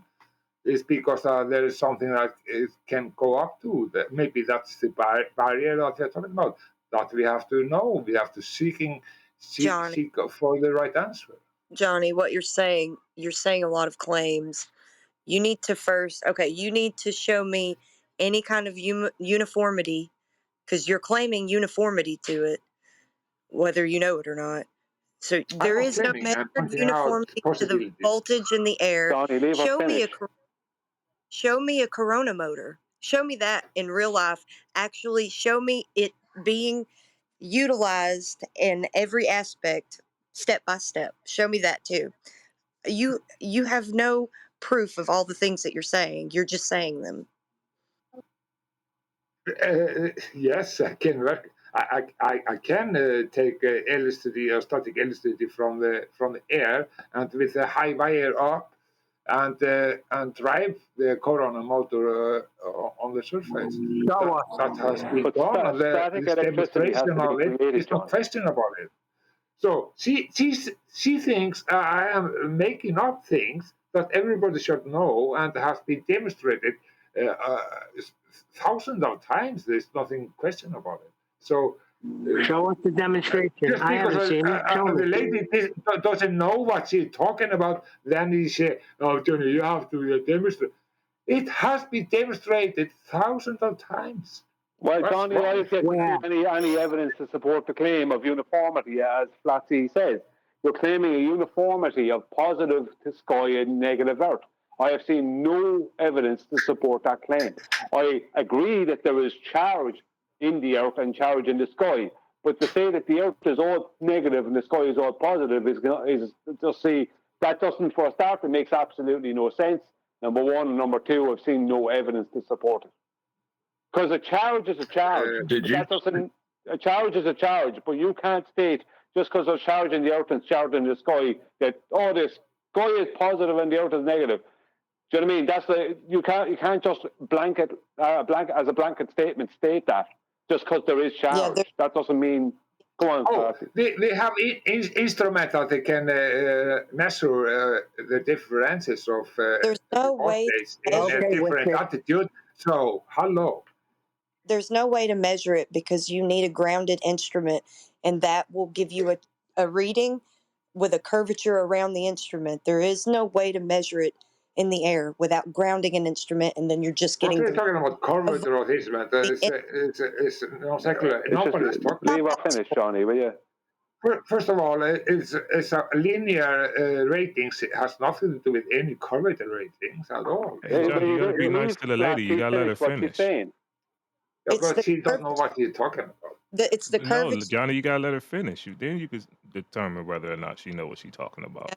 The instrument that is grounded that measures the voltage is only measuring the voltage in a curvature around the instrument in the air. Yeah, and there's a linear rating. She's talking about divergence from a single point. She's not talking about Earth curve. She's talking about divergence from a single point. I know she is not talking about the Earth curve. I am telling her it is a linear ratings, and the step from the surface is a linear ratings, and it can be. That's never been measured. That's never. Every meter is a 100. You're translating. Yeah, what you get from the instrument that's grounded, you're just making an assumption that it translates to the air, and there's no way to measure that, or if it even would even make sense. And also, you still made the claim about the corona motor. I have yet to see anybody show me one of those things working for real. Yeah, Johnny, even high altitude balloon, I remember Bob Nodell was claiming at one time. I know Bob Nodell's passed away, but so has Einstein. So people pass away, but that doesn't mean that what they say can't be brought back up again. I remember Bob Nodell stating that there was that meter by meter charge add-on it goes all the way up to 60 miles in the sky. Nobody can get a high altitude balloon up 60 miles. I think it's 30 or 36 is the highest anyone has ever gone with a high altitude balloon. So how can you know that about 60 miles? What you're talking about, Johnny, is a calculation based off pre-assumption. I have seen no evidence that there's anything else but that. And that's how can there be assumption if they are using instrument that they can measure it? RP Bob. That's very, very strange. So it's not an assumption. It's just a instrument that they use to measure. Did you hear what Brian just said? Sorry, Neil. I'm asking him if he's listening to anything you're saying. Well, probably not. And if you use instrumental, you can absolutely measure. I mean, well, he can't listen if he's talking over you. So. Yeah, but everybody is talking over me, so it's very, very hard. Yeah. No, nobody was talking over you. You kept interrupting Flatsy. Now, one at a time. Johnny, that's another thing. Let's just say you are. Nice, Johnny. Let's say you are measuring an increase of charge meter to meter as you raise in altitude. How does that make that charge positive and the charge in the earth negative? It's because of the activity. Because what do you think? Everything that you do in the electric manner, you say you have to use it. It has to be grounded. What is ground? That's negative. That's that you get in negative direction, and everything above it is not. That is grounded. The ground is negative. Everything above is positive. And that's the sky. Well, so lightning never goes up. Yeah, that's what I was gonna say. I have grounding that's like high up on my frame of my car and things like it doesn't matter that it's up or down. That's not how grounding works. Yeah, that's why. Yeah, Oh, go really? ahead, explain that, John. Do you know that if the lighting came from the sky, you have to be grounded to not be taken down to dust. Do you know why? You have to be grounded to the earth. If you're not grounded to the earth, you will be a dust. Yeah, you want to discharge. You want to anyway. Yeah, you want to discharge the amount of electricity that you have, but you can do that in different directions if you have a conduit. Just following, Are you saying there's a natural discharge into the ground from something up higher into the dirt? Yeah, it's just a lot of things that you have to learn about. There's different types of lightning as well, Johnny. Lightning can come from the ground up, and there's sheet lightning and fork lightning that goes across the sky. It doesn't come down to the ground. You know what I mean? These are right. Charge. Exactly. Charge is not giving you a. Right. Stop saying, do you mean? It's getting tired all the time. Maybe you can say it sometimes, but not all the time. Well, Johnny, you were trying to have the conversation that you said you wanted to have, and they were trying to have it. And this has happened in the past, and you're the one that's been awkward about the conversation. You say you want to have a conversation, we start having it, and then you're not happy about how the conversation is going. Yeah, because he's getting his ass handed to him. That's the problem. Oh, really? I mean, I don't even think it's that. We're just asking Johnny questions. It seems like he can't answer. Wow. Exactly. Okay. Oh, Johnny's going with the ass down. Really? No, of course not. No, we just asking I am questions. absolutely Johnny. okay. I'm just saying that he's saying the same thing again and again, and he's repeating the things. He can just be on the point, and everything will flow better. He doesn't have to talk like he's talking. Well, right now it's centered on you. We flowing through you. We asking you questions, and whenever you answer them, he just have a rebuttal for him. Well, yeah, I mean, it's not even like a huge disagreement, Johnny. Like what you're kind of saying, or what's kind of being said here, is that there's, when we have a charge, right? If we have electrical current, like in our house, we want to put a grounding wire in the ground to discharge the additional, extra charge into the ground, because it, and then what you would be saying by saying that in turn is that the ground is accepting the charge. So I mean, it's also charged, but you're saying that doesn't do what it does, which is so like accept the yeah, electricity. no, that is a direction. It's a make the direction. It's make this bias, downward bias to it, because you need. We're trying to get you to explain how the downward bias is. Negative, getting it. That is the plus goes to. That is makes the electric function and the downward bias. But it's so weak. It's not a big effect. There's a lot of other effects. There is no downward bias, Johnny. Yeah, I don't know why I keep saying that. Yeah, see, Johnny, this is the problem. This downward bias thing. There is no downward bias. There has to be. Yeah, charge is not direct. You cannot have an acceleration without some kind of downward bias. But you understand if it have to be in order to make. But you do understand that if it have to be in order to make your model work, then you know that you're just affirming the consequence at that point. You're begging the question. I'm not talking about any model. I'm talking about physical effects that we are getting in the real life. I'm not talking about model now at all. Yeah, but you already determined that there's a downward bias to prove your. Sorry, Reg. Sorry, go on. No, I was saying that you already affirming that it has to be a downward bias in order to prove this effect of that electric current or the ground being grounded and lightning have to strike. You giving it a direction. So you're giving a direction. You're saying that it's basically you saying that the Earth is somehow some teleological plane where with electric standards, which is bonds, and everything has a downward bias in some vector because the Earth is the ground. Earth is grounded and is given a direction from the sky. But you're saying it has to be. You have to have that vector, or you have to have that sense of direction, which would be the downward bias, in order to have that model to work. But I'm not talking about model. I'm talking about real effect that we are noticing. You're not. I am not modeling nothing. It has nothing to do with any model at all. I am not talking about modeling this. I'm talking about the real effect of what is happening in real life. Are things going down? Yes. Are the objects? Do we have objects accelerating? Yes, we have objects accelerating down. Do we have something going up? Accelerating up, Johnny. Because of the lead, because it's so weak, and the other force and density and so on takes over. What you're trying to claim, Johnny, what you're actually claiming. 1 second, Johnny.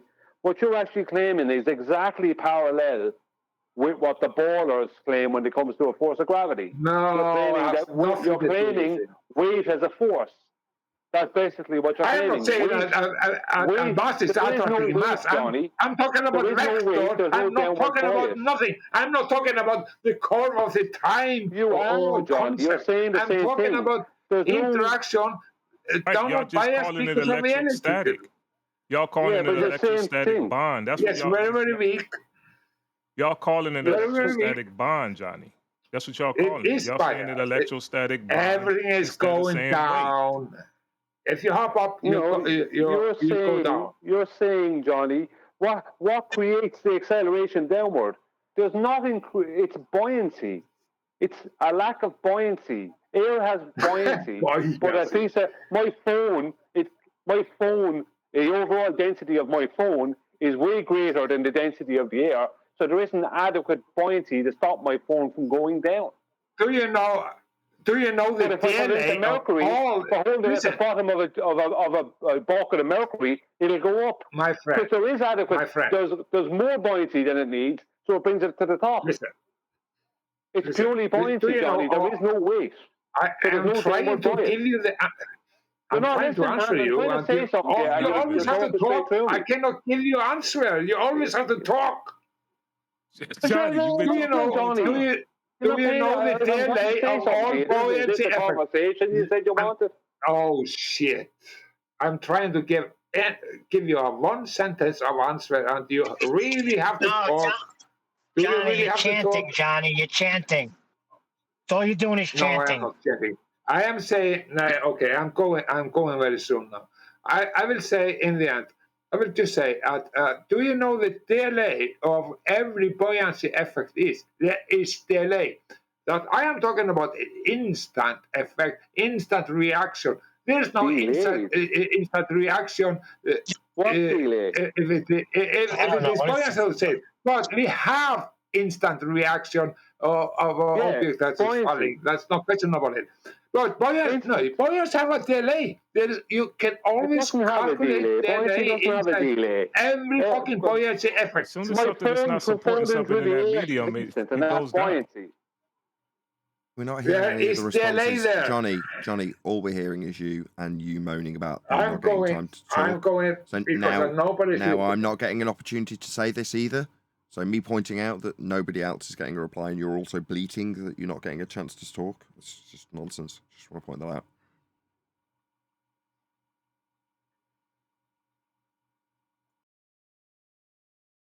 It's not possible to have a conversation with someone who doesn't want to have a conversation. It's impossible. How can you have a conversation with someone who has a belief and you're pointing out where a belief fails and they just want to get angry about it? It's not my fault your belief is a failure. Exactly. I'm not angry. I'm just sick and tired that you're not willing to listen. I'm trying to give you one sentence, but you keep on. I know all about your claim. You're claiming a downward bias. There is no such thing. It doesn't exist. You're claiming something that does not exist. It's not a claim. You're claiming, it is, you're technically claiming you can measure it. No different than the border. You can demonstrate it. You can't demonstrate the Demonstrate downward bias. all right, Brian, hold on. All right, Johnny, demonstrate the downward bias. Go ahead. Yes, go on. Yeah, you can provide it. You can use it electronically to lift object up or let it go down with different charts. You can manipulate it if it is going up or down. That's incorrect. That's incorrect. What you do is you tie a helium balloon onto a thick cable, and the charge affects the cable, and it pulls the helium balloon down or allows it to go up. But if you untie that helium balloon and it's going straight to the ceiling, that's a complete power. You are manipulated with the electronic. What's affecting it is the electricity going through the cable. It's the cable that's being affected, and the helium balloon is tied to the cable. So it can't do what it wants to do or what it would normally do because you're not allowing it. That's wrong. It's completely false. That is a complete parlor trick, a complete fraud is what that is. And anyone who's promoting that needs to have a word with themselves because they're actually promoting something that's very dishonest. You may as well be promoting the Cavendish. Okay. The Cavendish what do you have a proof? How can you prove that it's dishonest? Can you prove some because otherwise? I know what's happening in it. The charge is so you're not able to do that. So you're just talking from your left. You're asking me so I know. Johnny, you're doing it again. You're not letting anybody respond to you. Yeah. The charge is going through the cable. It's the cable that's being affected, Johnny, not the helium balloon. The helium balloon is tied to the cable. The charge causes the cable to straighten out and pull the helium balloon down or to bend a bit and allow it to go up a bit. It's nothing to do with the helium balloon. If the helium balloon wasn't tied onto it, it would just go straight to the ceiling. Where's your downward bias then? That is a complete fraud, Johnny, that is. I'm not saying you're a fraud. I'm saying that demonstration by Zachary Zabala is a completely fraudulent demonstration. It's completely dishonest. It doesn't matter. I can demonstrate. I can tell you why you are wrong because the only thing that we manipulated is with different charts. So nothing is changing. So the something changing. Want to go? You are talking over me. The helium want to go up in this chart, and then you change the charts, then it wants to go down. So it has nothing to do with the cable that you're saying. You can say the force, the balloon wants to go up, and you can see how the balloon wants to go down. That's because of a different Johnny. That's completely false. Like No, you're saying, that's completely wrong, and this Johnny. also says that Johnny B is absolutely right, and my point is right, and you are wrong. You're wrong, Johnny. You can literally see the cable being affected. It's purely the cable. There's the helium. Why do you need to have the helium balloon tied on? Because you know if you untie it, it's going to go up to the ceiling. It's a complete fraud, Johnny. You can see the cable that the electricity is going through, the charge is going through. That's what's being affected. Nothing is changed. You just change the charge, and the charge is affecting the cable. It's affecting the steel in the cable. That's what it's affecting. It's affecting the steel in the cable, and that's what's causing the cable to straighten out, which pulls the balloon down or bend a bit and leaves it go up a bit. There's nothing happening to the balloon. The balloon is tied to the cable, so it can't go in the direction it would normally go because it's not being allowed. I'm trying to tell you, nothing has been changed, and everything is because we just switch on the generator there, the balloon, and then it goes down. And do the same thing and see if the balloon comes back down. The cable is the same, so there's no manipulation there, but the balloon goes up and the balloon goes down. No changes, just because the generator is changing the charge. So I am right. To the cable, Johnny. The cable is being manipulated, not the balloon. I cannot be more clear than I was. Nothing is changed. The cable is the same. Nobody's moving the cable, so it has nothing to do with the cable. Nothing to do with the cable, like you are pointing out. Okay, then, John. It's about the charge. Untie the balloon. It's about the 1 second. Charge. 1 second. Untie the balloon and leave it go to the top. Leave it go up to the ceiling where it will go if it's left off. And then mess with the cable. Then mess with the charge and see if the balloon comes back down to it. Will the balloon come back down? That's exactly what I want to see. Yeah, will the balloon come back down, Johnny? When it's not tied on, if you untie the balloon from the cable, will the balloon come down and go up and come down and go up? Or will it just go up and stay at the ceiling? Okay. I think it was a great show. So on. At the end, you're going to throw in the towel. Ask me, Brian. No, sorry, Nathan. I'm not. I think I am the winner. I am the winner of the show, and I will always be, because I am always looking for what's right and the right argument. What is the right argument? Yes, we can do better always, but what I'm saying is it was no change with the cable, and it was just change of the charge. Therefore, I'm right.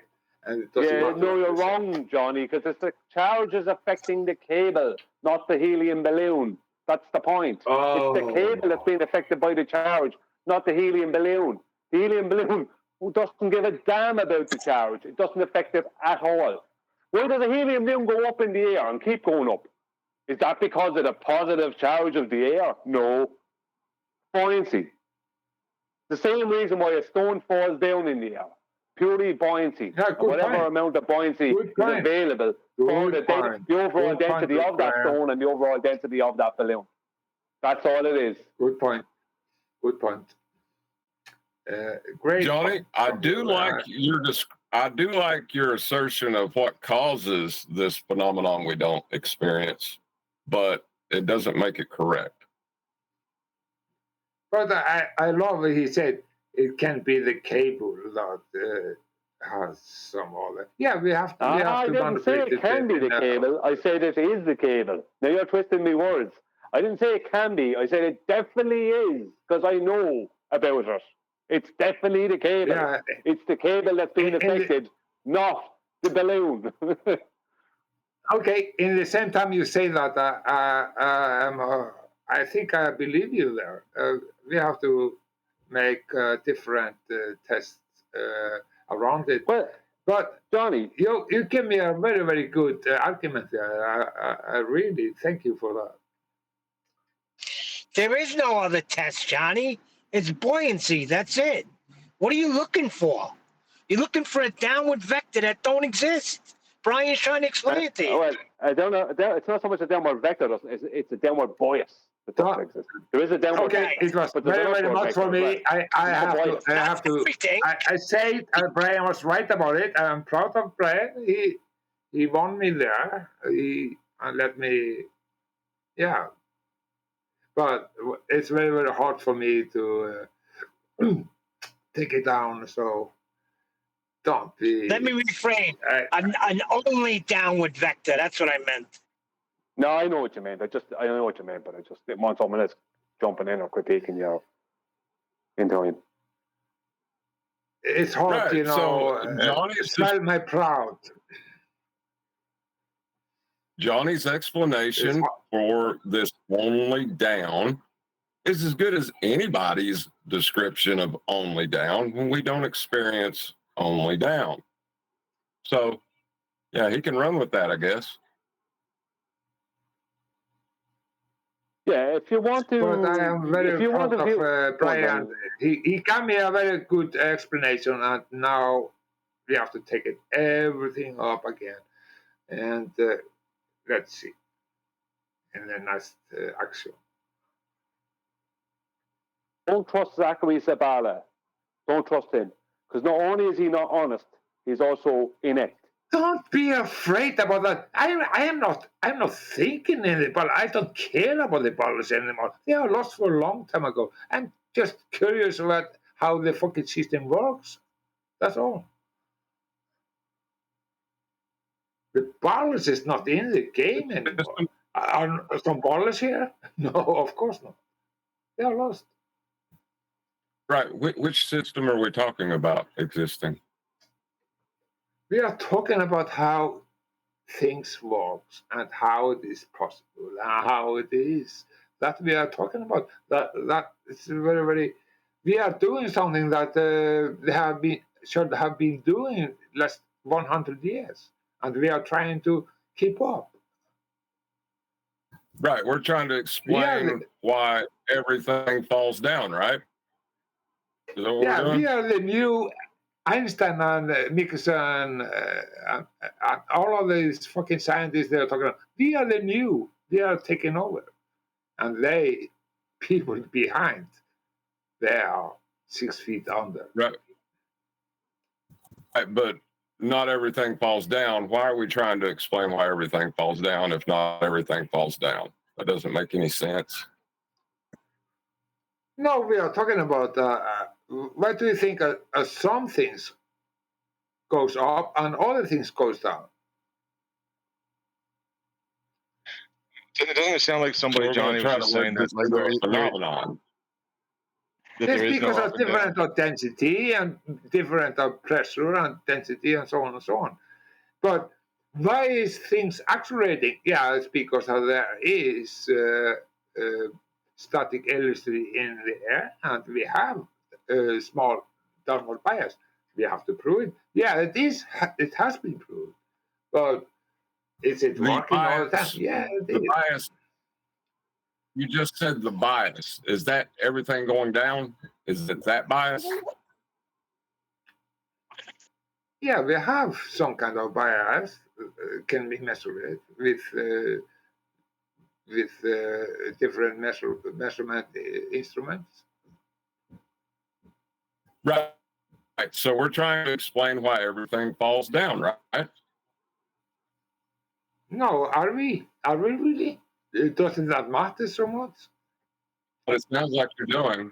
Are you not trying to explain why everything falls down now? The bias? Do you know things have a different behavior and a different variation how it is falling? Parabolic falling, then you will lose all weight, and so on and so on. There's a lot of things that you have to take in. Nothing is just black and white, So you have to take in a lot of other things. If you are over we are not trying to explain downward bias, but we are. Surface, if you have a volcano that's blowing up everything, everything around it will change, and all the density around, and the air will be hotter, and everything will change how it is falling and how it is floating. The stone is just like a river going down. Everything changed. So there's no accuracy. You think everything is just like it is. No, it isn't. There are variables. If you don't take in all the variables, then you're out. Like what? What variable do we need to take into buoyancy other than density differential? Different density of gases in a different variant. Yes, Yeah, but we're taking density differential into account. So when we're describing why things go up or things go down in a medium, what variable are we leaving out that you're claiming? Just like the whole volcano was going up and stop all the air traffic, it doesn't mean it will stay there all the time. It's because of energy that has in there going up, the upstream and everything. But how can all of this particle flowing? Yeah, but they didn't answer my really question. did. I asked you, you said we're leaving out variables. You have to take in all the variables. What variables do we need to take into account concerning buoyancy? Why something goes up or something goes down, other than density differential? Because what other variable is that? Interaction, gases that have interaction with each other can lift up all the gases and hold the particles high in the air that will therefore they are not falling down. It's because of different gases holding up all the gases. That is not. I'm talking about. You have to take must take all variables into account. The gases going up because of variable do we need to take into account? Oh, so you know everything. Okay. Hang on, that's an ad hom. I never claimed to know everything. I just said you talk like that. You know everything. You said we're not taking all variables into account, or you have to. Sorry, you said so. That's incorrect. You said you must take all variables into account, and I asked you, when it comes to buoyancy, outside of density differentials, what other variable do we need to take into account? Disabilities or something. Maybe you have some difficulties, but difficulties. Listen I have no difficulties. That's another ad hom. That's two ad homs. Instead of answering the question, you've given me two. You've answered questions twice I didn't ask, and then you've given me two ad homs. I mean, how many times do I have to ask you for these variables that you're claiming because you don't have understanding of what I am trying to tell you, and you're not grabbing. I'm not looking for you. I'm looking for you to tell me what variables, and you're not telling me them. You said you have to take all variables into account, and I said, well, when we're talking about I'm trying to tell you, then you'll talk over me all the time. Differentials. Outside of those, what other variables do we need to take into account? And you're not answering that. Yeah, but you're not doing any well now. You're going away from yourself. You're not doing any well. What? Okay, I'm trying to talk with you, but you talk over me all the time. Do you understand? Accurately describe. I want the variables, John. I want them to tell me what these variables are that we're leaving out, supposedly. Now I was starting to tell you about that. Then you start talking, and you start over and over and over. So just tell us now. Well, he's going to start describing buoyancy and density again. He's not going to tell us the variables that he said all variables must be taken into account. If you can shut off your mouth, maybe I can. Yes. Because. Go ahead, Johnny. Brian's quiet. Go. Yeah, Johnny. Brian, you're crazy, but I love you anyways. What I'm trying to tell you is there are different gases and a different attitude because of different behavior and different densities. That the one gases can hold all the gases be floating above it because they will not be with each other, and therefore No, And then we that's have incorrect, Johnny. particles and so on. That is a flowing particle. That is because of it's flowing inside the density of the gases. But it's so fine, it's so close. We are talking about very, very, very small. Like, we are not talking about nano. We are just talking about very, very small particles inside the airflow and everything that's happening. So we are talking about multifunction and everything how it's done. Just like that, you have a volcano and the flight traffic cannot fly because they will take all these small particles inside the motor and they will destroy. And this can be very, very dangerous. But you're just describing the dust being lifted up by convection, basically, and which would happen with a volcano with all the heat. But what you said earlier, you said you must take all the variables into account. And from what I could tell, you were referring to why things go up or things go down. And I asked you, when it comes to buoyancy, outside of density differentials, what other variables do we need to take into account? Yeah, there's buoyancy.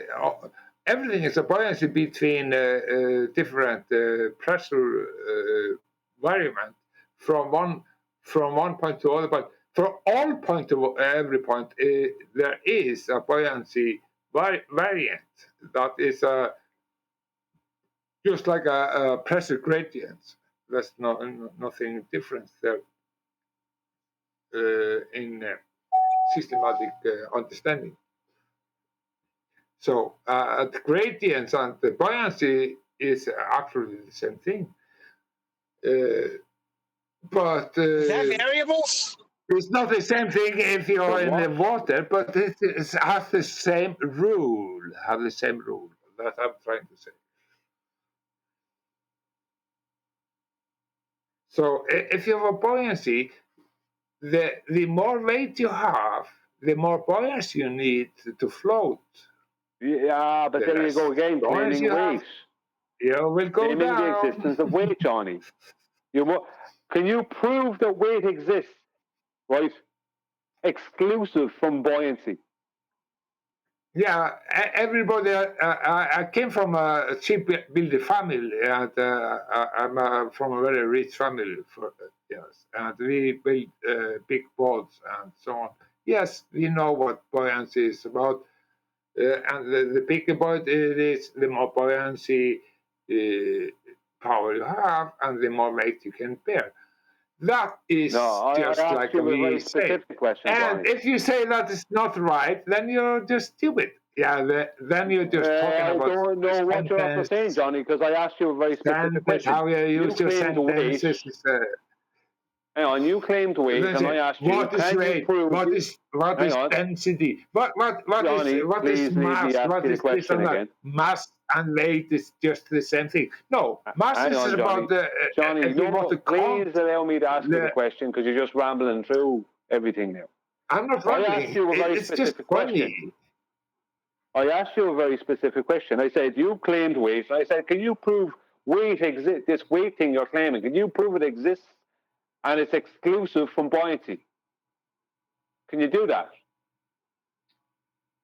Can you prove weight is not connected to buoyancy or not caused by buoyancy? What you're calling weight, can you prove that's not caused by buoyancy?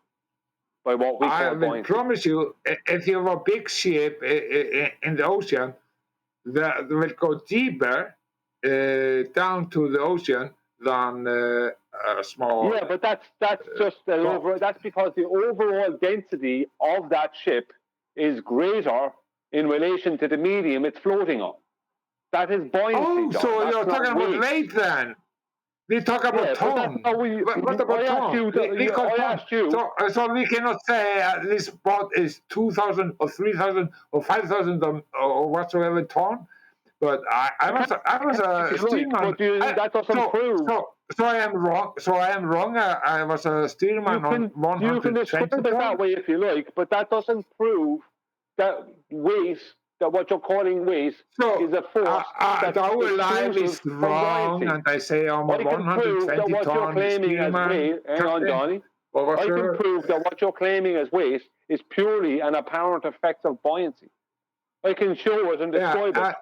Because when they're dealing with a then ship, I'm fishing a lot of when they're fish, building a and big I ship, sell the fish and say I get paid Johnny, per this is becoming kilo, impossible. per kilo. When they're building a big ship, get paid for the fish I'm coming with in weight.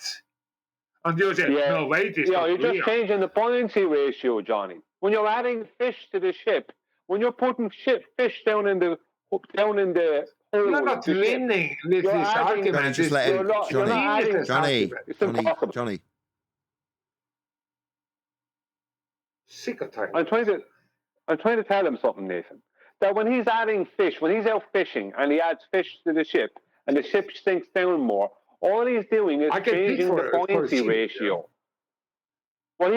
My point being is that weight doesn't actually exist.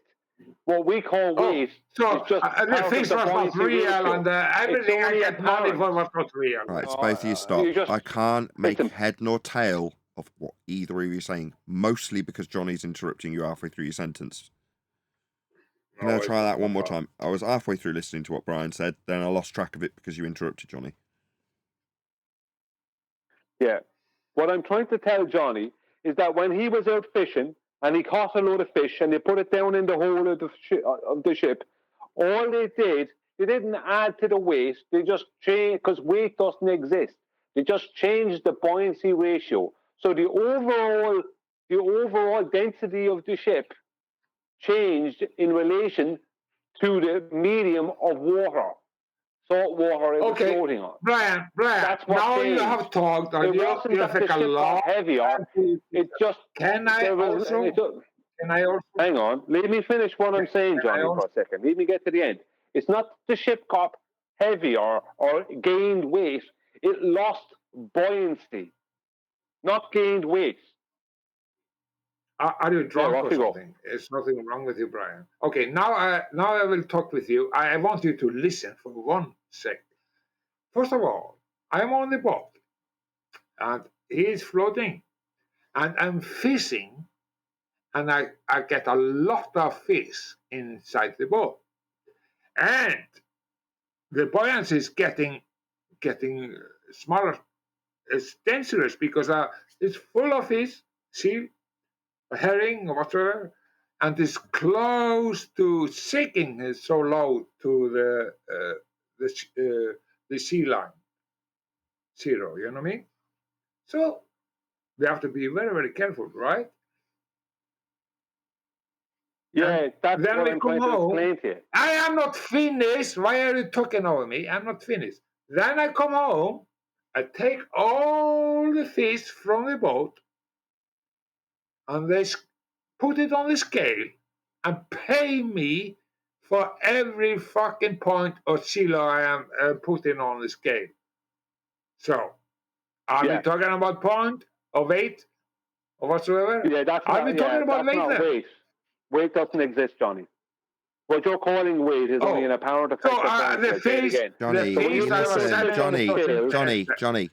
He listened. You asked him a question. Now he's answering. He's got 3 words. Every time Brian talks, this happens.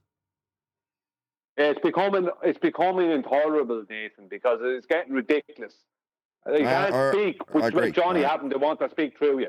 I agree. Right, I'll do it. When you bring in those fish, Johnny, and you take them out of the boat raises in the water because you've added buoyancy because you've taken out the fish. When you put in the fish, you're taking away buoyancy, so the boat goes down more. It's about buoyancy ratios. When you put those fish on the scales, right? When you put those fish on the scales, it's not the weight of the fish that's being measured. It's the amount of buoyancy that the fish have in the medium of air, including whatever boxes they're in, those plastic fish boxes. It's about buoyancy. Weight doesn't exist. You can put that box of fish into a bath of mercury and it won't go down. Why won't it go down? Because there's more buoyancy. Okay, Brian. I cannot pay it in buoyancy. I get paid in weight. So Yeah, Bye-bye, Brian. you actually do get paid. You do. You're getting paid for the amount of...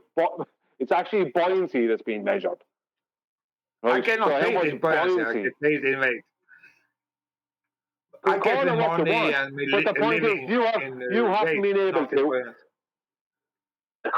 Johnny, I asked you a very specific question. I said, can you prove that weight exists and is exclusive from buoyancy? I And get paid.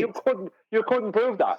I get paid. I can get the explain money. everything you just said involving using buoyancy. You don't need to use weight. I put the fish on the scale and get paid. I put the Johnny fish has a on the belief scale that weight and get exists paid. because he needs it to. That's my proof. Bloody hell, my Johnny. proof. Do you think I need to hear 16 times through the top of Brian's response that you get paid? Because he's saying the same thing again and again, and then I have to say the same thing again and again. I don't need you to say it again and again. That's my point, dickhead. Do you not understand? I don't need you to say I'm getting paid 15 times. Once was enough. I just want to hear Brian's response. Still haven't heard it. Yeah, he's getting the fish that he thinks he's getting paid per weight of the fish. That is the amount of buoyancy that fish, those boxes of fish have in the medium of air. If you were getting paid for how much weight they had and it was in the medium of mercury, you get no money. That's the point, then you get Johnny. no paid. Payment at all. If you were even if you crazy, Brian. You're getting crazy on this. You're being. I know what you're thinking. I know your argument. You might be right, but you're taking it too far, and don't do it. I'm not, Johnny. If I'm you taking do it away. everything, you will be crazy. You cannot do it, Brian. I can. I get actually paid. am. Not that I can. I'm in the process of the doing weight, it, and I will. For the weight. Don't make it so fucking difficult. I will. It's not Please stop difficult. I'm swearing. simplifying it, Johnny. Yeah, sorry, Nathan. Yeah, don't be swearing, Johnny. I'm not making it more difficult. I'm simplifying it because I'm taking away the very thing that we've all been hoodwinked into believing existed, which was weight. Whereas the weight doesn't exist. It's just an apparent effect of buoyancy. No one can show me weight exclusive of buoyancy. They can't. Push comes to shove, they must bring buoyancy into it. Go on, sorry, Let Nathan. me ask you a question, Brian. They have to have weight in the heliocentric model, correct? In this heliocentric system we're in, they need there to be weight. No, it has to be. We are using that in our life. Exclusive. Hang on, I'm trying to. I suggest when Brian's addressed directly, Johnny answers straight through the top of him. You're making the conversation, which is quite good fun. Now you're doing it to me, of course. Brian, you're trying to answer him, and the conversation's unlistenable to the audience, intolerable for you, unlistenable for me. Johnny, you're a prick. You've done it the entire show. Johnny, you're not being Hold on, Johnny. Let me say one thing to him. Nathan's doing a show here, and when it's played back, all you hear is you rumpusing. Just relax. Let Brian answer the question. I don't want to rumpusing. It's very, very hard to play along because I think they're pointing on me. All of you are pointing on me as an enemy. I'm not your enemy. No, Johnny, it's that you're being selfish and we're not listening to it. That's what it is. You have to stop being so selfish. You have to realize that if you're going to be coming into here and after having a load of drink and then you want to talk through all of us, we're not going to tolerate it. I'm sorry. That's the way it's going to be. Now, Neil, what was the question you asked me again? Sorry. In this heliocentric paradigm we find ourselves in, there has to be weight, though, right? They need there to be weight. Am I right? They need weight to exist as a force that's exclusive from buoyancy. So they need weight to be exclusive. So it's not just an effect of buoyancy. They want weight and buoyancy to be exclusive, and both of them they want weight to be caused by a force of gravity, and then for weight to cause buoyancy, whereas gravity doesn't exist as a force, doesn't exist as a force giving claimed weight to things, and what we describe as weight is only an apparent effect of buoyancy. Oh, you know what I mean? But Brian, it's completely backward. But Has somebody said a weight is a force? It isn't. It's just a state of Lots of people have said it. The state it is. It's defined as a force, Johnny. In physics we talk about state, and the state it is. So it's not a force. It's just in the state it is. So it doesn't have to be a force. No, it's defined as a downward force. Weight is defined as a downward force. No. I'm talking about the weight. The weight doesn't have to be a force. It's just in the state that it is. I know it's not. I know it's not a force. That's my point. But it's claimed to be a force. They claim it's a force. I'm saying it's only an effect, an apparent weight effect. Is not a force. But something that is solid is in the state.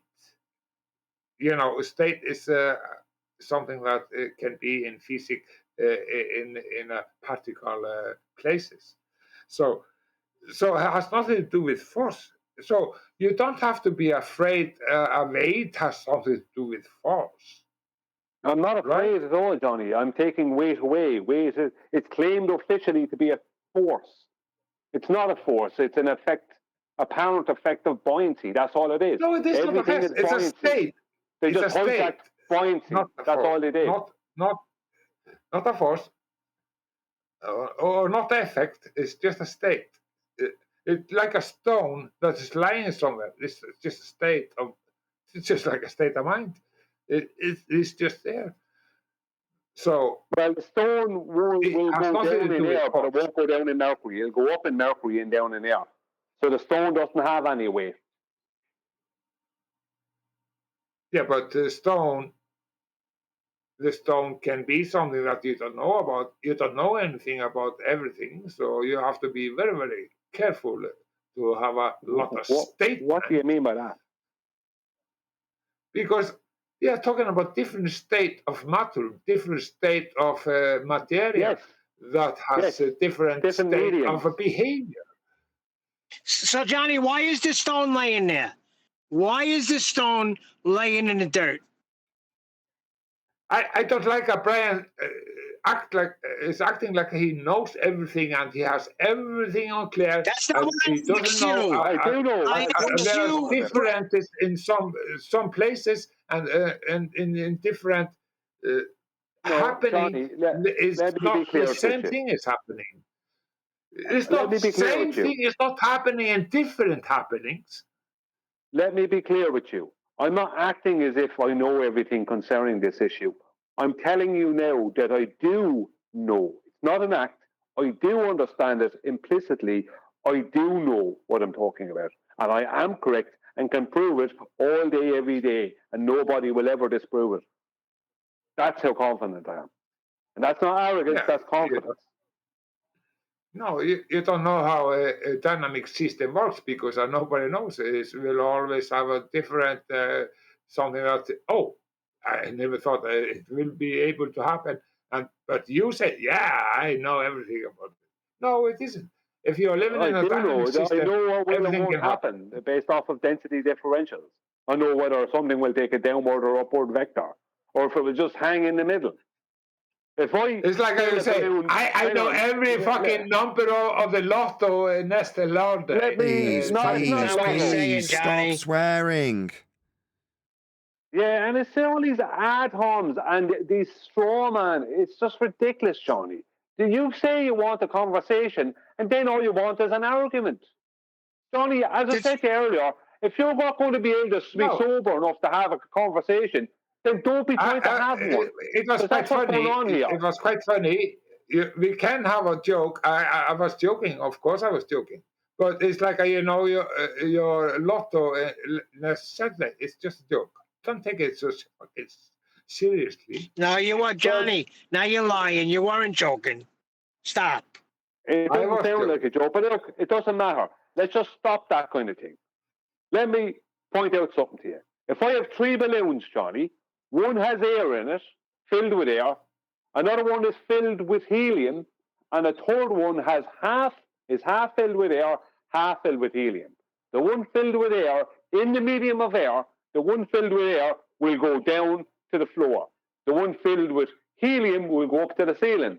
And the one half filled with both air and helium will sit in the middle of the room. That's how confident I am. And that's not arrogance, that's confidence. That's Let me be clear with you. I'm not acting as if I know everything concerning this issue. I'm telling you now that I do know. right? In the medium of air. Right? In the medium of air. Then you're just talking about balance. Everything is about balance. And the balance, balance of the life, balance on everything. You can say balance everything that you say. You have your behavior have to be in balance. Your drinking have to be in balance. This have to be in balance. And if you have a helium, an air in balance, yeah, it can be in the middle. Yes. I don't think he listens. Yeah, but what's the problem with it? But I don't know what his problem is. The problem is that I'm pointing out something to him which destroys weight. Because they will try and claim that the air-filled balloon has weight and the helium balloon has no weight, right? And the one that's, what about the one that's half helium and half air? Does that only have half weight? You know what I mean? It's a joke. Put all three into water and they'll all come up to the top of the water. None of them will have this named weight in water at all. Okay, then you don't know what stone is. Have you tried to lift up one fucking stone? Oh, sorry. Not fucking. I'm talking, have you tried to take a stone up? That is very solid, you know what I mean? Well, have I tried to push down a stone in mercury? Yeah, so if you're talking about something like gases that's trying to go in all directions and to have differences in the air, that is a lot of other phenomena we're talking about. If you're talking about something that is solid, like a stone, then you understand. Or an animal, or maybe. But the stone has an entropy, and it just take a longer time, and it's also it's following the same rules. It's just more time because it's more dense. It's more pressure and everything. Now he's off on talking about entropy again. It's like we can't have a conversation with Johnny because you don't know what he's going to say next time. Johnny, everything is medium dependent. It's where this object is, what medium it's in. Water, air, mercury, it's going to behave differently in the medium it's in. There's no weight involved. That's the end of the story. Yeah, the overall density of the ship. Well, you can have a ship that holds its exact overall density, and it sails from cold seas into warm seas. Everybody understand that. Suddenly you have less buoyancy in the warm seas. Why? Because the warm seas, if Johnny will allow me to speak, the warm seas are less dense. You know, or fresh water is less dense than salt water. Do you know what I mean? Things like that. I'm going out, and everybody understands that Johnny was right in the end, just like always. See, there you go. Johnny was right in the end, just like always. According to Johnny. Thank God he's leaving. Well, I mean, he was trying to give an explanation for why everything was falling down. And you were trying to explain to him that the idea that everything falls down is incorrect. And there was an impasse. Yeah, because I proved that everything wasn't going down. You know what I mean? It's like the impasse came when he didn't like what he was hearing.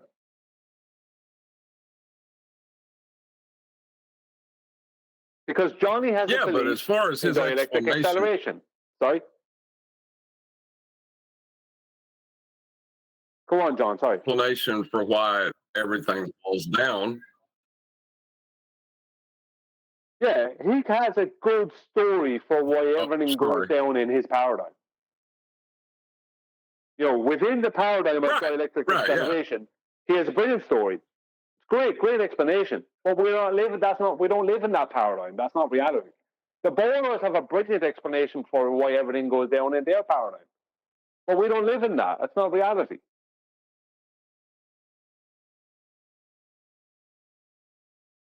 Right. And that seems to be where the impasse happens. They need something to be happening that's not.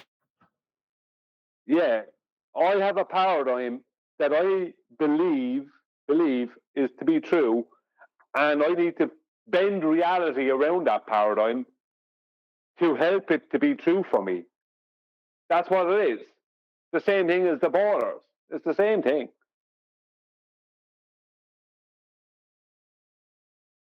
Yeah, he gets a lot of his stuff from Globebusters. I don't know. I think he gets a lot of it from. I think he listens to. See, Johnny understands a lot of the stuff he's talking about, as in. But like, I mean, Johnny understands a lot of different things in the topic. But when it comes to this thing, when dielectric acceleration and ether come into it, that clouds him, completely clouds him, because they're his beliefs. They're not what he knows. And that's the problem. Those things are purely a belief. Dielectric acceleration is a belief. Ether is a belief. Just hit it right in the head. Yes. You hit it right in the head. Exactly. Just like a force of gravity is a belief and general relativity is a belief. It's the same thing. Dielectric acceleration and ether is like two of them as a duo is mirrored on the ball side by a force of gravity and general relativity. It's an exact mirror. It's the same two beliefs, just described differently. You know what I mean?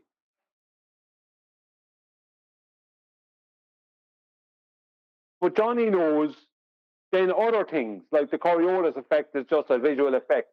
He knows that. So he doesn't have any belief about it causing weather systems or having anything to do with a rotating globe. He knows that it's a lot of nonsense. He knows that it's just a visual effect.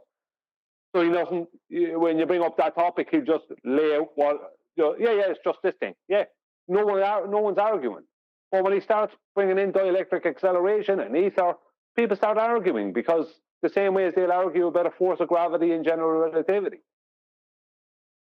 Yeah, he knows a lot about celestial navigation too. But like you say, when he starts talking about ether and stuff, that's when it becomes the argument. I thought he was just like trolling at first to get us excited or get us arguing. But I think he really does ascribe to this ether.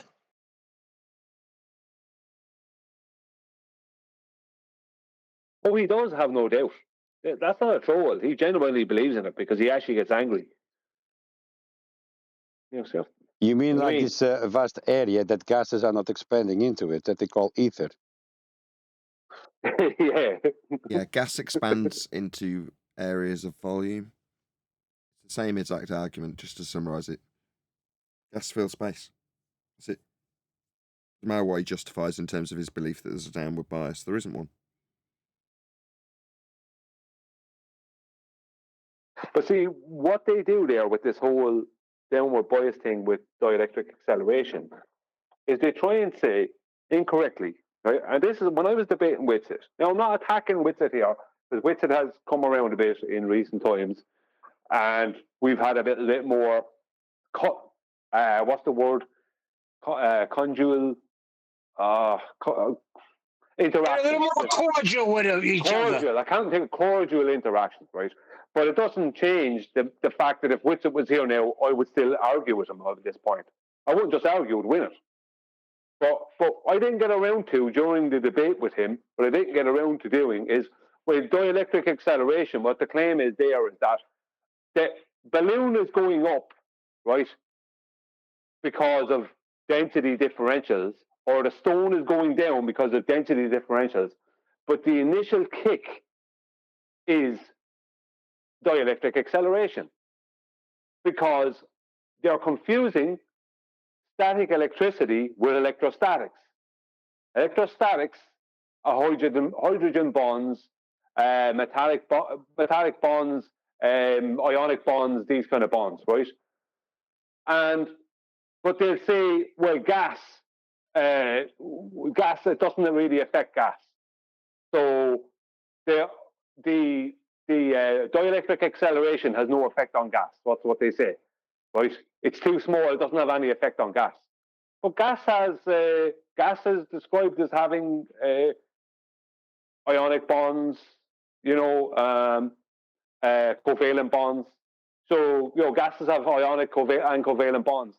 They don't have the hydrogen bonds because they've been broken. They don't have metallic bonds because there's no metallic gases. But they have covalent and ionic bonds. You know what I mean? So if you're claiming that it's... Go on. Sorry, is that Sasha? No, George. Are you saying that the second law of thermodynamics doesn't apply? Are you telling us that second law of thermodynamics doesn't apply? This is the thing, right? They're trying to claim that electrostatics, right, are the cause of something going down or going up, and up because all matter is electrostatic, right? That means that, you know what I mean, dielectric acceleration is affecting everything. It's like, no, because they claim that electrostatics don't, or that dielectric acceleration doesn't affect gases, right? But gases have covalent and ionic bonds. They're electrostatics. Yet they're going up, completely destroying their claim. Exactly. You know what I mean? Go on, Nathan. I was agreeing. It's the same exact argument, isn't it? Yeah, it's well, you can destroy the claim just with like as I said with Johnny, although I don't think he took it on board. Prove weight exists with exclusive of buoyancy. They can't. You know what I mean? But we're running into the nitty gritty of it. If you want to about electrostatics, then gases have electrostatics, ionic and covalent bonds. Yet they are going up. So where's your electrostatics? Where's your charge bringing them down? You know. They went eventually. Yep. Second law doesn't apply. Yeah, they've got to say the same line. Second law doesn't apply to the Earth because of incoherent dielectric acceleration. That is basically what they have to say, yeah.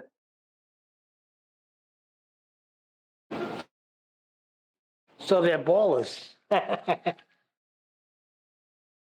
that's the thing, right? Look, let's be honest, right? Whitsitt is a really good debater. I've heard Whitsitt take apart ballers, but as soon as he gets to talking about dielectric acceleration or ether, his whole debate starts hitting the roadblocks. I mean, every time that he gets to that point, or hear any of them get to that point, that's when the debate hits a roadblock. Because you're going into things that are, they're not even challenging. They're a challenge to the heliocentric paradigm, only as in you're trying to build a different paradigm. But they're not as established as the heliocentric paradigm. Yet they're basically trying to explain or hijack the same things. You know what I mean? So the best you'll do there is a 50-50 loggerheads. But no one wins out of that. Well, You know they what I do mean? win. No. Don't kid yourself. What most people want when they get here is a replacement explanation, isn't it? That's true. So they're giving the people what they want. Yeah, but I'm talking about in a debate against a baller. If they're fighting for dielectric acceleration and the baller is fighting for force of gravity, or they're fighting for ether and the baller is fighting for general relativity, you're both just fighting for the claim of a paradigm. You know what I mean? You're both fighting for the same paradigm, just want to describe it different. Yeah. Yeah, it's where they actually have agreement. They just call it different things. Yeah, but the funny thing is, my point being is that when Whitsitt gets into a debate with a baller, when he gets into ether or dielectric acceleration, he doesn't win at that point. He could be winning all the way through, and he gets into that, and he's not winning. Even if he's not losing, he's not winning. Then he goes past that point, and he goes back to other things, and he starts winning again. I mean, no one's denying that Whitsitt is really good at debating. He is. You know what I mean? I've listened to him debate. He's able to he's really able to get underneath the baller's skin, because he's really good at basically, and I'm going to say it in a disrespectful way, but parroting out something he's read. Go, oh yeah, it's just blah blah blah blah blah blah blah blah blah blah blah, and he's after repeating them with 4 sentences, and they're trying to make sense of what he's after saying, and he's on to another paragraph of something else he's read. He's very good at doing that. Brian, not only did he read it, but he read it from a hardcover book, so that makes it even more powerful. Yeah, well, sometimes he says things, but Whitsitt is young enough. Let's be honest. So sometimes he says things like, "Come on, Whitsitt." That's a stupid thing to say. They end up agreeing most of the times, isn't it? With the oblate, spheroid, with the toroidal field, with a north magnetic and a south magnetic poles. I mean, it fits on the globe model like a glove. I mean, after all of this model is Einsteinian with ether and stuff. Well, see, that's the thing about it, you see. The thing about ether is there's more than one claim of what it is. There's all these different claims, and it's even part of general relativity. And although which would say that's not the ether I'm talking about, or that's do you know what I mean? The point is that this term is bandied about and used in all, and has been used, in all different things. And it was only something that was invented by Huygens. He invented this thing, ether. He just invented it. Christian Huygens, because he needed to describe a medium that the celestial bodies were moving through or whatever. He came up with ether. Yeah, so it's just an invention. You know what I heard the other day in a movie? Hold on, I was watching this movie, A Time Machine. It was the remake of it, so it was a newer version. And the guy that invents the time machine, his buddy says to him, I don't know why you keep sending that nut job money. And the guy says, listen, our brother Einstein, although he's just a patent man, he is a genius. I found that hysterical that they threw that in that movie, that he was just a patent designer. But he's got the potential to be a genius. Why would they throw that in the movie? If I was the head of the Scientology church, I might pay some money to have a line dropped in like that about my religion to reaffirm it. I see. They use the same reification fallacy, don't they? Here's my toroidal field with a north and south pole, yeah, and it's the same thing as the ballers do. Here's my sphere, my ball, yeah, it's the same thing to reify that into reality. Because they're creating a donut, yeah. It's a donut around the earth, kind of thing. Is that what you're saying, George? Yeah, pretty much. No matter how you want to see it, yeah, it's still a reification fallacy. That's not reality, though.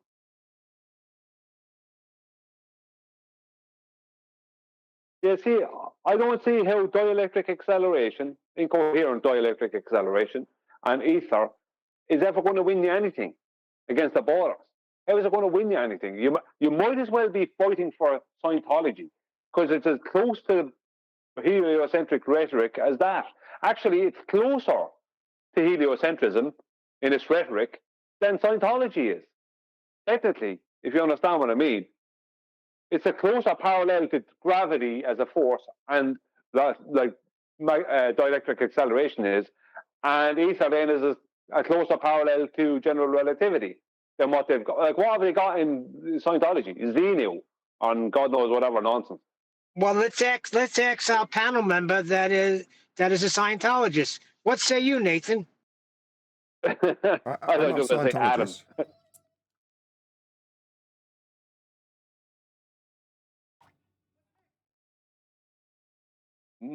That wasn't very fulfilling, Nathan. Well, what do you want me to say? I find an interest in it because it parallels with our subject. I didn't hear anything you say. I just heard a mumble. That was it. Oh, sorry. I said I just find it interesting because it parallels our subject.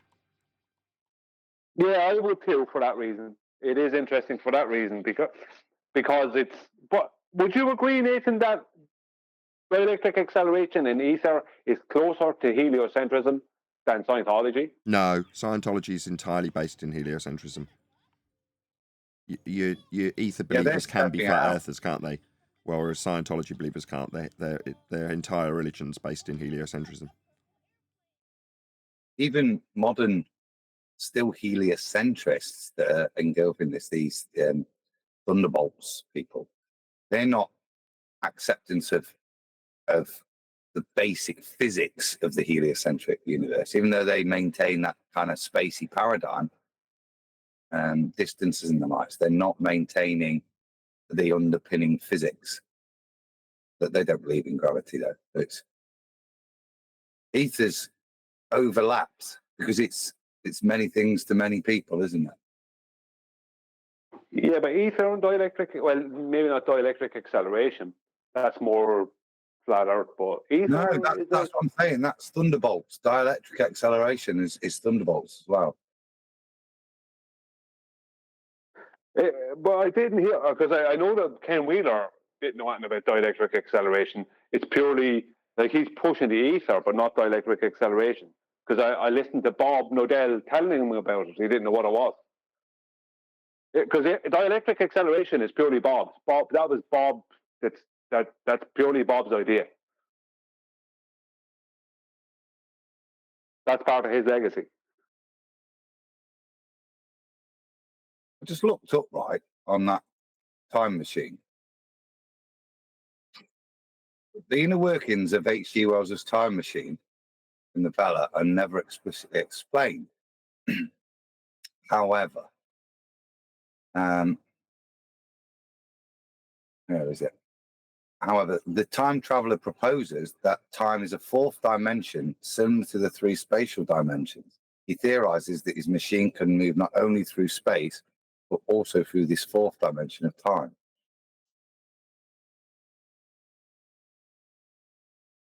How many years is that before? I'm just going to look at the date of it. Well, what year did that come out, the Time Machine, the original? That'll be 1800s, hasn't it? Really? That's what I'm just wondering. When's it coming out? Who's proposing this? Normally, it's people like Arthur C. Clarke that NASA then follow. Is it Einstein and following H.G. Wells? And maybe that's the point, that it's a nod to the initial person that theorized it. There we go. 1895. There you go. Get the heck out of here. Wait a second. You're telling me that's when that novel was written? It didn't take place in 1895? It's written in 1895 by H.G. Wells. First published in 1895. So that's pre-Einstein suggesting that time is a fourth dimension. Yeah, when did special relativity come out? 1905, and general relativity 1915.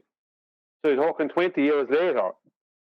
Well, I think so this all comes from the Time Machine? No, well, that's what I think that nod to in the film is pointing out that it's all right giving all the kudos to Einstein for the concept that time is a fourth dimension, but actually it was described 10 or 15 years earlier in a science fiction book by H.G. Wells.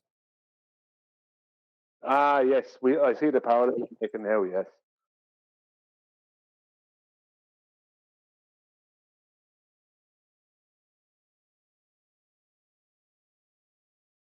Still a great freaking movie, though.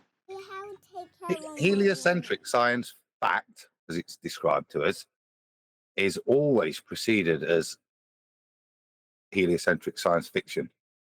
Always there. Whatever it is, you'll see it in the sci-fi books first. Then they'll develop formulas around it. Yeah, like orbits and satellites and stuff. That all started science fiction.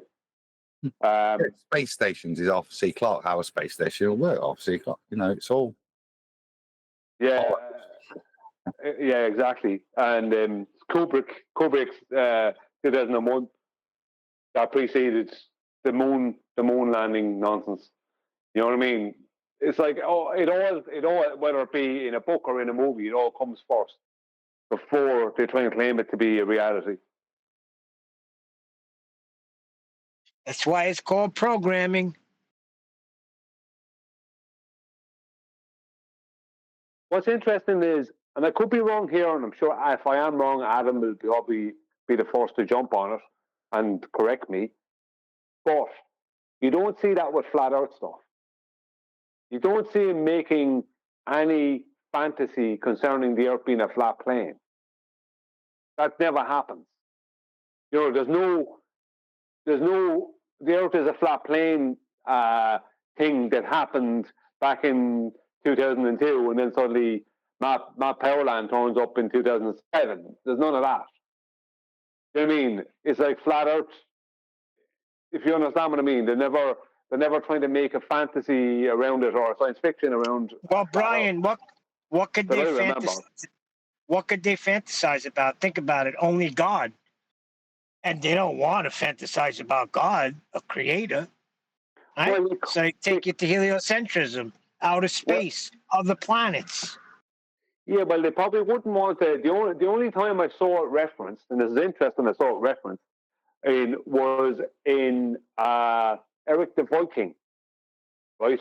But who was involved in the making of Eric the Viking was directly involved in it were Monty Python. Gillian, Terry, yeah, Gillian, and he also does it in Time Bandits. Yeah, it's all. But everything's got in that. But John Cleese and them they were flat earthers or are flat earthers from old times. They like what's his name? John Lennon is claimed to have been a flat earther. There's people. See, this is the thing about it. We don't know how many people were flat earthers years ago. You know what I mean? There still are, I'm sure. But the point being is that we don't know how many of them were. But I remember some years ago coming across information and quotes from John Cleese and people about the Earth being a flat plane. Like they were way ahead of so many people. Like, I mean, did you say John Lennon? John Lennon as well. John Lennon, yeah, John Lennon. Well, here you got a point because he had issues with George Harrison's "While My Guitar Gently Weeps," and that's when George Harrison brought Eric Clapton in to back him up on that song.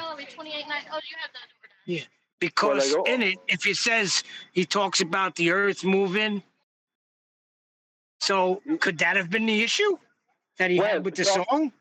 John Lennon, as far as I know, John Lennon was a pure flat earther. Right, and George Harrison had that song, "While My Guitar Gently Weeps," which references the Earth spinning. So I wonder if that was the contention. Maybe so. It's hard to tell, isn't it? But, the media doesn't come out and state this. They don't state that these people who were being revered, like Monty Python, members of Monty Python, probably all of them, and John Lennon and people like that, are flat earthers. They don't state that. Now, I don't know if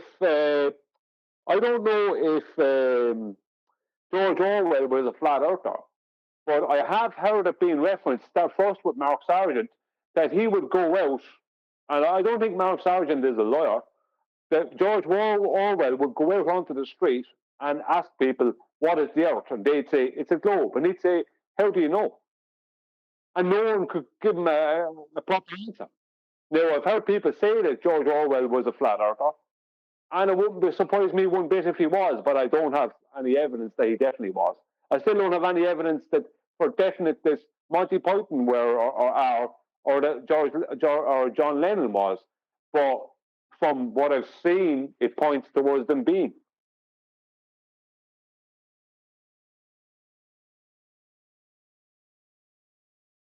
What's his name? What's the guy's name with the monocle?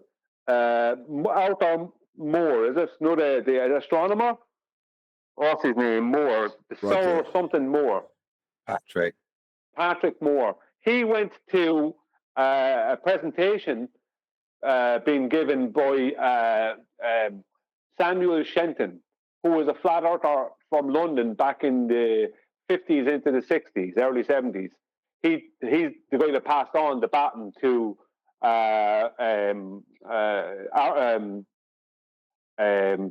what's his name? C. Johnson, the man Johnson from Texas. Anyway, Samuel Shenton would give presentations in London, and Patrick Moore went to one of his presentations, and he said, he found it like brilliant. He's like, I can't really disprove what he's saying. And so did George Bernard Shaw. He turned up there and found it exhilarating. Do you know what I mean? It's like we don't know what really these people in history and these people who are within fame. We don't know what they're. I'm not talking about like the Will Smiths and people. I'm talking about people who would hold intellectual weight, if you know what I mean. We don't know because it's not publicized about whether they're flat earthers or not. You know, we don't know that. But Patrick Moore says, I said something, I can't remember his exact quote, but it was something along the lines of, I don't know how to disprove what he's saying. And George Bernard Shaw had something similar to say. And there was someone else as well that turned up at one of these meetings. Do you know what I mean? Because he's just pointing out stuff that, he's pointed out things that made no sense. And they couldn't disagree with him.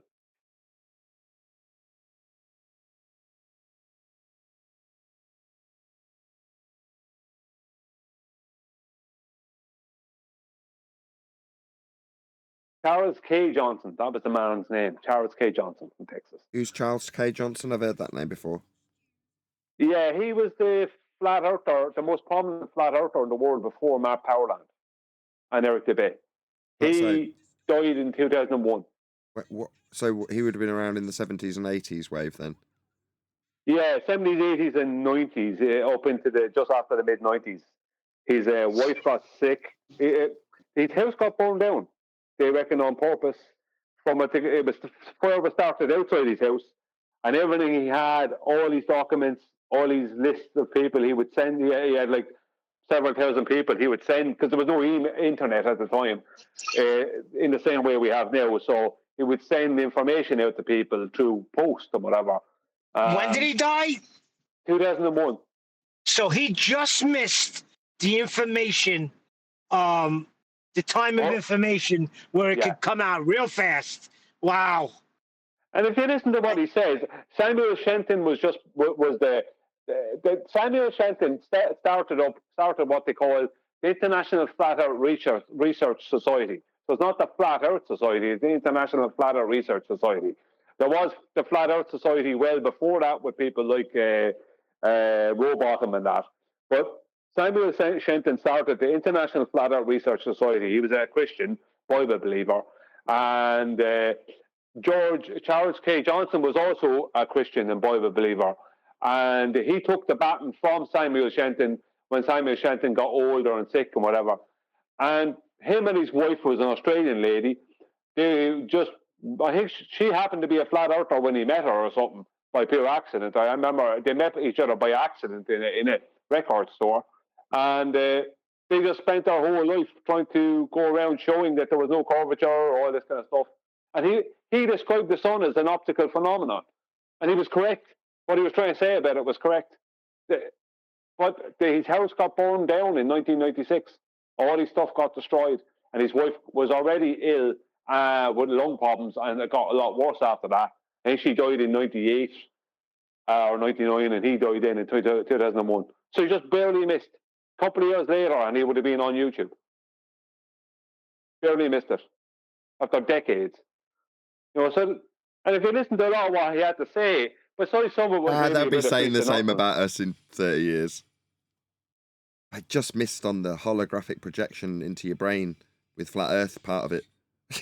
Just missed it. I can't really say you're wrong, because I can't see the future. It's just around the corner. It's going to go from 0 to 100% in no time at all.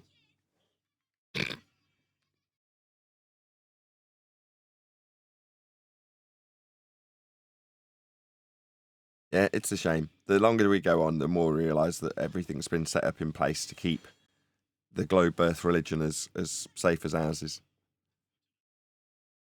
I don't know if it's been kept that way now, Nathan, though. I don't think so. I don't think it's been kept the safest houses anymore, because more and more, I mean, there's too many young people who are flat earthers now.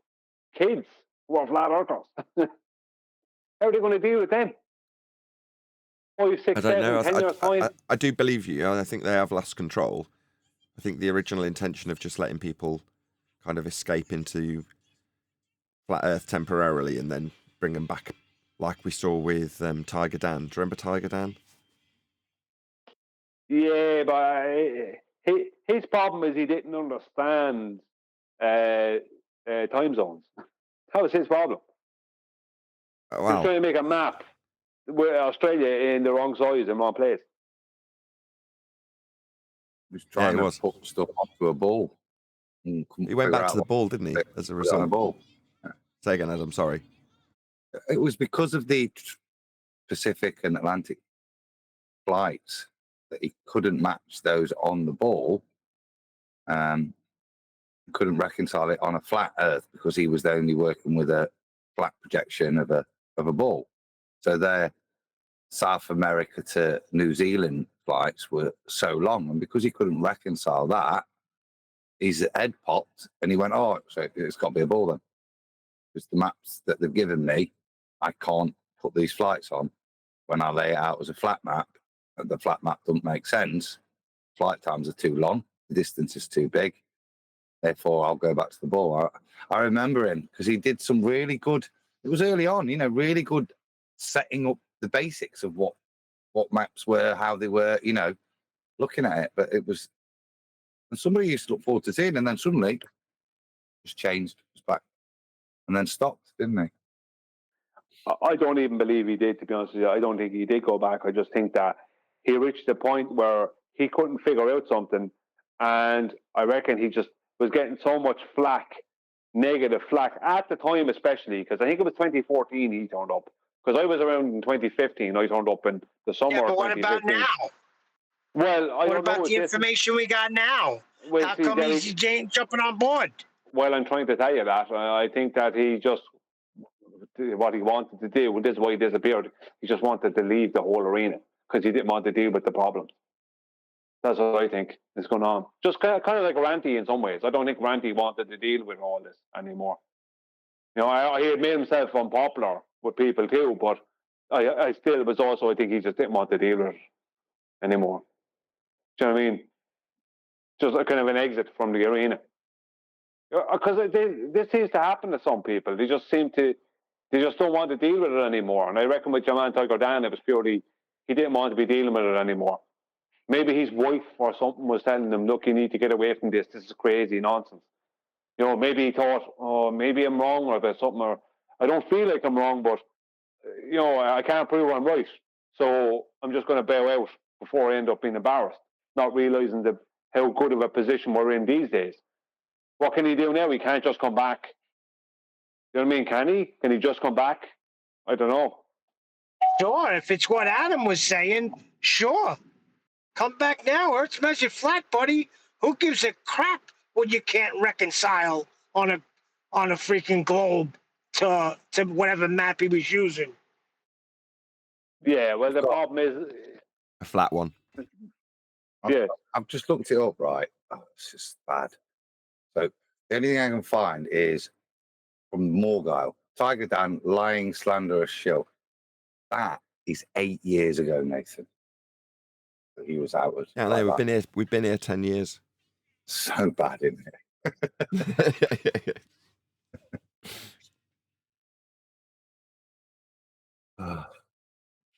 It's nearly as long as Mr. Johnson. What's his name?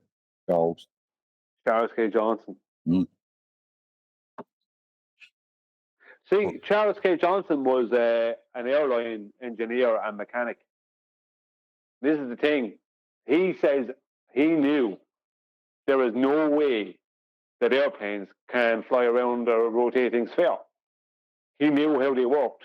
He was very sought after by Boeing, Lockheed Martin, all these people. He was very, very good at his job, to the point where people who were companies who were serious companies were in competition for the guy to be working for him.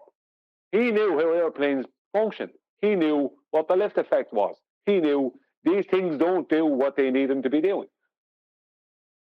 You know what I mean? So when people come at me with things like, if this flight path to this thing and this flight, I don't care about flight routes, because I know that they're not doing what they're saying they're doing in the same way they're saying they're doing it. For instance, if you go look at Eddie Banjo, Flat Earth Banjo's channel, he's always pointing out stuff. And in fairness, Jaron and them are too about these flight routes. How the flight from Sydney to Buenos Aires is like way shorter than the flight from Buenos Aires to Sydney. This kind of thing. And as well as that, a lot of these flights, they're not telling you they're stopping for fuel and stuff. Or they're not even non-stop like they're claiming to be. There's even Ruif admitted that there was a layover in the Sydney-Santiago flight, and they'd stop for fuel. Even he admitted that to me himself. So, like, the thing is, all this stuff, even though we will find out over time how these flights take place, and a lot of them, they don't take place, as in, are often cancelled. And the reason I heard on, I think it was Eddie Banjo said it, that the reason is that sometimes they can't get the winds they need to get the speed up that they need to get from A to B in the time they need for it to happen. But all that doesn't matter, because the lift effect makes it impossible for the plane to be doing what they're saying it's doing. It's impossible. It can't. The plane can only fly horizontally. And to do that, it needs to have the chord line of the wings and its nose slightly above horizontal. You know what I mean? It doesn't do what they need it to do. Adam, you know the maths. The planes don't do that. If the plane did what the maths show, then the plane would fall out of the sky, because it's only going to be a short amount of time before the plane doesn't have any lift, because it can't have an above horizontal pitch. It has to have an accumulated below horizontal pitch from second to second. Over an hour, that's about 550 miles an hour. It's going to be like 7.24 degrees below horizontal pitch in an hour. It's not going to make it to that hour. Within 20 minutes, half an hour, even less, that plane is going to career into the ground, even if it is a globe. It just won't have any lift. It can't do it. It doesn't work. For it to fly, they need lift, and they need to fly horizontally. They can't. The only way to fly is, because they have to have an above horizontal pitch, they then have to fly in a straight line, even with the slight above horizontal pitch, which it does. So how can you fly in a straight line and keep an above horizontal pitch and fly around the globe? Can't be done. That's the point. So who cares about flight routes when the actual workings of the plane prove, and the workings of flight, the dynamics of flight prove it can only fly one way, and not in the way they need it to for a globe. Are you saying, Brian, that airplanes don't fly backwards? I think he's saying if mine and Brian's presentations had been out 8 years ago, Tiger Dan wouldn't have turned. Yeah, he wouldn't have been able to. Adam's presentation, I'm going to share it again. I know Adam is here, but I was going to mention it a minute ago, but I thought Adam might say something, but I'll say it. Adam showed with an accelerometer that the vectors don't change. They're not all divergent from a center point. The vectors, only when it's going taken off to get to cruising altitude and when it's landing. All through that flight from A to B, excluding landing and taking off, all the vectors were parallel, straight down parallel. That can't happen on a globe. They have to be divergent from each other and all meeting at a center point. So you're saying no drop? No divergence. No divergence in the downward vector. Because if they fly level at 30,000 feet, right? Or 40,000, whatever they are, and then they go 200 miles still at 30,000 feet, shouldn't it be doing something other than maintaining 30,000 feet if they were on a globe? To maintain, you know what I'm saying? To maintain 30,000 feet on a globe, to maintain that on a globe, they would have to fly with a below horizontal pitch. But then they won't be able to maintain the 30,000 feet because they won't have lift. All right, they're flying over a flat plane.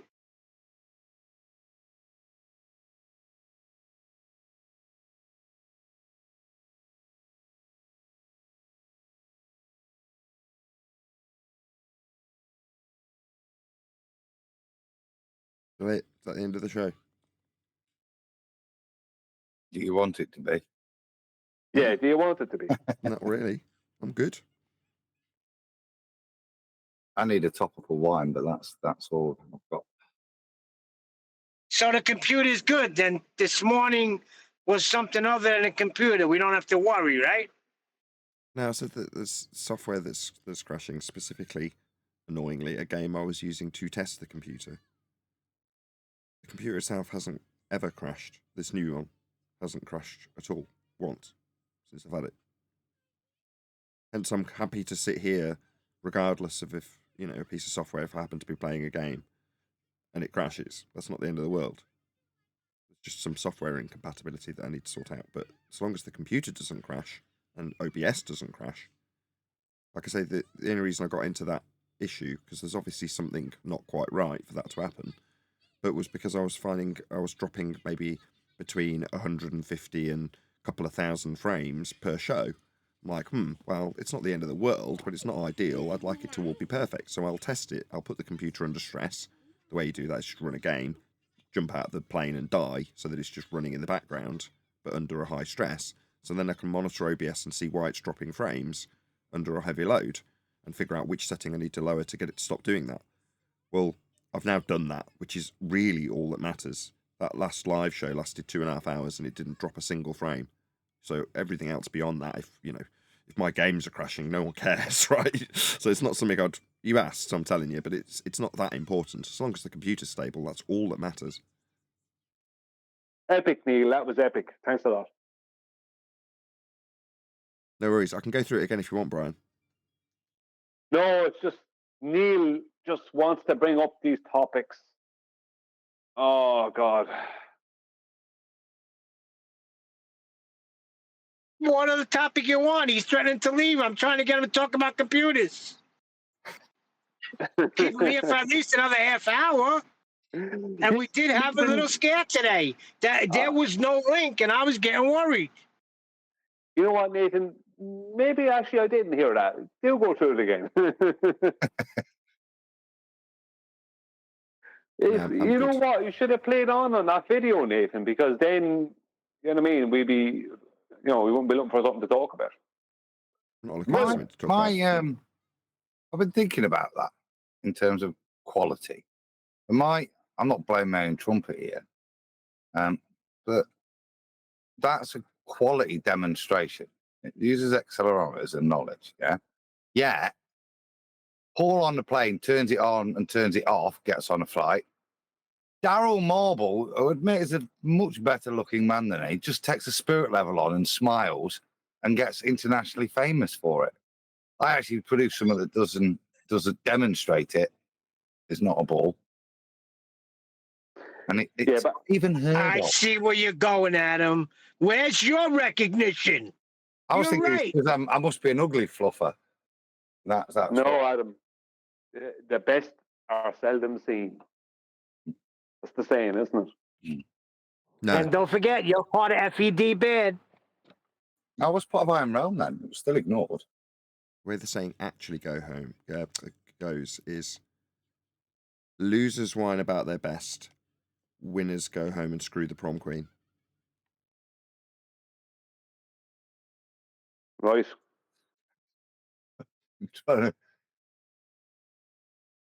Hey, Brian, I can fill you guys in on a little something that went down the other night when some baller came in. Who was it? Just me, you, and who else was in there? Nathan. What are you talking about? When I came in, Bilu? Bilu. Oh, you mean after I'd finished? And that was when I was first testing the computer. So it wasn't actually... It wasn't recorded. Me swearing at him repeatedly.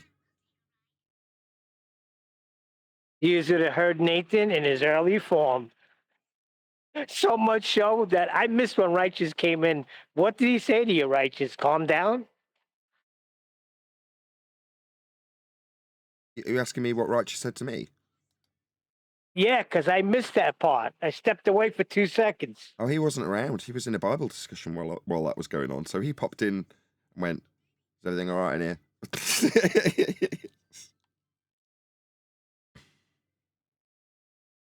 I think he did say calm down or something. Oh, so technically he really didn't hear the things you were saying to that guy, but it was well deserved. Yeah, I won't do that again because there's a remote possibility that someone will record me doing that.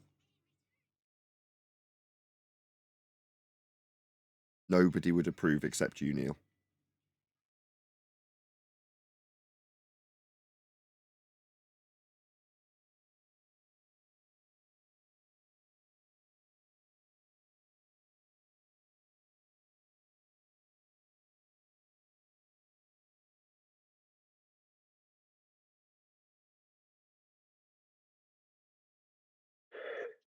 So I missed a load this afternoon. I'm like, I had a couple of bits and I bought it in. Only when I had a point of objective or confirmation, but I missed because it was my wedding anniversary at the weekend, so I was away. And literally, I've come out after the meal, nipped outside for a quick smoke, and seen that Tony's on. So I've super chatted to say, "Oh, welcome back, Tony." But I've not had a chance to watch it all yet, or any of it other than what you've played. It sounds all right. It sounds like Tony's very patient. I mean, this guy's a terrible misrepresenter, isn't he? But sounds like he's taking him to the cleaners. He did. Yeah. Teasing him gently. In his very sleeping warrior way. Yeah.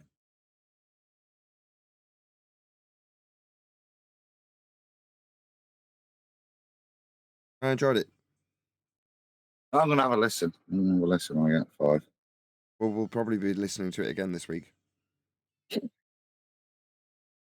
Yeah, there's a lot more in it to be listening to.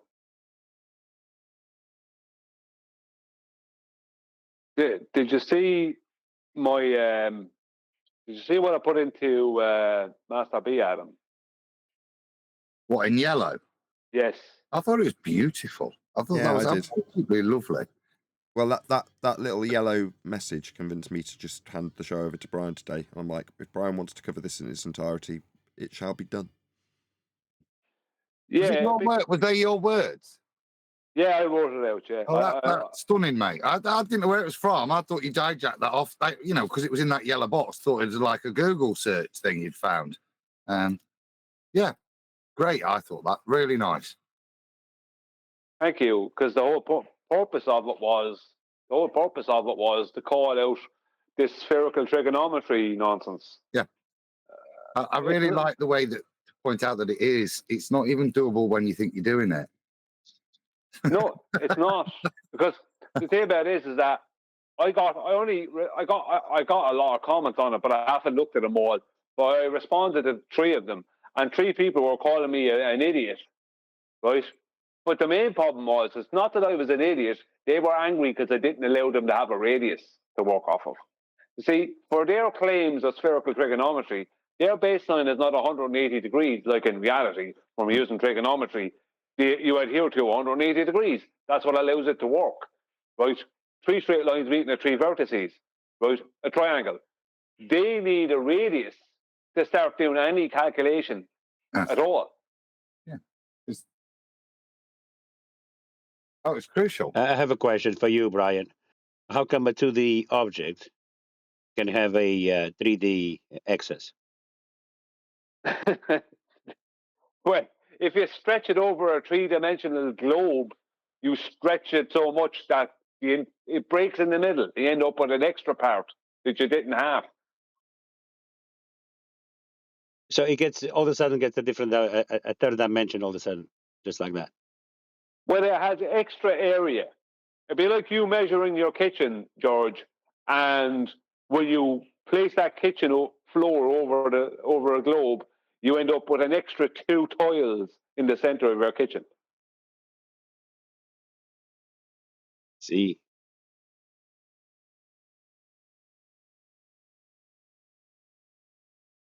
If your kitchen floor, right, was really flat and you had to have 50 tiles, but then we built in a rate of curvature in the surface of the floor.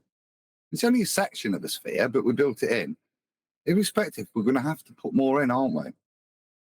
Yeah. We might need 52 tiles if we've got a surface that's got a rate of curve. The smaller the R value, i.e. the more extravagant the curve, and that's going to vary it. And that's what Brian's saying. You're not going to give him the R because it's a definer for you to be able to do this translation between the angle that you're still taking off a flat curved surface in your mind. So you're cheating there already.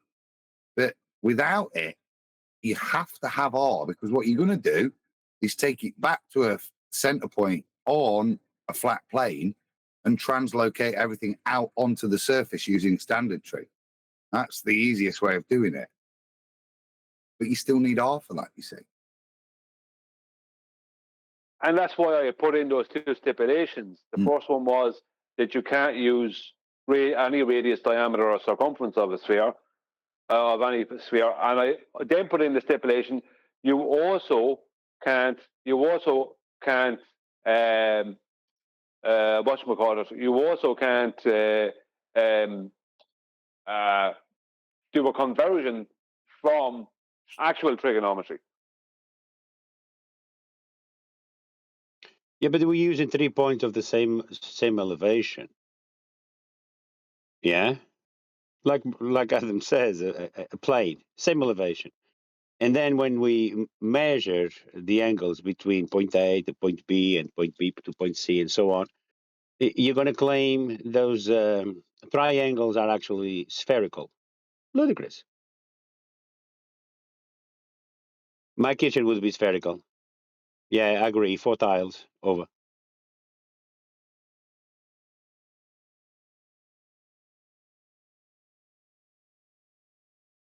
I'll read it out, shall I? Put it on screen. But if spherical trigonometry is actually a thing that's usable in the real world, then please answer the following question.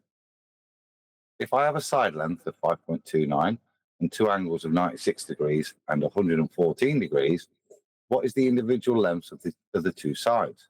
And what is the third angle? Please perform this without the use of a radius, diameter, or circumference of a sphere, as they are not necessary to find the lengths of the missing sides and missing angles in the real world. Great point, that. You are also not allowed to use real trigonometry as a conversion process. You must purely use claimed spherical triangles. So dirty, that is fine. Please leave your answers and calculation stroke processes in the comments section of this video. Thank you.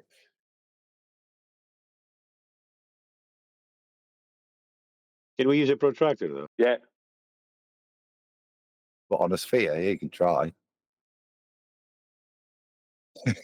How are we going to measure the angle then? Gonna have to go to hell. Well, the only way you can measure those triangles in a sphere is you must shadow those curved lines with straight lines, and then get the angle via that. So you can get the angle with two straight lines shadowing the curved lines at the vertex. You could do that, but I don't know how exactly precise it would be, but you could do it. But the point is that with the first two angles I took, I already went to more than 180 degrees. So this is the thing. They don't have any baseline for finding that third angle. Even if you give them a radius, would they be able to actually find that third angle and side length?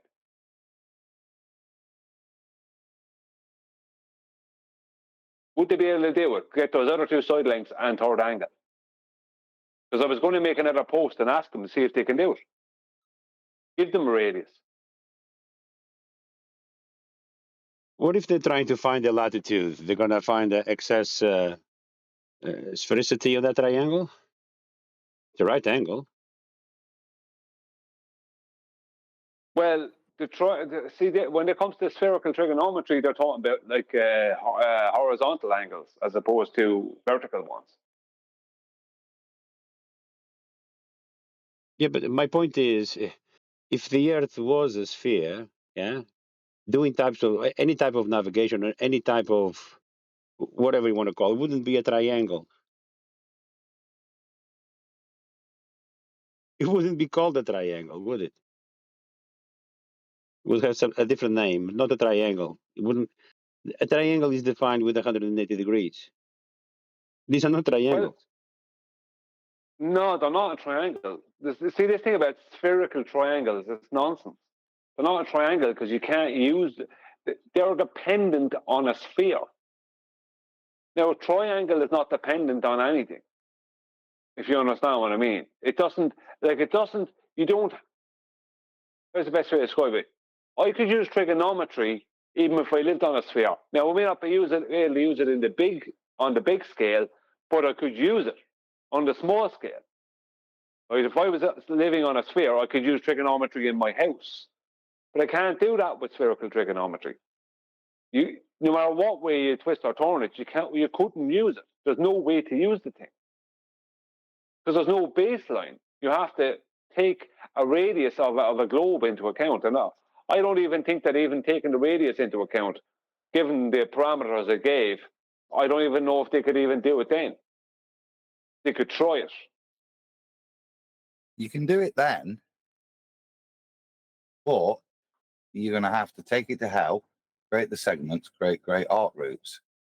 And then is it then, do you know what I mean? You can do it on the surface, but you've still got to have a flat plane to do it, because you see, the primary assumption is the angle you've taken from the real world is an angle. You can't take it as an angle and then treat it as not an angle when you try to strap it on a ball. There's a paradoxical point here, that the initial angle you take is an angle. It's not taken from a curved baseline, it's an angle. You're recognizing that's not a tangent.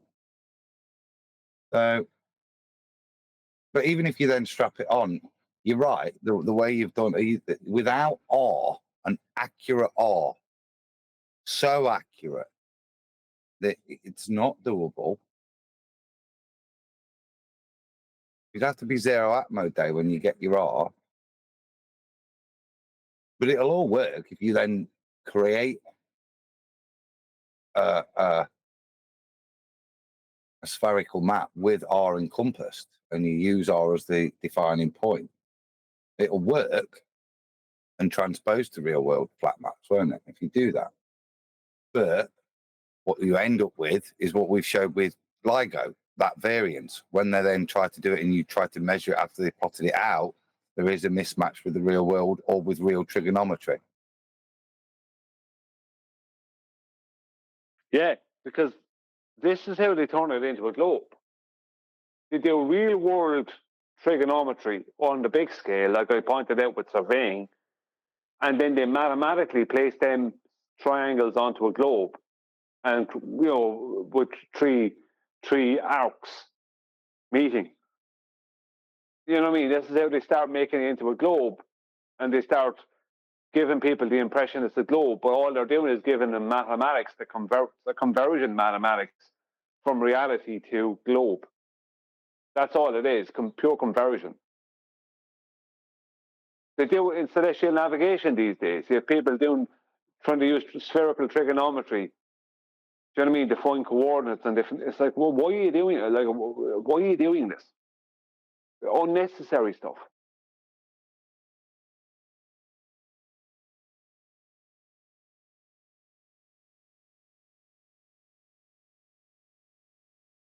What response you had? Oh, no. Yeah. If you go to my channel on YouTube, I don't know if you know if you're connected to it, but if you go to my channel on YouTube and go to the community section, you'll see all the comments. Now, I've only responded to 3 of them. I only saw 3, but I'm sure there's more there. So I've seen a lot of notifications, so I'm sure I got replies to what I responded to, and I'm sure I got other comments.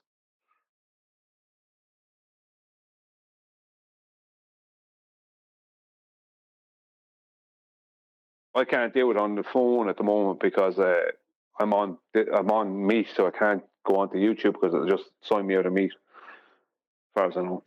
I like the first one. He's not read the question properly.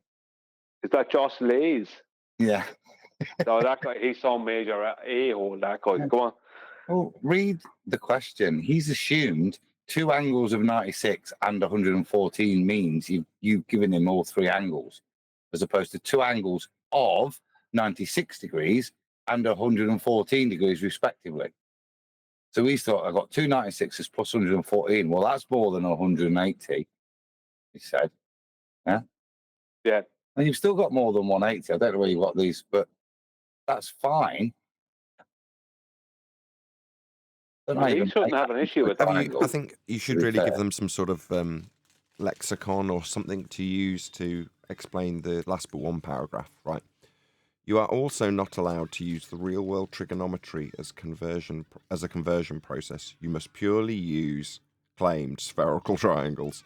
So, given that that's the case, have you got like something in the lexicon that describes curve angles? Oh, there it is.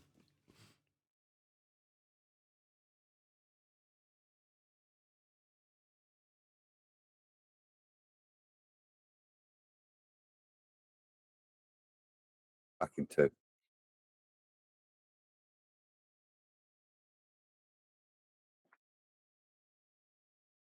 Yeah, it's like I've only read the first three comments, and as I said, I'm sure there's more there since then. And they were just based around how I'm an idiot and I wouldn't understand anything. And all it was just sour grapes because I said you can't use your radius and you can't use the conversion. You know what I mean? They need the radius to do the conversion anyway. But the point is that when they're not allowing them to use the radius, they don't have any. That takes away spherical trigonometry because it's a purely begging the question. It's purely a pure begging the question nonsense is all it is. Once you're not allowing them to use the radius, they can't show it in the real world. Do you know what I mean? They can't show it anyway, but they can't even show it mathematically without the radius. So where do they go from there? Nowhere. That's where they go. Because I think this stuff needs to be called out a lot more because they're getting away with it with years and years. You know, trying to impress people by making three curved lines meeting at three vertices on a sphere and trying to claim that that's some kind of proof of a globe. It's absolutely not.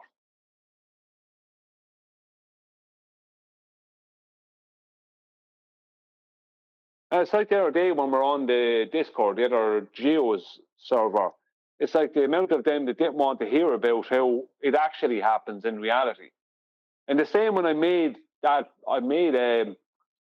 thing about spherical triangles recently, about spherical excess, obviously involving their claimed spherical triangles. And I pointed out that they don't go and measure one individual angle at point A, then a second individual angle at point B, and a third one at point C, and then come up with more than 180 degrees. They don't do that. That's not a triangle. That's three separate angles that you're trying to add together. It could add up to anything. Depends on what you want it to, especially if you add in a curve that wasn't there, that you didn't measure. You know what I mean? They don't do that. They go out and they have a known distance between, let's say, one known distance and two known angles, or two known side lengths and one known angle. Then they can get the third angle and, you know what I mean, or the other two angles and the other side length or whatever from that. That's how they do it. And they can't do that without the use of 180 degrees. It's impossible. They can't do that in reality. In reality, they must use trigonometry because they're going to use a series of triangles that are all connected to each other. I can't remember what they call that now in surveying, but it's one triangle connected to another. So you end up with a big series of triangles covering a whole mountain range or area, you know what I mean, of a state or something. But the poorers didn't want to hear that. They were, you'll be surprised, there wasn't one of them that realised, there wasn't one, not one of them realised that the surveyors don't go out and just measure three individual angles and then just add them together. They all thought that's what they did. And the proof was, when we're on Geo server the other day, was when the guy started describing that exact thing. It's like, no, they don't do that. You know what I mean? But nobody does that. I'm sorry, it doesn't happen. You know, they don't want to deal with that. They don't want to deal with the fact that surveyors, geodetic surveyors, measure triangles, real triangles. And then mathematically, if they want, they can place them on a globe. But they don't. Generally, they don't do any of that. Most geodetic surveyors just do what they need to do, and they make topographic maps. The coordinates might be the coordinates, what happens often with the coordinates is they use local XYZ, which is, so they're using what they call local vertical and local horizontal. Why they call it that is because that's going to be converted. GPS to do the same, but GPS, those coordinates are going to be converted to universal transverse Mercator XYZ, which will be latitude and longitude on a globe. You know what I mean? But still XYZ. But this is after they actually use everyday XYZ with what they call local vertical and local horizontal. as if there's any such thing. There isn't. There's just they're not local. They're just horizontal and vertical. But then they move the coordinates. So they change. They say, oh well, this must be this coordinate on the universal transverse Mercator, the WGS, and then it's converted to the WGS84. Because they're using latitude and longitude on a globe. It's complete nonsense. And the fact that anyone tries to claim they're using spherical triangles within celestial navigation, what a contradiction, or what a conundrum when they're using what's that timekeeping piece they have? I can't remember the name of it now. Where it keeps to Greenwich Mean Time. Chronometer. Sorry? Chronometer. Couldn't remember the name. Chronometer. And the chronometer is letting them know there's only two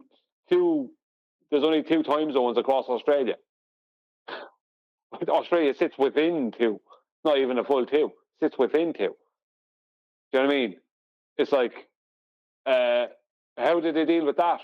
How can they use spherical trigonometry and have two time zones across Australia? They can't.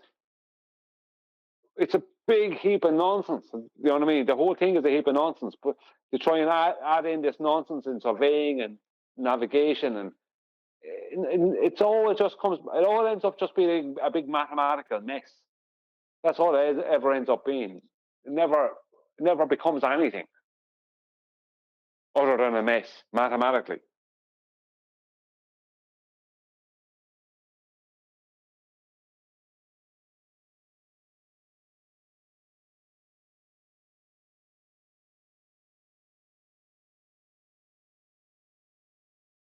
Is Adam back? I'm back. Yeah, is there any other comments there worth looking at? I haven't. Not really. They do have a point, though. I've just realised. You need to just trim off one of your triangles. Got too many degrees even for a standard triangle. Just make it 14 instead of 114, and then you're good to go. Why would they do that? Because then you can't have a Euclidean triangle otherwise. You can't have a triangle in the real world with the angles you've described. Yeah, but that's their problem. They're the ones who are claiming to use triangles with more than 180. Oh, no, okay, that's fine then. Yeah, they can have it on a ball. Yeah, I'm not. That's I intentionally gave him. That's fine then, and that's the other point that seemed to be being made. Other than you maybe giving them a bit more detail, because somebody's saying, "Well, I need to know which side it is." No, you don't, mate. You can't do it, even if I tell you which side it is. You know what I mean? It doesn't matter. The left side. Yeah, the left one. Yeah. That's all I'm going to give him. Yeah. I gave him, Adam. I've given them more than they deserved. Yeah. Because you can give me an angle and a side length, and I can figure out, like using real trigonometry, I can figure out the rest. But one angle and a side length, I can figure out the rest.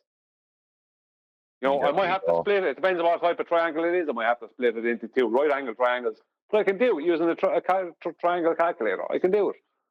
But I gave them two angles and a side length. Whereas real trigonometry, all you need is one angle and a side length. And it doesn't matter if it's an equilateral, an isosceles, or a scalene triangle. You can still figure it out. As I said, you'll have to break them into two right-angle triangles. But it doesn't matter. You can still do it with just that limited information. But I gave them two angles and a side length. So I've really been generous with them. And they're still complaining. You know what I mean? It's like I'm giving you more than you would even give to me. But that's why I gave them, I intentionally gave them two angles, because I didn't want them come up. See, the reason I gave them those two big angles is I didn't want them coming back with something that's 180.2 minutes. Do you know what I mean? Something stupid like that. I didn't want to give them something that was two angles that was going to add up to less than 180 degrees, because they're going to then make a third angle that will have like a couple of seconds or a minute extra. No, it's a proper ball question, man. It's not applicable to a flat earth. It's only applicable to a ball. It's fine. Yeah, sure, they're supposed to be doing it on a ball. You know what I mean? That's the whole point of it. It's like, You're supposed to be doing this. You're not supposed to be complaining, ballers. This is supposed to be your spherical trigonometry. You're supposed to be, sorting this out. Then I'll retract my criticism. Yeah, see, they'll throw in problems in comments sections, in comments underneath videos that I make that aren't a problem at all. They're purely a misunderstanding or a red herring that they have, or a total red herring because they don't want to address it, whatever the thing is. I don't care if there's 96 degrees and 114 degrees in their spherical triangle. They have to come up with the third. This is the thing. What is the third angle going to be then? It can't, it can't be 100. It has to be more than 180 because they're always more than 180. Because when the real triangles are measured in reality and they place them mathematically onto a convex surface of a sphere, they automatically expand, giving them spherical excess in the center and giving them more than 180 degrees. Going on for 9 years, Adam, with this spherical triangle nonsense. There you go. There's your little challenge. I might make it a €9 million challenge. Because, do you know what I mean? Just like with them with their nonsense about McToon's challenge.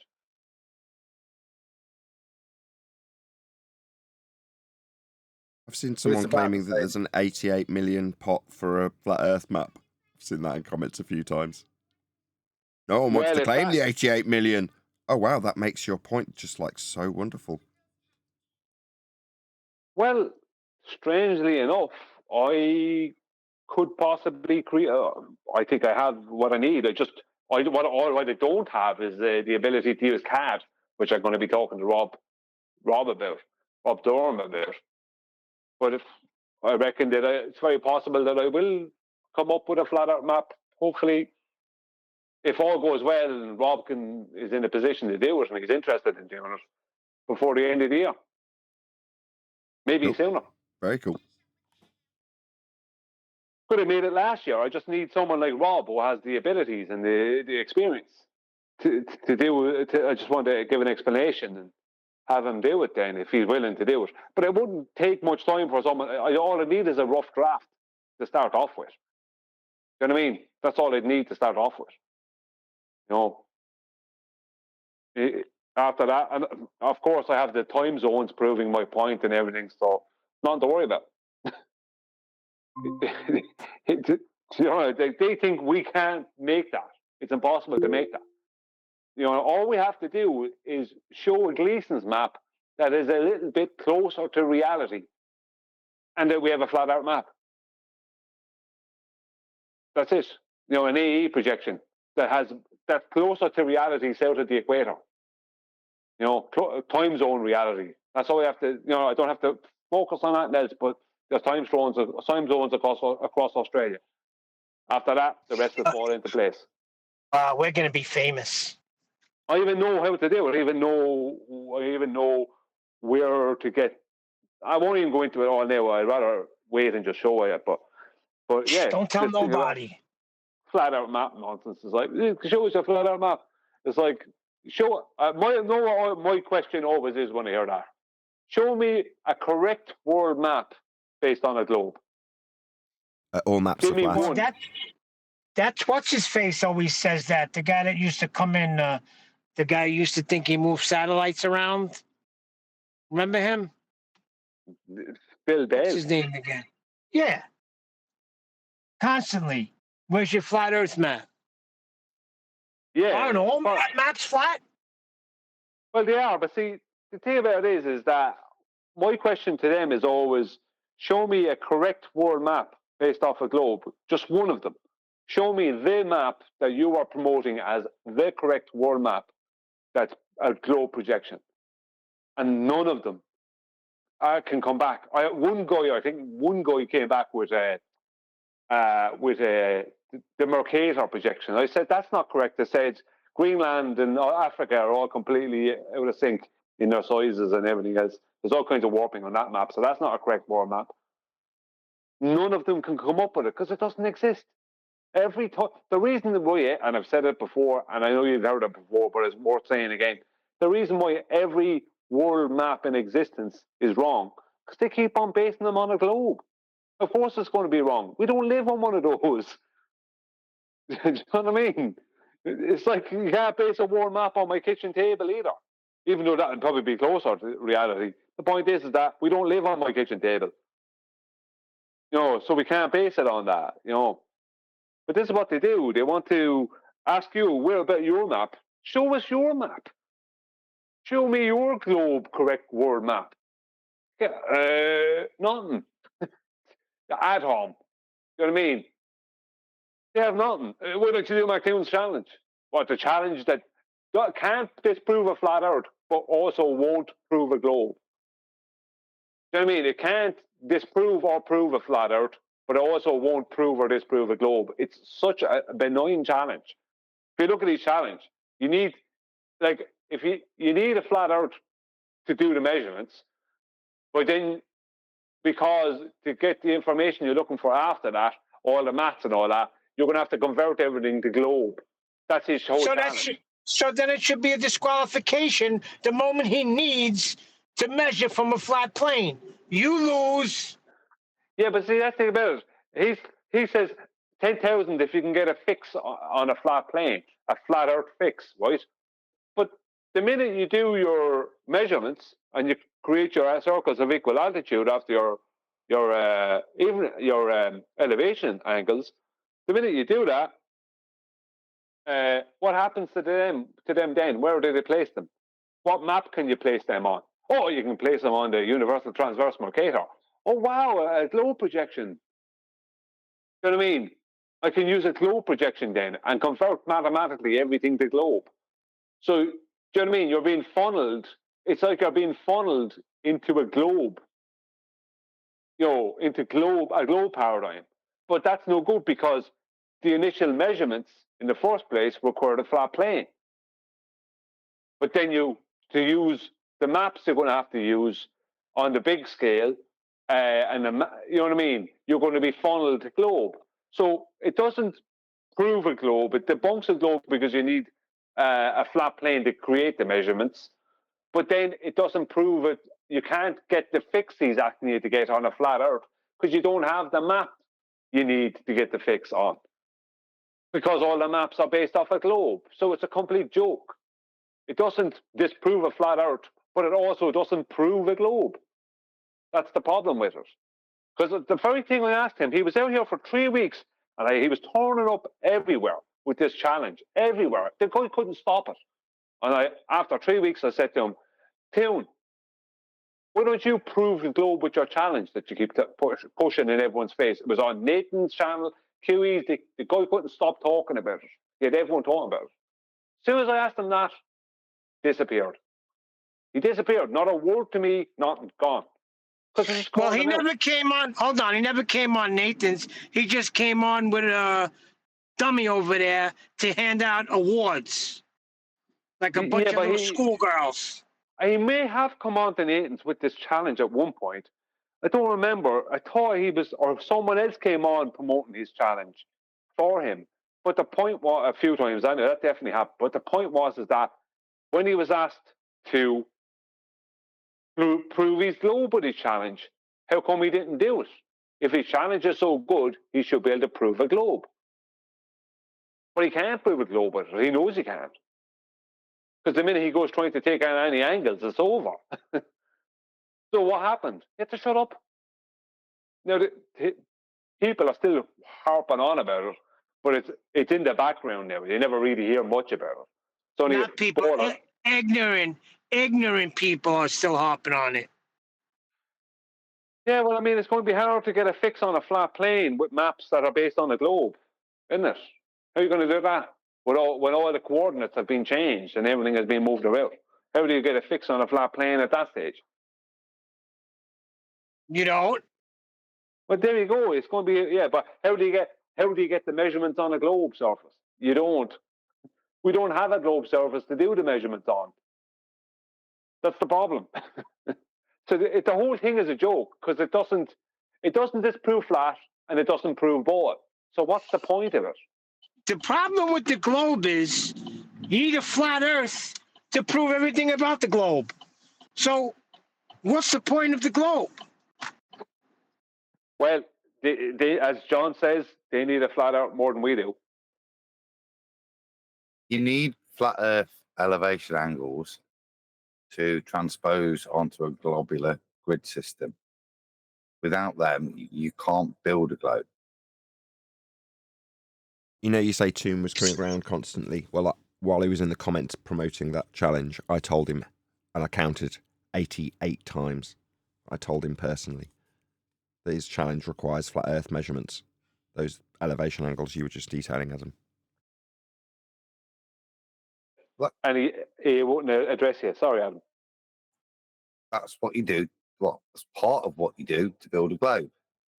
Now, it's more complicated than that, as Brian's outlined. We've got magnetic declination to keep you going in different ways, to reorientate you based on that, yeah?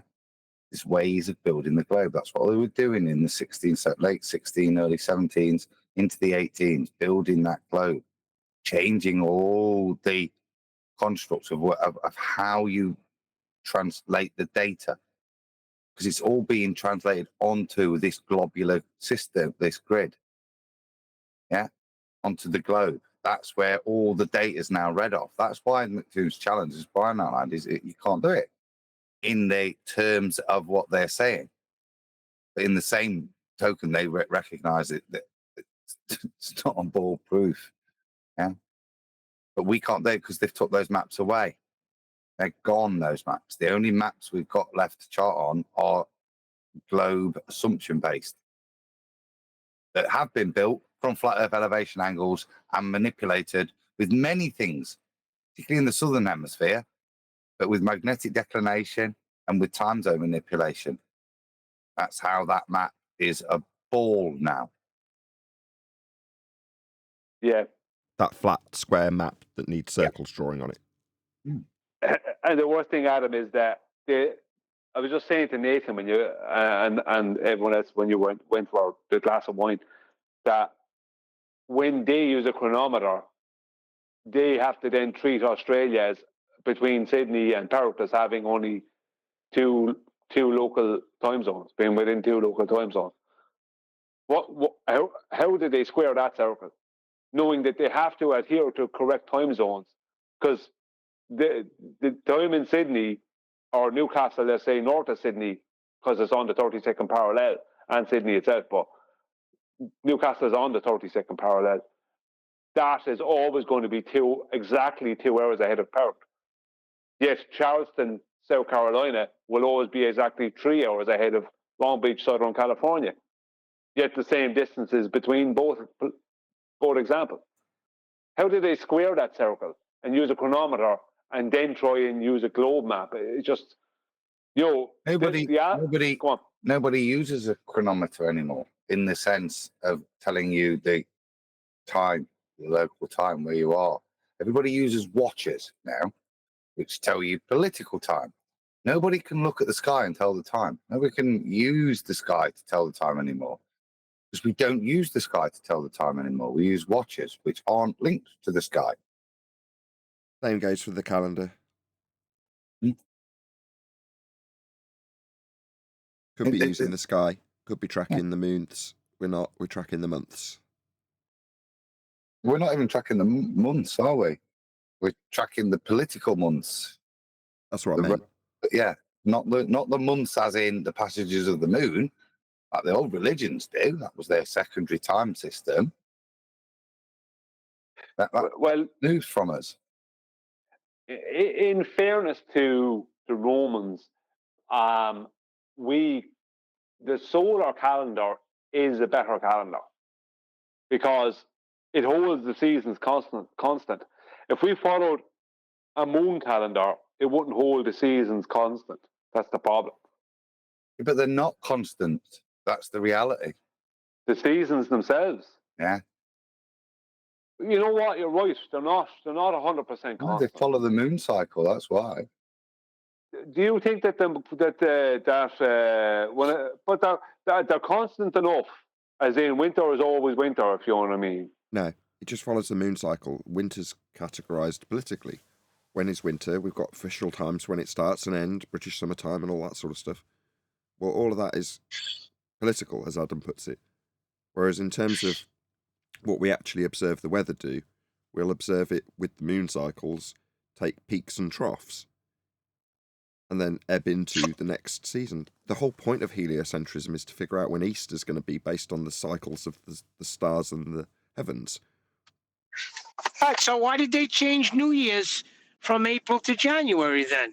Does that have anything to do with the moon? Watch Adam's Saturnalia video to fit in with the cultures that they want to incorporate into their religion. So if you've had a typical holiday that takes place in that particular time, in this case Saturnalia, then you can incorporate the locals into your religion. You just hold it at the same time and call it whatever you want to call it. Well, if we take the 13 moon months and add them together, we get 364. But there's 365 days in a solar year. The thing about that is that, let's just say we multiply the 364 by, let's say we multiply that by 10. You're going to have a situation where you have 10 days, 10 days difference in a decade from what we have as a solar calendar. I'm going to have to get hippie on you. So it's not heliocentric the way this works. This alignment, the year is not the year. The year is made up by the effects of the two luminaries. The sun's running its year, right? And it's going to run. It's 365. Yeah, it's going to do that. The moon's going to run its passages. Now, where the moon is then intersecting with those cycles, it's different. And the seasons start and end at different times. That overlay with where the passages of the moon cycles come in, it's that generates them. And it's that how the season starts a bit earlier, starts a bit late. The moon's the instigator of these things. The moon cycle says, right, this is my passage. It's like Ramadan now and Passover and Easter. It's all the same thing. We're all looking at the same moon at the same time of year. Now we paint it for different reasons. Yeah. But we're still looking at that same moon. What's it telling us? Well, it's telling us when the new year's coming, isn't it? If you know where it is in its cycle, hence the need for heliocentrism. We need to know that it is where it is in our predicted cycle. Well, the other stars can lead us to affirm that we're coming up on the Easter moon. We need to know where they are. Well, have we got that pattern down? No. What about if Earth's a ball moving around in elliptical orbits? Well, we get a lot closer. What if every so often you had certain Passovers and the merging of stuff that realign these things? And everybody had the day off or a week off to realign it every so often so that things weren't so crazily out of kilter. This is how the ancients worked. But the problem is this. If we go by a moon calendar, right, then in 28 years, January will be starting at the start of February. No, you're thinking in numbers that aren't divisible into moon cycles. That's all you're doing. A moon cycle is 28 days. 13 of them, which is the 13, 28 days divided into a solar year is 364. So you started with days. What's a day? Where does that notion come from? It's based off of a 24-hour solar day. When does that happen? Every day. Does it? Well, 24 hours it's always 24 hours. The solar day is always 24 hours. So we get 24 hours of solar. We get 24 hours of sol, do we? Well, there's 24 hours, but from the point, is exactly 24 hours. This is where we get the 24 hours from. It's directly derived from the sun coming back to... Sorry? We've got the analemma, haven't we? Right. Okay. Yeah, but I don't know. I have light minds. What you're talking about is you're talking about complex luminary patterns that are not divisible into our basic numbers. That is all you're talking about. The fact that we can't divide it up into a pie that looks right doesn't mean that the cycle's not going to keep patterning in the exact same way every single year. It will. It's not out by anything. Well, if we use the moon calendar, then the summer solstice won't be on the 21st of June. It'll be some other day every year. Be a different day, same for the December solstice. No. The summer solstice is specifically the date that the sun does something. Right. I was just about to get Adam and I on exactly the same track. But that's my point. It won't be always on the 21st of June then. No, it's because it's point. You're trying to tie the numbers on the card called a calendar to a pattern that the sun does, and say, well, it won't always be on this divisible structure that we've invented. No, it may or may not be, but the sun will still do what it does. It's doing it in exactly the same way as well. The fact that we haven't got a good enough structure to divide it by numbers that we understand doesn't mean that the pattern isn't identical always. It is.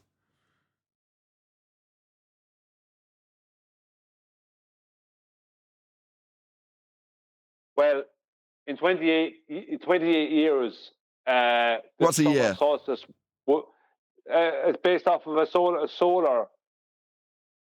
It's based on our movement around the sun. 4 seasons. It's based four around seasons. No. It's based on our movement around the sun. Do we do that?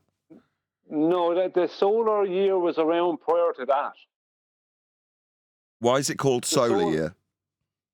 Because that's the year.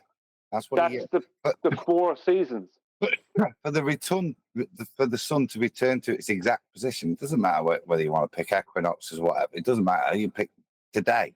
Yeah, for it to return to the same position in the sky is going to take 365 days. Hold on, Nathan asked the question. Did I? We don't move, right? So so our 365 days a year, that comes from our supposed movement of Earth, correct? No, it's 64.8 or something. It's not exactly 365. It is exactly 365. The mind not rubbish about that little extra bit. A day is exactly 24 hours. Exactly 24 hours. And that's based off of a solar day. 365 of them is exactly a solar year. Never mind this heliocentric nonsense where they have an extra 2 hours or 4 hours or 5 hours, whatever nonsense they want to say. That's a heap of heliocentric. That part is heliocentric nonsense. A day is defined by the sun getting back to the same point in the sky, 24 hours. That's the 24, each hour, those 24 hours, and each hour is based on what day? On what day, at what place does it do that? It does it every day. No, over 365 days, the average is 24 hours, Bob on. But every other day, it's slightly different based on the cycle of the sun as it transits through the equinoxes. It's in a different, solar noon. So, see, this is why we have solar time and correct local time. Solar time, the solar noon will be at a different, can happen at a different time of the day. Are you smiling, Adam? No, hang on. I've already looked at this, lads. Right? Solar noon, it'll happen at a different time of the day. But it'll be exactly 24 hours from solar noon yesterday, if you understand what I mean. Like, for the sun to get back to the same point it takes, that's where the 24 hours comes from. That's why they can have a correct local time. See, I would challenge you to be able to validate that. And even if you found a spot where it was up for 24 hours, I would challenge you to pick a point, mark it, and have the sun transition it exactly 24 hours later at exactly the same spot. I would argue that it would not do that. Yeah, but see, that's why we have correct local time, because it doesn't. The point being is that the only way. I understand what you're saying, but the correct local time is based off of solar. I get you. It's based on. Hold on, let me just address Brian. It's based on averaging stuff, so that you've got a nice, neat pattern that always matches. But we, in reality, don't have a nice, neat pattern that matches. It's ever changing. It's cyclical, so you can average it all and divide it all up, but then things don't quite fit in. And you're No, because the solar analemma happens exactly the same every year. Every year on that same day, the 21st of June, the sun is in the exact same place. This is the thing. Each day it's in the same place as it was last year. That's the point. Yeah, as it was last true. year, but not yesterday. And That's this what is I'm the saying. point. Exactly. But As that's where let they're me just getting agree a with him. 24-hour day out of, if you understand what I mean. It's divided up. It's averaged, so it can fit on a calendar. But literally, from one day to the next, the amount of sun you will get will be different. And if you were watching it above the horizon 24 hours, it would move with as the NLM moves. So you would have a different sun each day. It is an ebbing and flowing thing that changes throughout the day from day to day. Yes, I know that. I know it changes day to day. I've known that for years. That's not my point. The point is that the solar cycle throughout the year is always the same. That's never changing. At these exact days. Yeah, you're conflating two things. You're saying because the sun does the same thing and returns to the same point in one pattern, therefore all of the days can be described as being the same because we can divide it up into the full year. That's just not true, though, is it? Every day is different. So you can't just equally divide these things. Well, yeah, but you can. Yeah, but you can if you take in the full solar year. Yeah, but we do, and we recognise that there's minutes difference every day, and that minutes difference is described in the sky over the year as the analemma. It's not a lot if you look at it. It's very narrow. The biggest difference is the up and down, which is its transit between the tropics. But in transiting, there's slightly different positions exactly 24 hours later. That's what describes the analemma. Now, if we were to take the sun at midday, that means one day, midday would be at midday, another day later in the year, it'd be at 5 past, and then another day, much later in the year, it'd be 5-2. That's the effects that the sun has.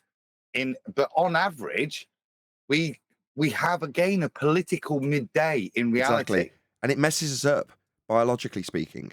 So in winter, when you've got less productive light to do things, they make account for it for the farmers by an hour, but no one else. No, that's in the summer they do that. They do it in both, but my point I'm making is... No, they don't. No, just let them caught on the I'm tangent. trying to correct you on something you're wrong about, but okay. Well, tell me I'm wrong, and then we can move on quickly. I was just talking about British summertime. Yes, I know about it. British summertime, that's you add an hour. Correct local time is always in the wintertime. Always. Fine. So I didn't know that. No, okay, fine. I did not know that, and I'm glad to know it. So the correct, I've actually wondered that. Which is the one that's correct? So you're saying, but it's a construct that we've come up with, which we're now saying of the two, the one that's more accurate and more divisible by the full year is the wintertime time, what we're in now, correct? That's what British summer time, right? The rest is Greenwich Mean Time we run on, right? Which is meridian based, but also the actual correct sun position based. But in the summer, as Brits, like it a bit like, like to go to the pub later in the evening. So we have British summertime, which extends those ridiculous amounts of additional daylight into the late evening as opposed to in the early morning. By moving an hour. I mean, if you go to Aberdeen, makes sod all difference. British summertime, because you've almost got 24-hour sunlight up there. You've got it in Northumbria. Do you know what I mean? So it's only that late twilight stuff at the peak of British summertime that it's tweaking. But again, you see, it's messing with your melon. You're not able to translate time in the sky. It's not the same thing. You don't reference the sky for time. Exactly. We should be referring to the general time of the year via the moon, and the sun should tell us what time of day it is, as in how much light we've got to do useful things with, and how long you should be out and about doing stuff that's useful outside because you've got a lot of light. And by contrast, in winter, you do the opposite. But we don't. Everybody's got to work the same hours divided up throughout the year, and they want to keep everything consistent. It's like, well, surely you should have more done in summer. There's more useful time to be doing it, if you want to call it, or more useful sun to be doing it in. Yeah, but it comes a lot of that comes back to the Industrial Revolution, when they had to make everything robotic, and I get that, but I still don't see how, what my problem with the whole lunar year. If we went by a lunar year, then in 28 years, if we started now in 28 years, the summer solstice would be on the 19th of July, I think it is. I looked at it. Do you know what I mean? So it's going to change each year. No, that's nonsensical. That the summer solstice relates to the position of the sun. Our year, but the term year is based on the sun and its transit between the tropics. Now, the moon does that every month. So we could call a year 1 month, but we don't. We call it a month. It's a moon cycle, a month. Now, we could count everything in months, yeah? But that would ignore the effects of the sun, yeah? Which is the main determinant of our seasons. What I'm saying is, along with that, and its erraticness that doesn't align up until every 19 years, I think it is, yeah? That transits to me and is the determinant of why the months don't just start exactly the same every single year. It's that interaction. Yeah, I can't prove any of that, but when you know what I mean? But to me, look at those cycles and they repeat and they move. The seasons move a little bit. The plants, no, they base what they do on the moon. You look at old planting books. You don't plant based on the sun. That'd be stupid. You plant on the season and the cycle of the moon. That's what tells you when to put your seeds in, when to plant. Yeah, but there's still a problem.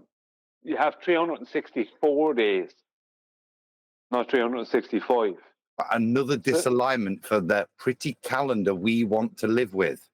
No, because but you're missing. But no matter what way you twist or turn it, if we decided that from the end of this year on, if we decided that that we're going to use a moon calendar starting this year or something like that, then next year the summer solstice won't be on the 21st of June. Yeah, it will, because that's when the sun will be in the same position. Exactly. It won't be. It will be. It's based on the sun. We're using the 13, solstice. 13 Hello. moon months. Hello. Not 12 solar months. You're arbitrarily ascribing a system solely based on the moon, and then you're saying, well, the solar event won't match it. Well, no, it won't match the moon events because it's not the moon, but the summer solstice, Sol, has everything to do with what the sun's doing.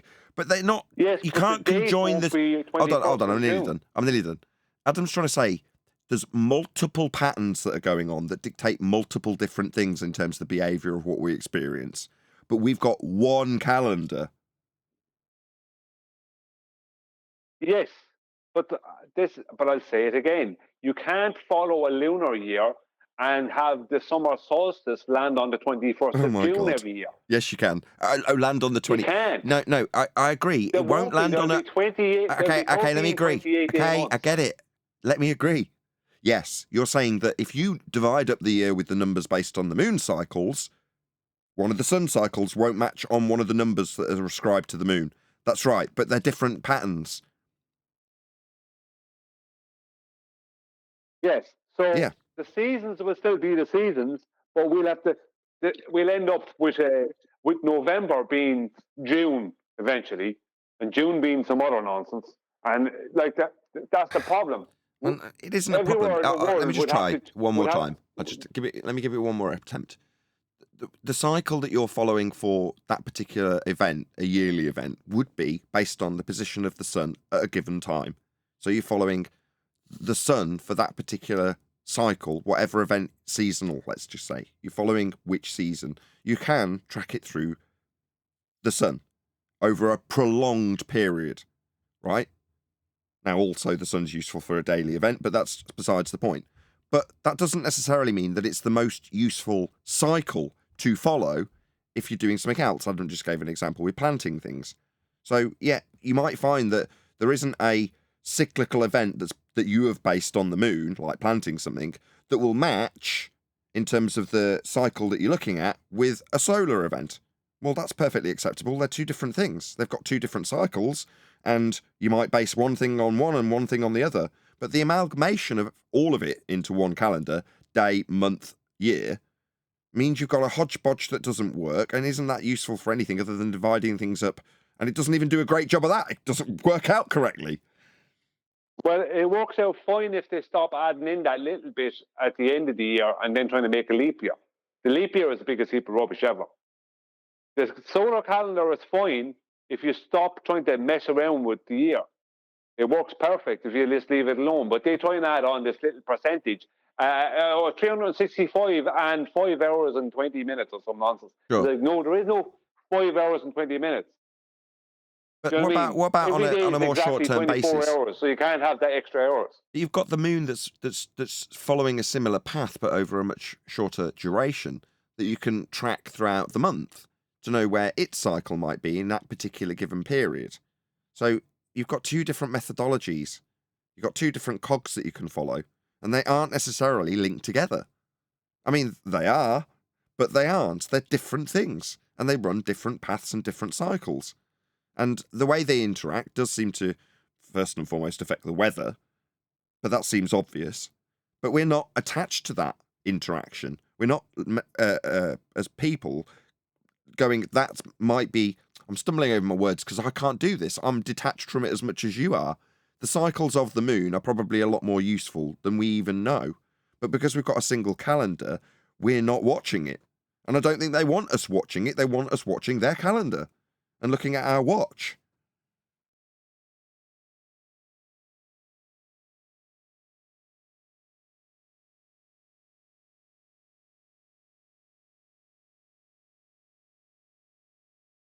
I don't think it's as simple as one or the other. We're very used to being regulated and determining things, quantifying things in solar years. So that's the norm. How old are you? And you say, I say 50. But what could be the norm is, how old am I? What's 50 times 12?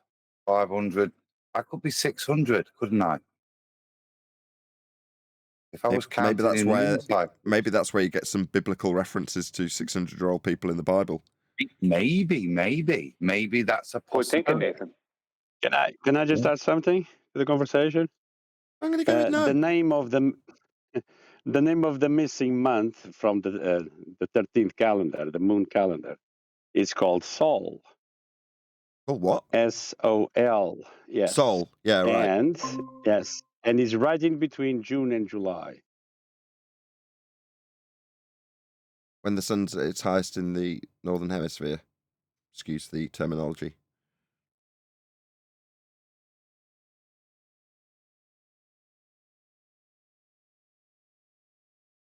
But there would, like I say, originally there would never be such a thing as a month. A month was the passage of the moon.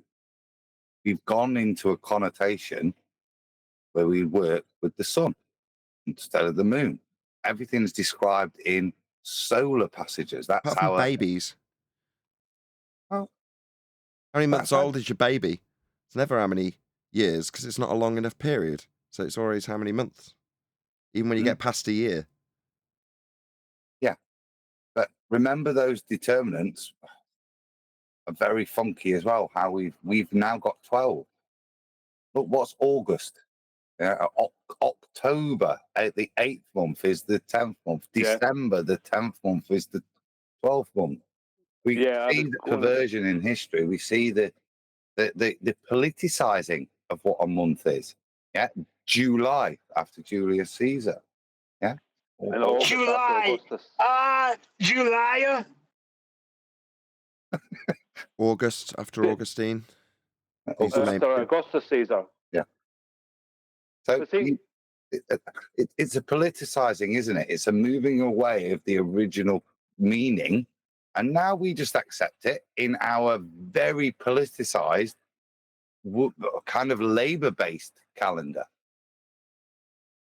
Well, not kind of. It is labor-based. There's nothing to do with the moon in our year anymore. Everything's described just solely to do with the sun. Yeah, that's it. The moon is an insignificance. When's the next full moon? What's the moon like now? Every person 100 years ago could have told you that. Not now. No.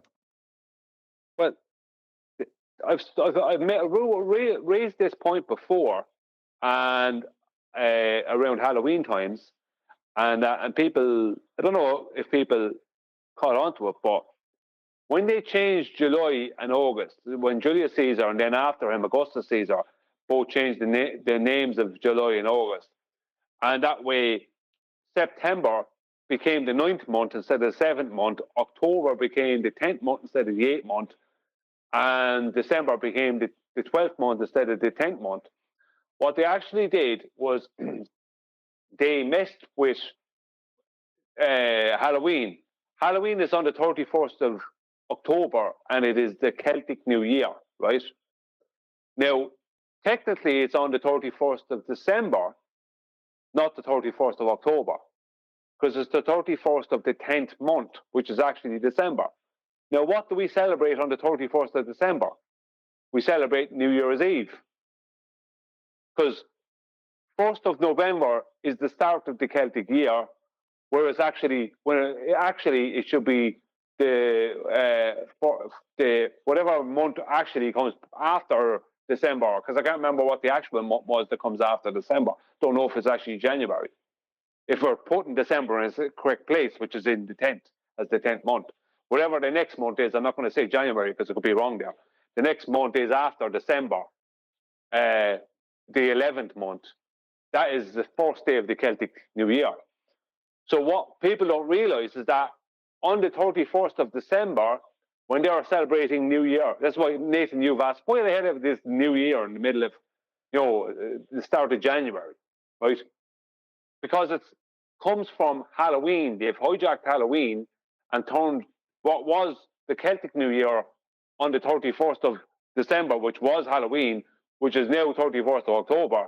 They've hijacked that, and everyone celebrates New Year, right, on the 31st of December, let's say, across the world, not realizing that what they're actually doing is mirroring a Celtic festival.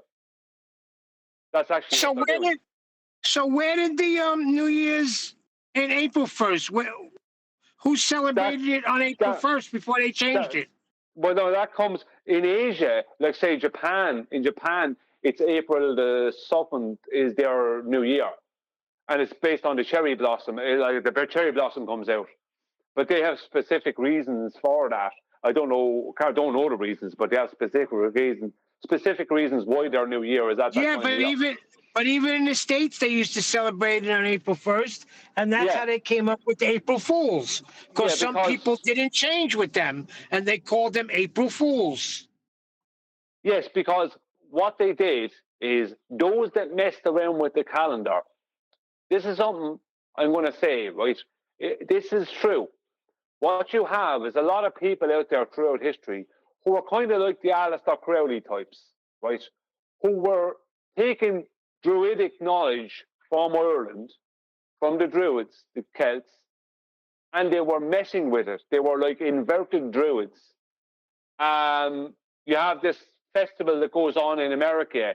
You know, this nonsense that was filmed by a man that guy Arwen listens to, Alex Jones. Remember that big festival where they have the owl and all this kind of stuff, and they all wear robes and all that. Skull and Bones. These are the sorry. Skull and Bones. Whatever the name of this big festival they have. I can't remember the name of the place, but they have it in America anyway. But the whole point is that all these people, like the Skull and Bones, they're probably involved as well. But they're all the same thing. It's taking what was knowledge and information from a people that were respected, that had people from Asia and all across anywhere in the world coming to them to learn from them, taking as much of their knowledge as they could and mutating it and turning things around. So people, when they're celebrating New Year's Eve on the 31st of December, they don't realize that they're actually celebrating Halloween, a mirror of Halloween. That's actually what they're actually celebrating. It's like a mutated Halloween without realizing it. So that's why it was changed from April in America to the 31st of December, because they've messed with the calendar and messed with. They're basically like a lot of people in Ireland don't even realize that Halloween is the Celtic New Year. They don't even know that. They've messed with information so much that they don't even know that. I'm one of the few people that actually know that. You know what I mean? They've messed around with things so much, these people, because what they've tried to do, if you look into the history, I'm not trying to harp on about Ireland because I'm from there. This is just the way it is. You're good. You don't have to apologise. If you look into the history, all that's ever happened is you've had all these people who've tried to usurp what the Druids had and usurp the Druids. Because whoever they were, they had all kinds of knowledge that a lot of other people didn't have. The legend is that their knowledge came from Atlantis. I don't know how true any of that is. Brian, they probably came from the fallen angels. They hooked up with the Druids. No, the Druids, the thing about it, Neil, the Druids were, like the fallen angels thing, that's from the Bible. The Druids were pre-Bible. You understand what I mean? The Druids were before that. No. The fallen angels have nothing to do with the Bible. They fell way before the Bible was written, and they came down and supposedly gave knowledge of a lot of different things. So maybe they gave it to the Druids. Yeah, but the Druids had knowledge the Druids had knowledge, but they weren't using it for wrong, Neil. They were using it for right. That's the difference. And that's why the people who invaded here are not talking about the British so much, although there was kings and queens and different people who wanted to become the ruler of Ireland. It was them limey bastards that did it. No, but it wasn't. It was the ruling classes who had an issue. You know what I mean? The whole thing is screwed up. The whole thing is screwed. If you look into King Arthur, like what they're trying to portray Merlin as is a druid, basically. The whole thing is screwed up because they've messed with history so much.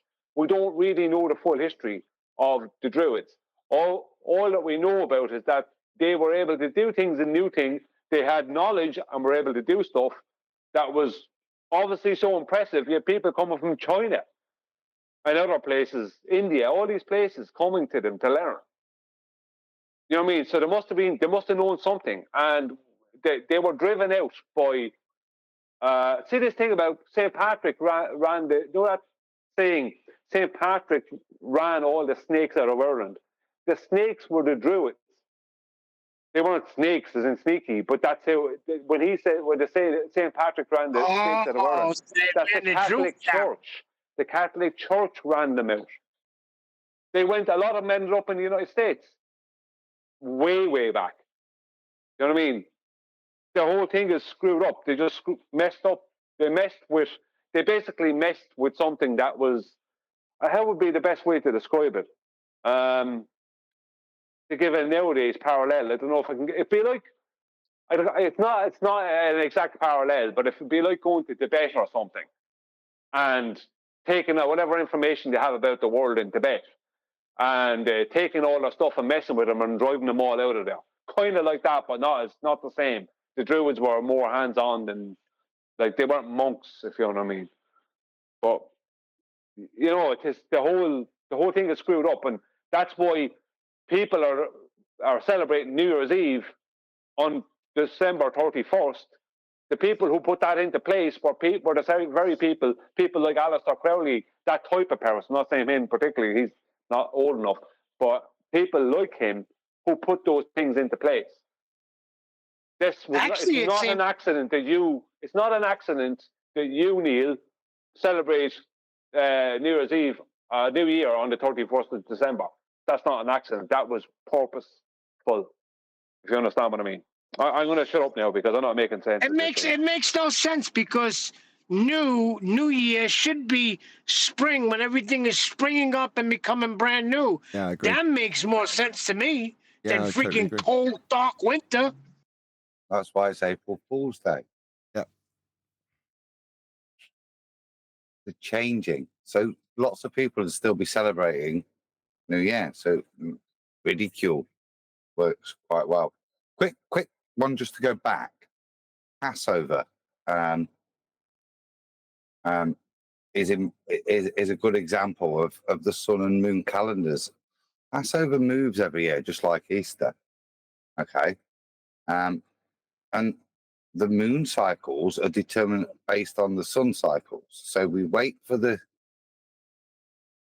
spring equinox Yeah. When we've had the spring equinox, then the next full moon, that's Passover, that's Easter. That's why it moves. So even when we're using the moon, we recognize that there's not a direct alignment, but we want to be cognizant of those changes. That's why it moves. Passover, Easter, Ramadan's slightly different, isn't it? But in the way it moves, I'm not so sure of that. I'm sure that can shift all year. That shifts throughout that can be in any point of the year. But Easter and Passover are designated by the next occurrence of a full moon after a particular part of a sun cycle. Does that make sense?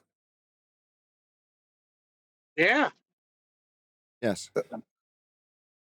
So it even though the 12s and the 13s are out of sync, it keeps it with, again, it's a man-made construct, isn't it, Passover? Because it's not the same 13th month necessarily each year. That's why it can be earlier and shorter, because of the way the sun and the moon are disaligned, 13 of these lunar months, then depending on when the equinox falls in line with the moon cycle, you might just miss it by a day. Yeah. And then you've got a full 28 days to wait before the next one. Then it'll be Easter, Passover. Right, gentlemen, on that note, I am going to round out, though.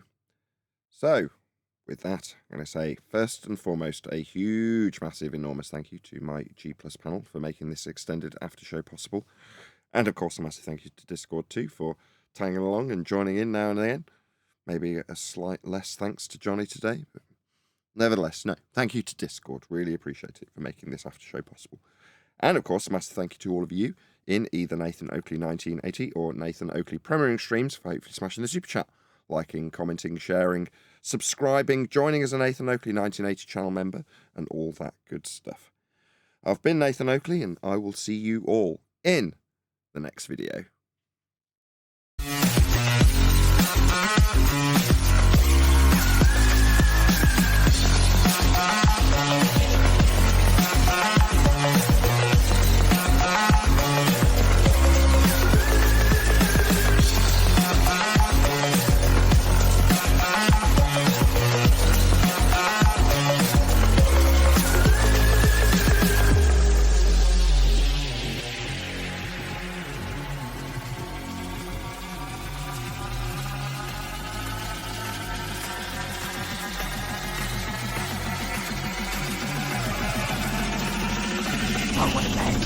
What a lovely day!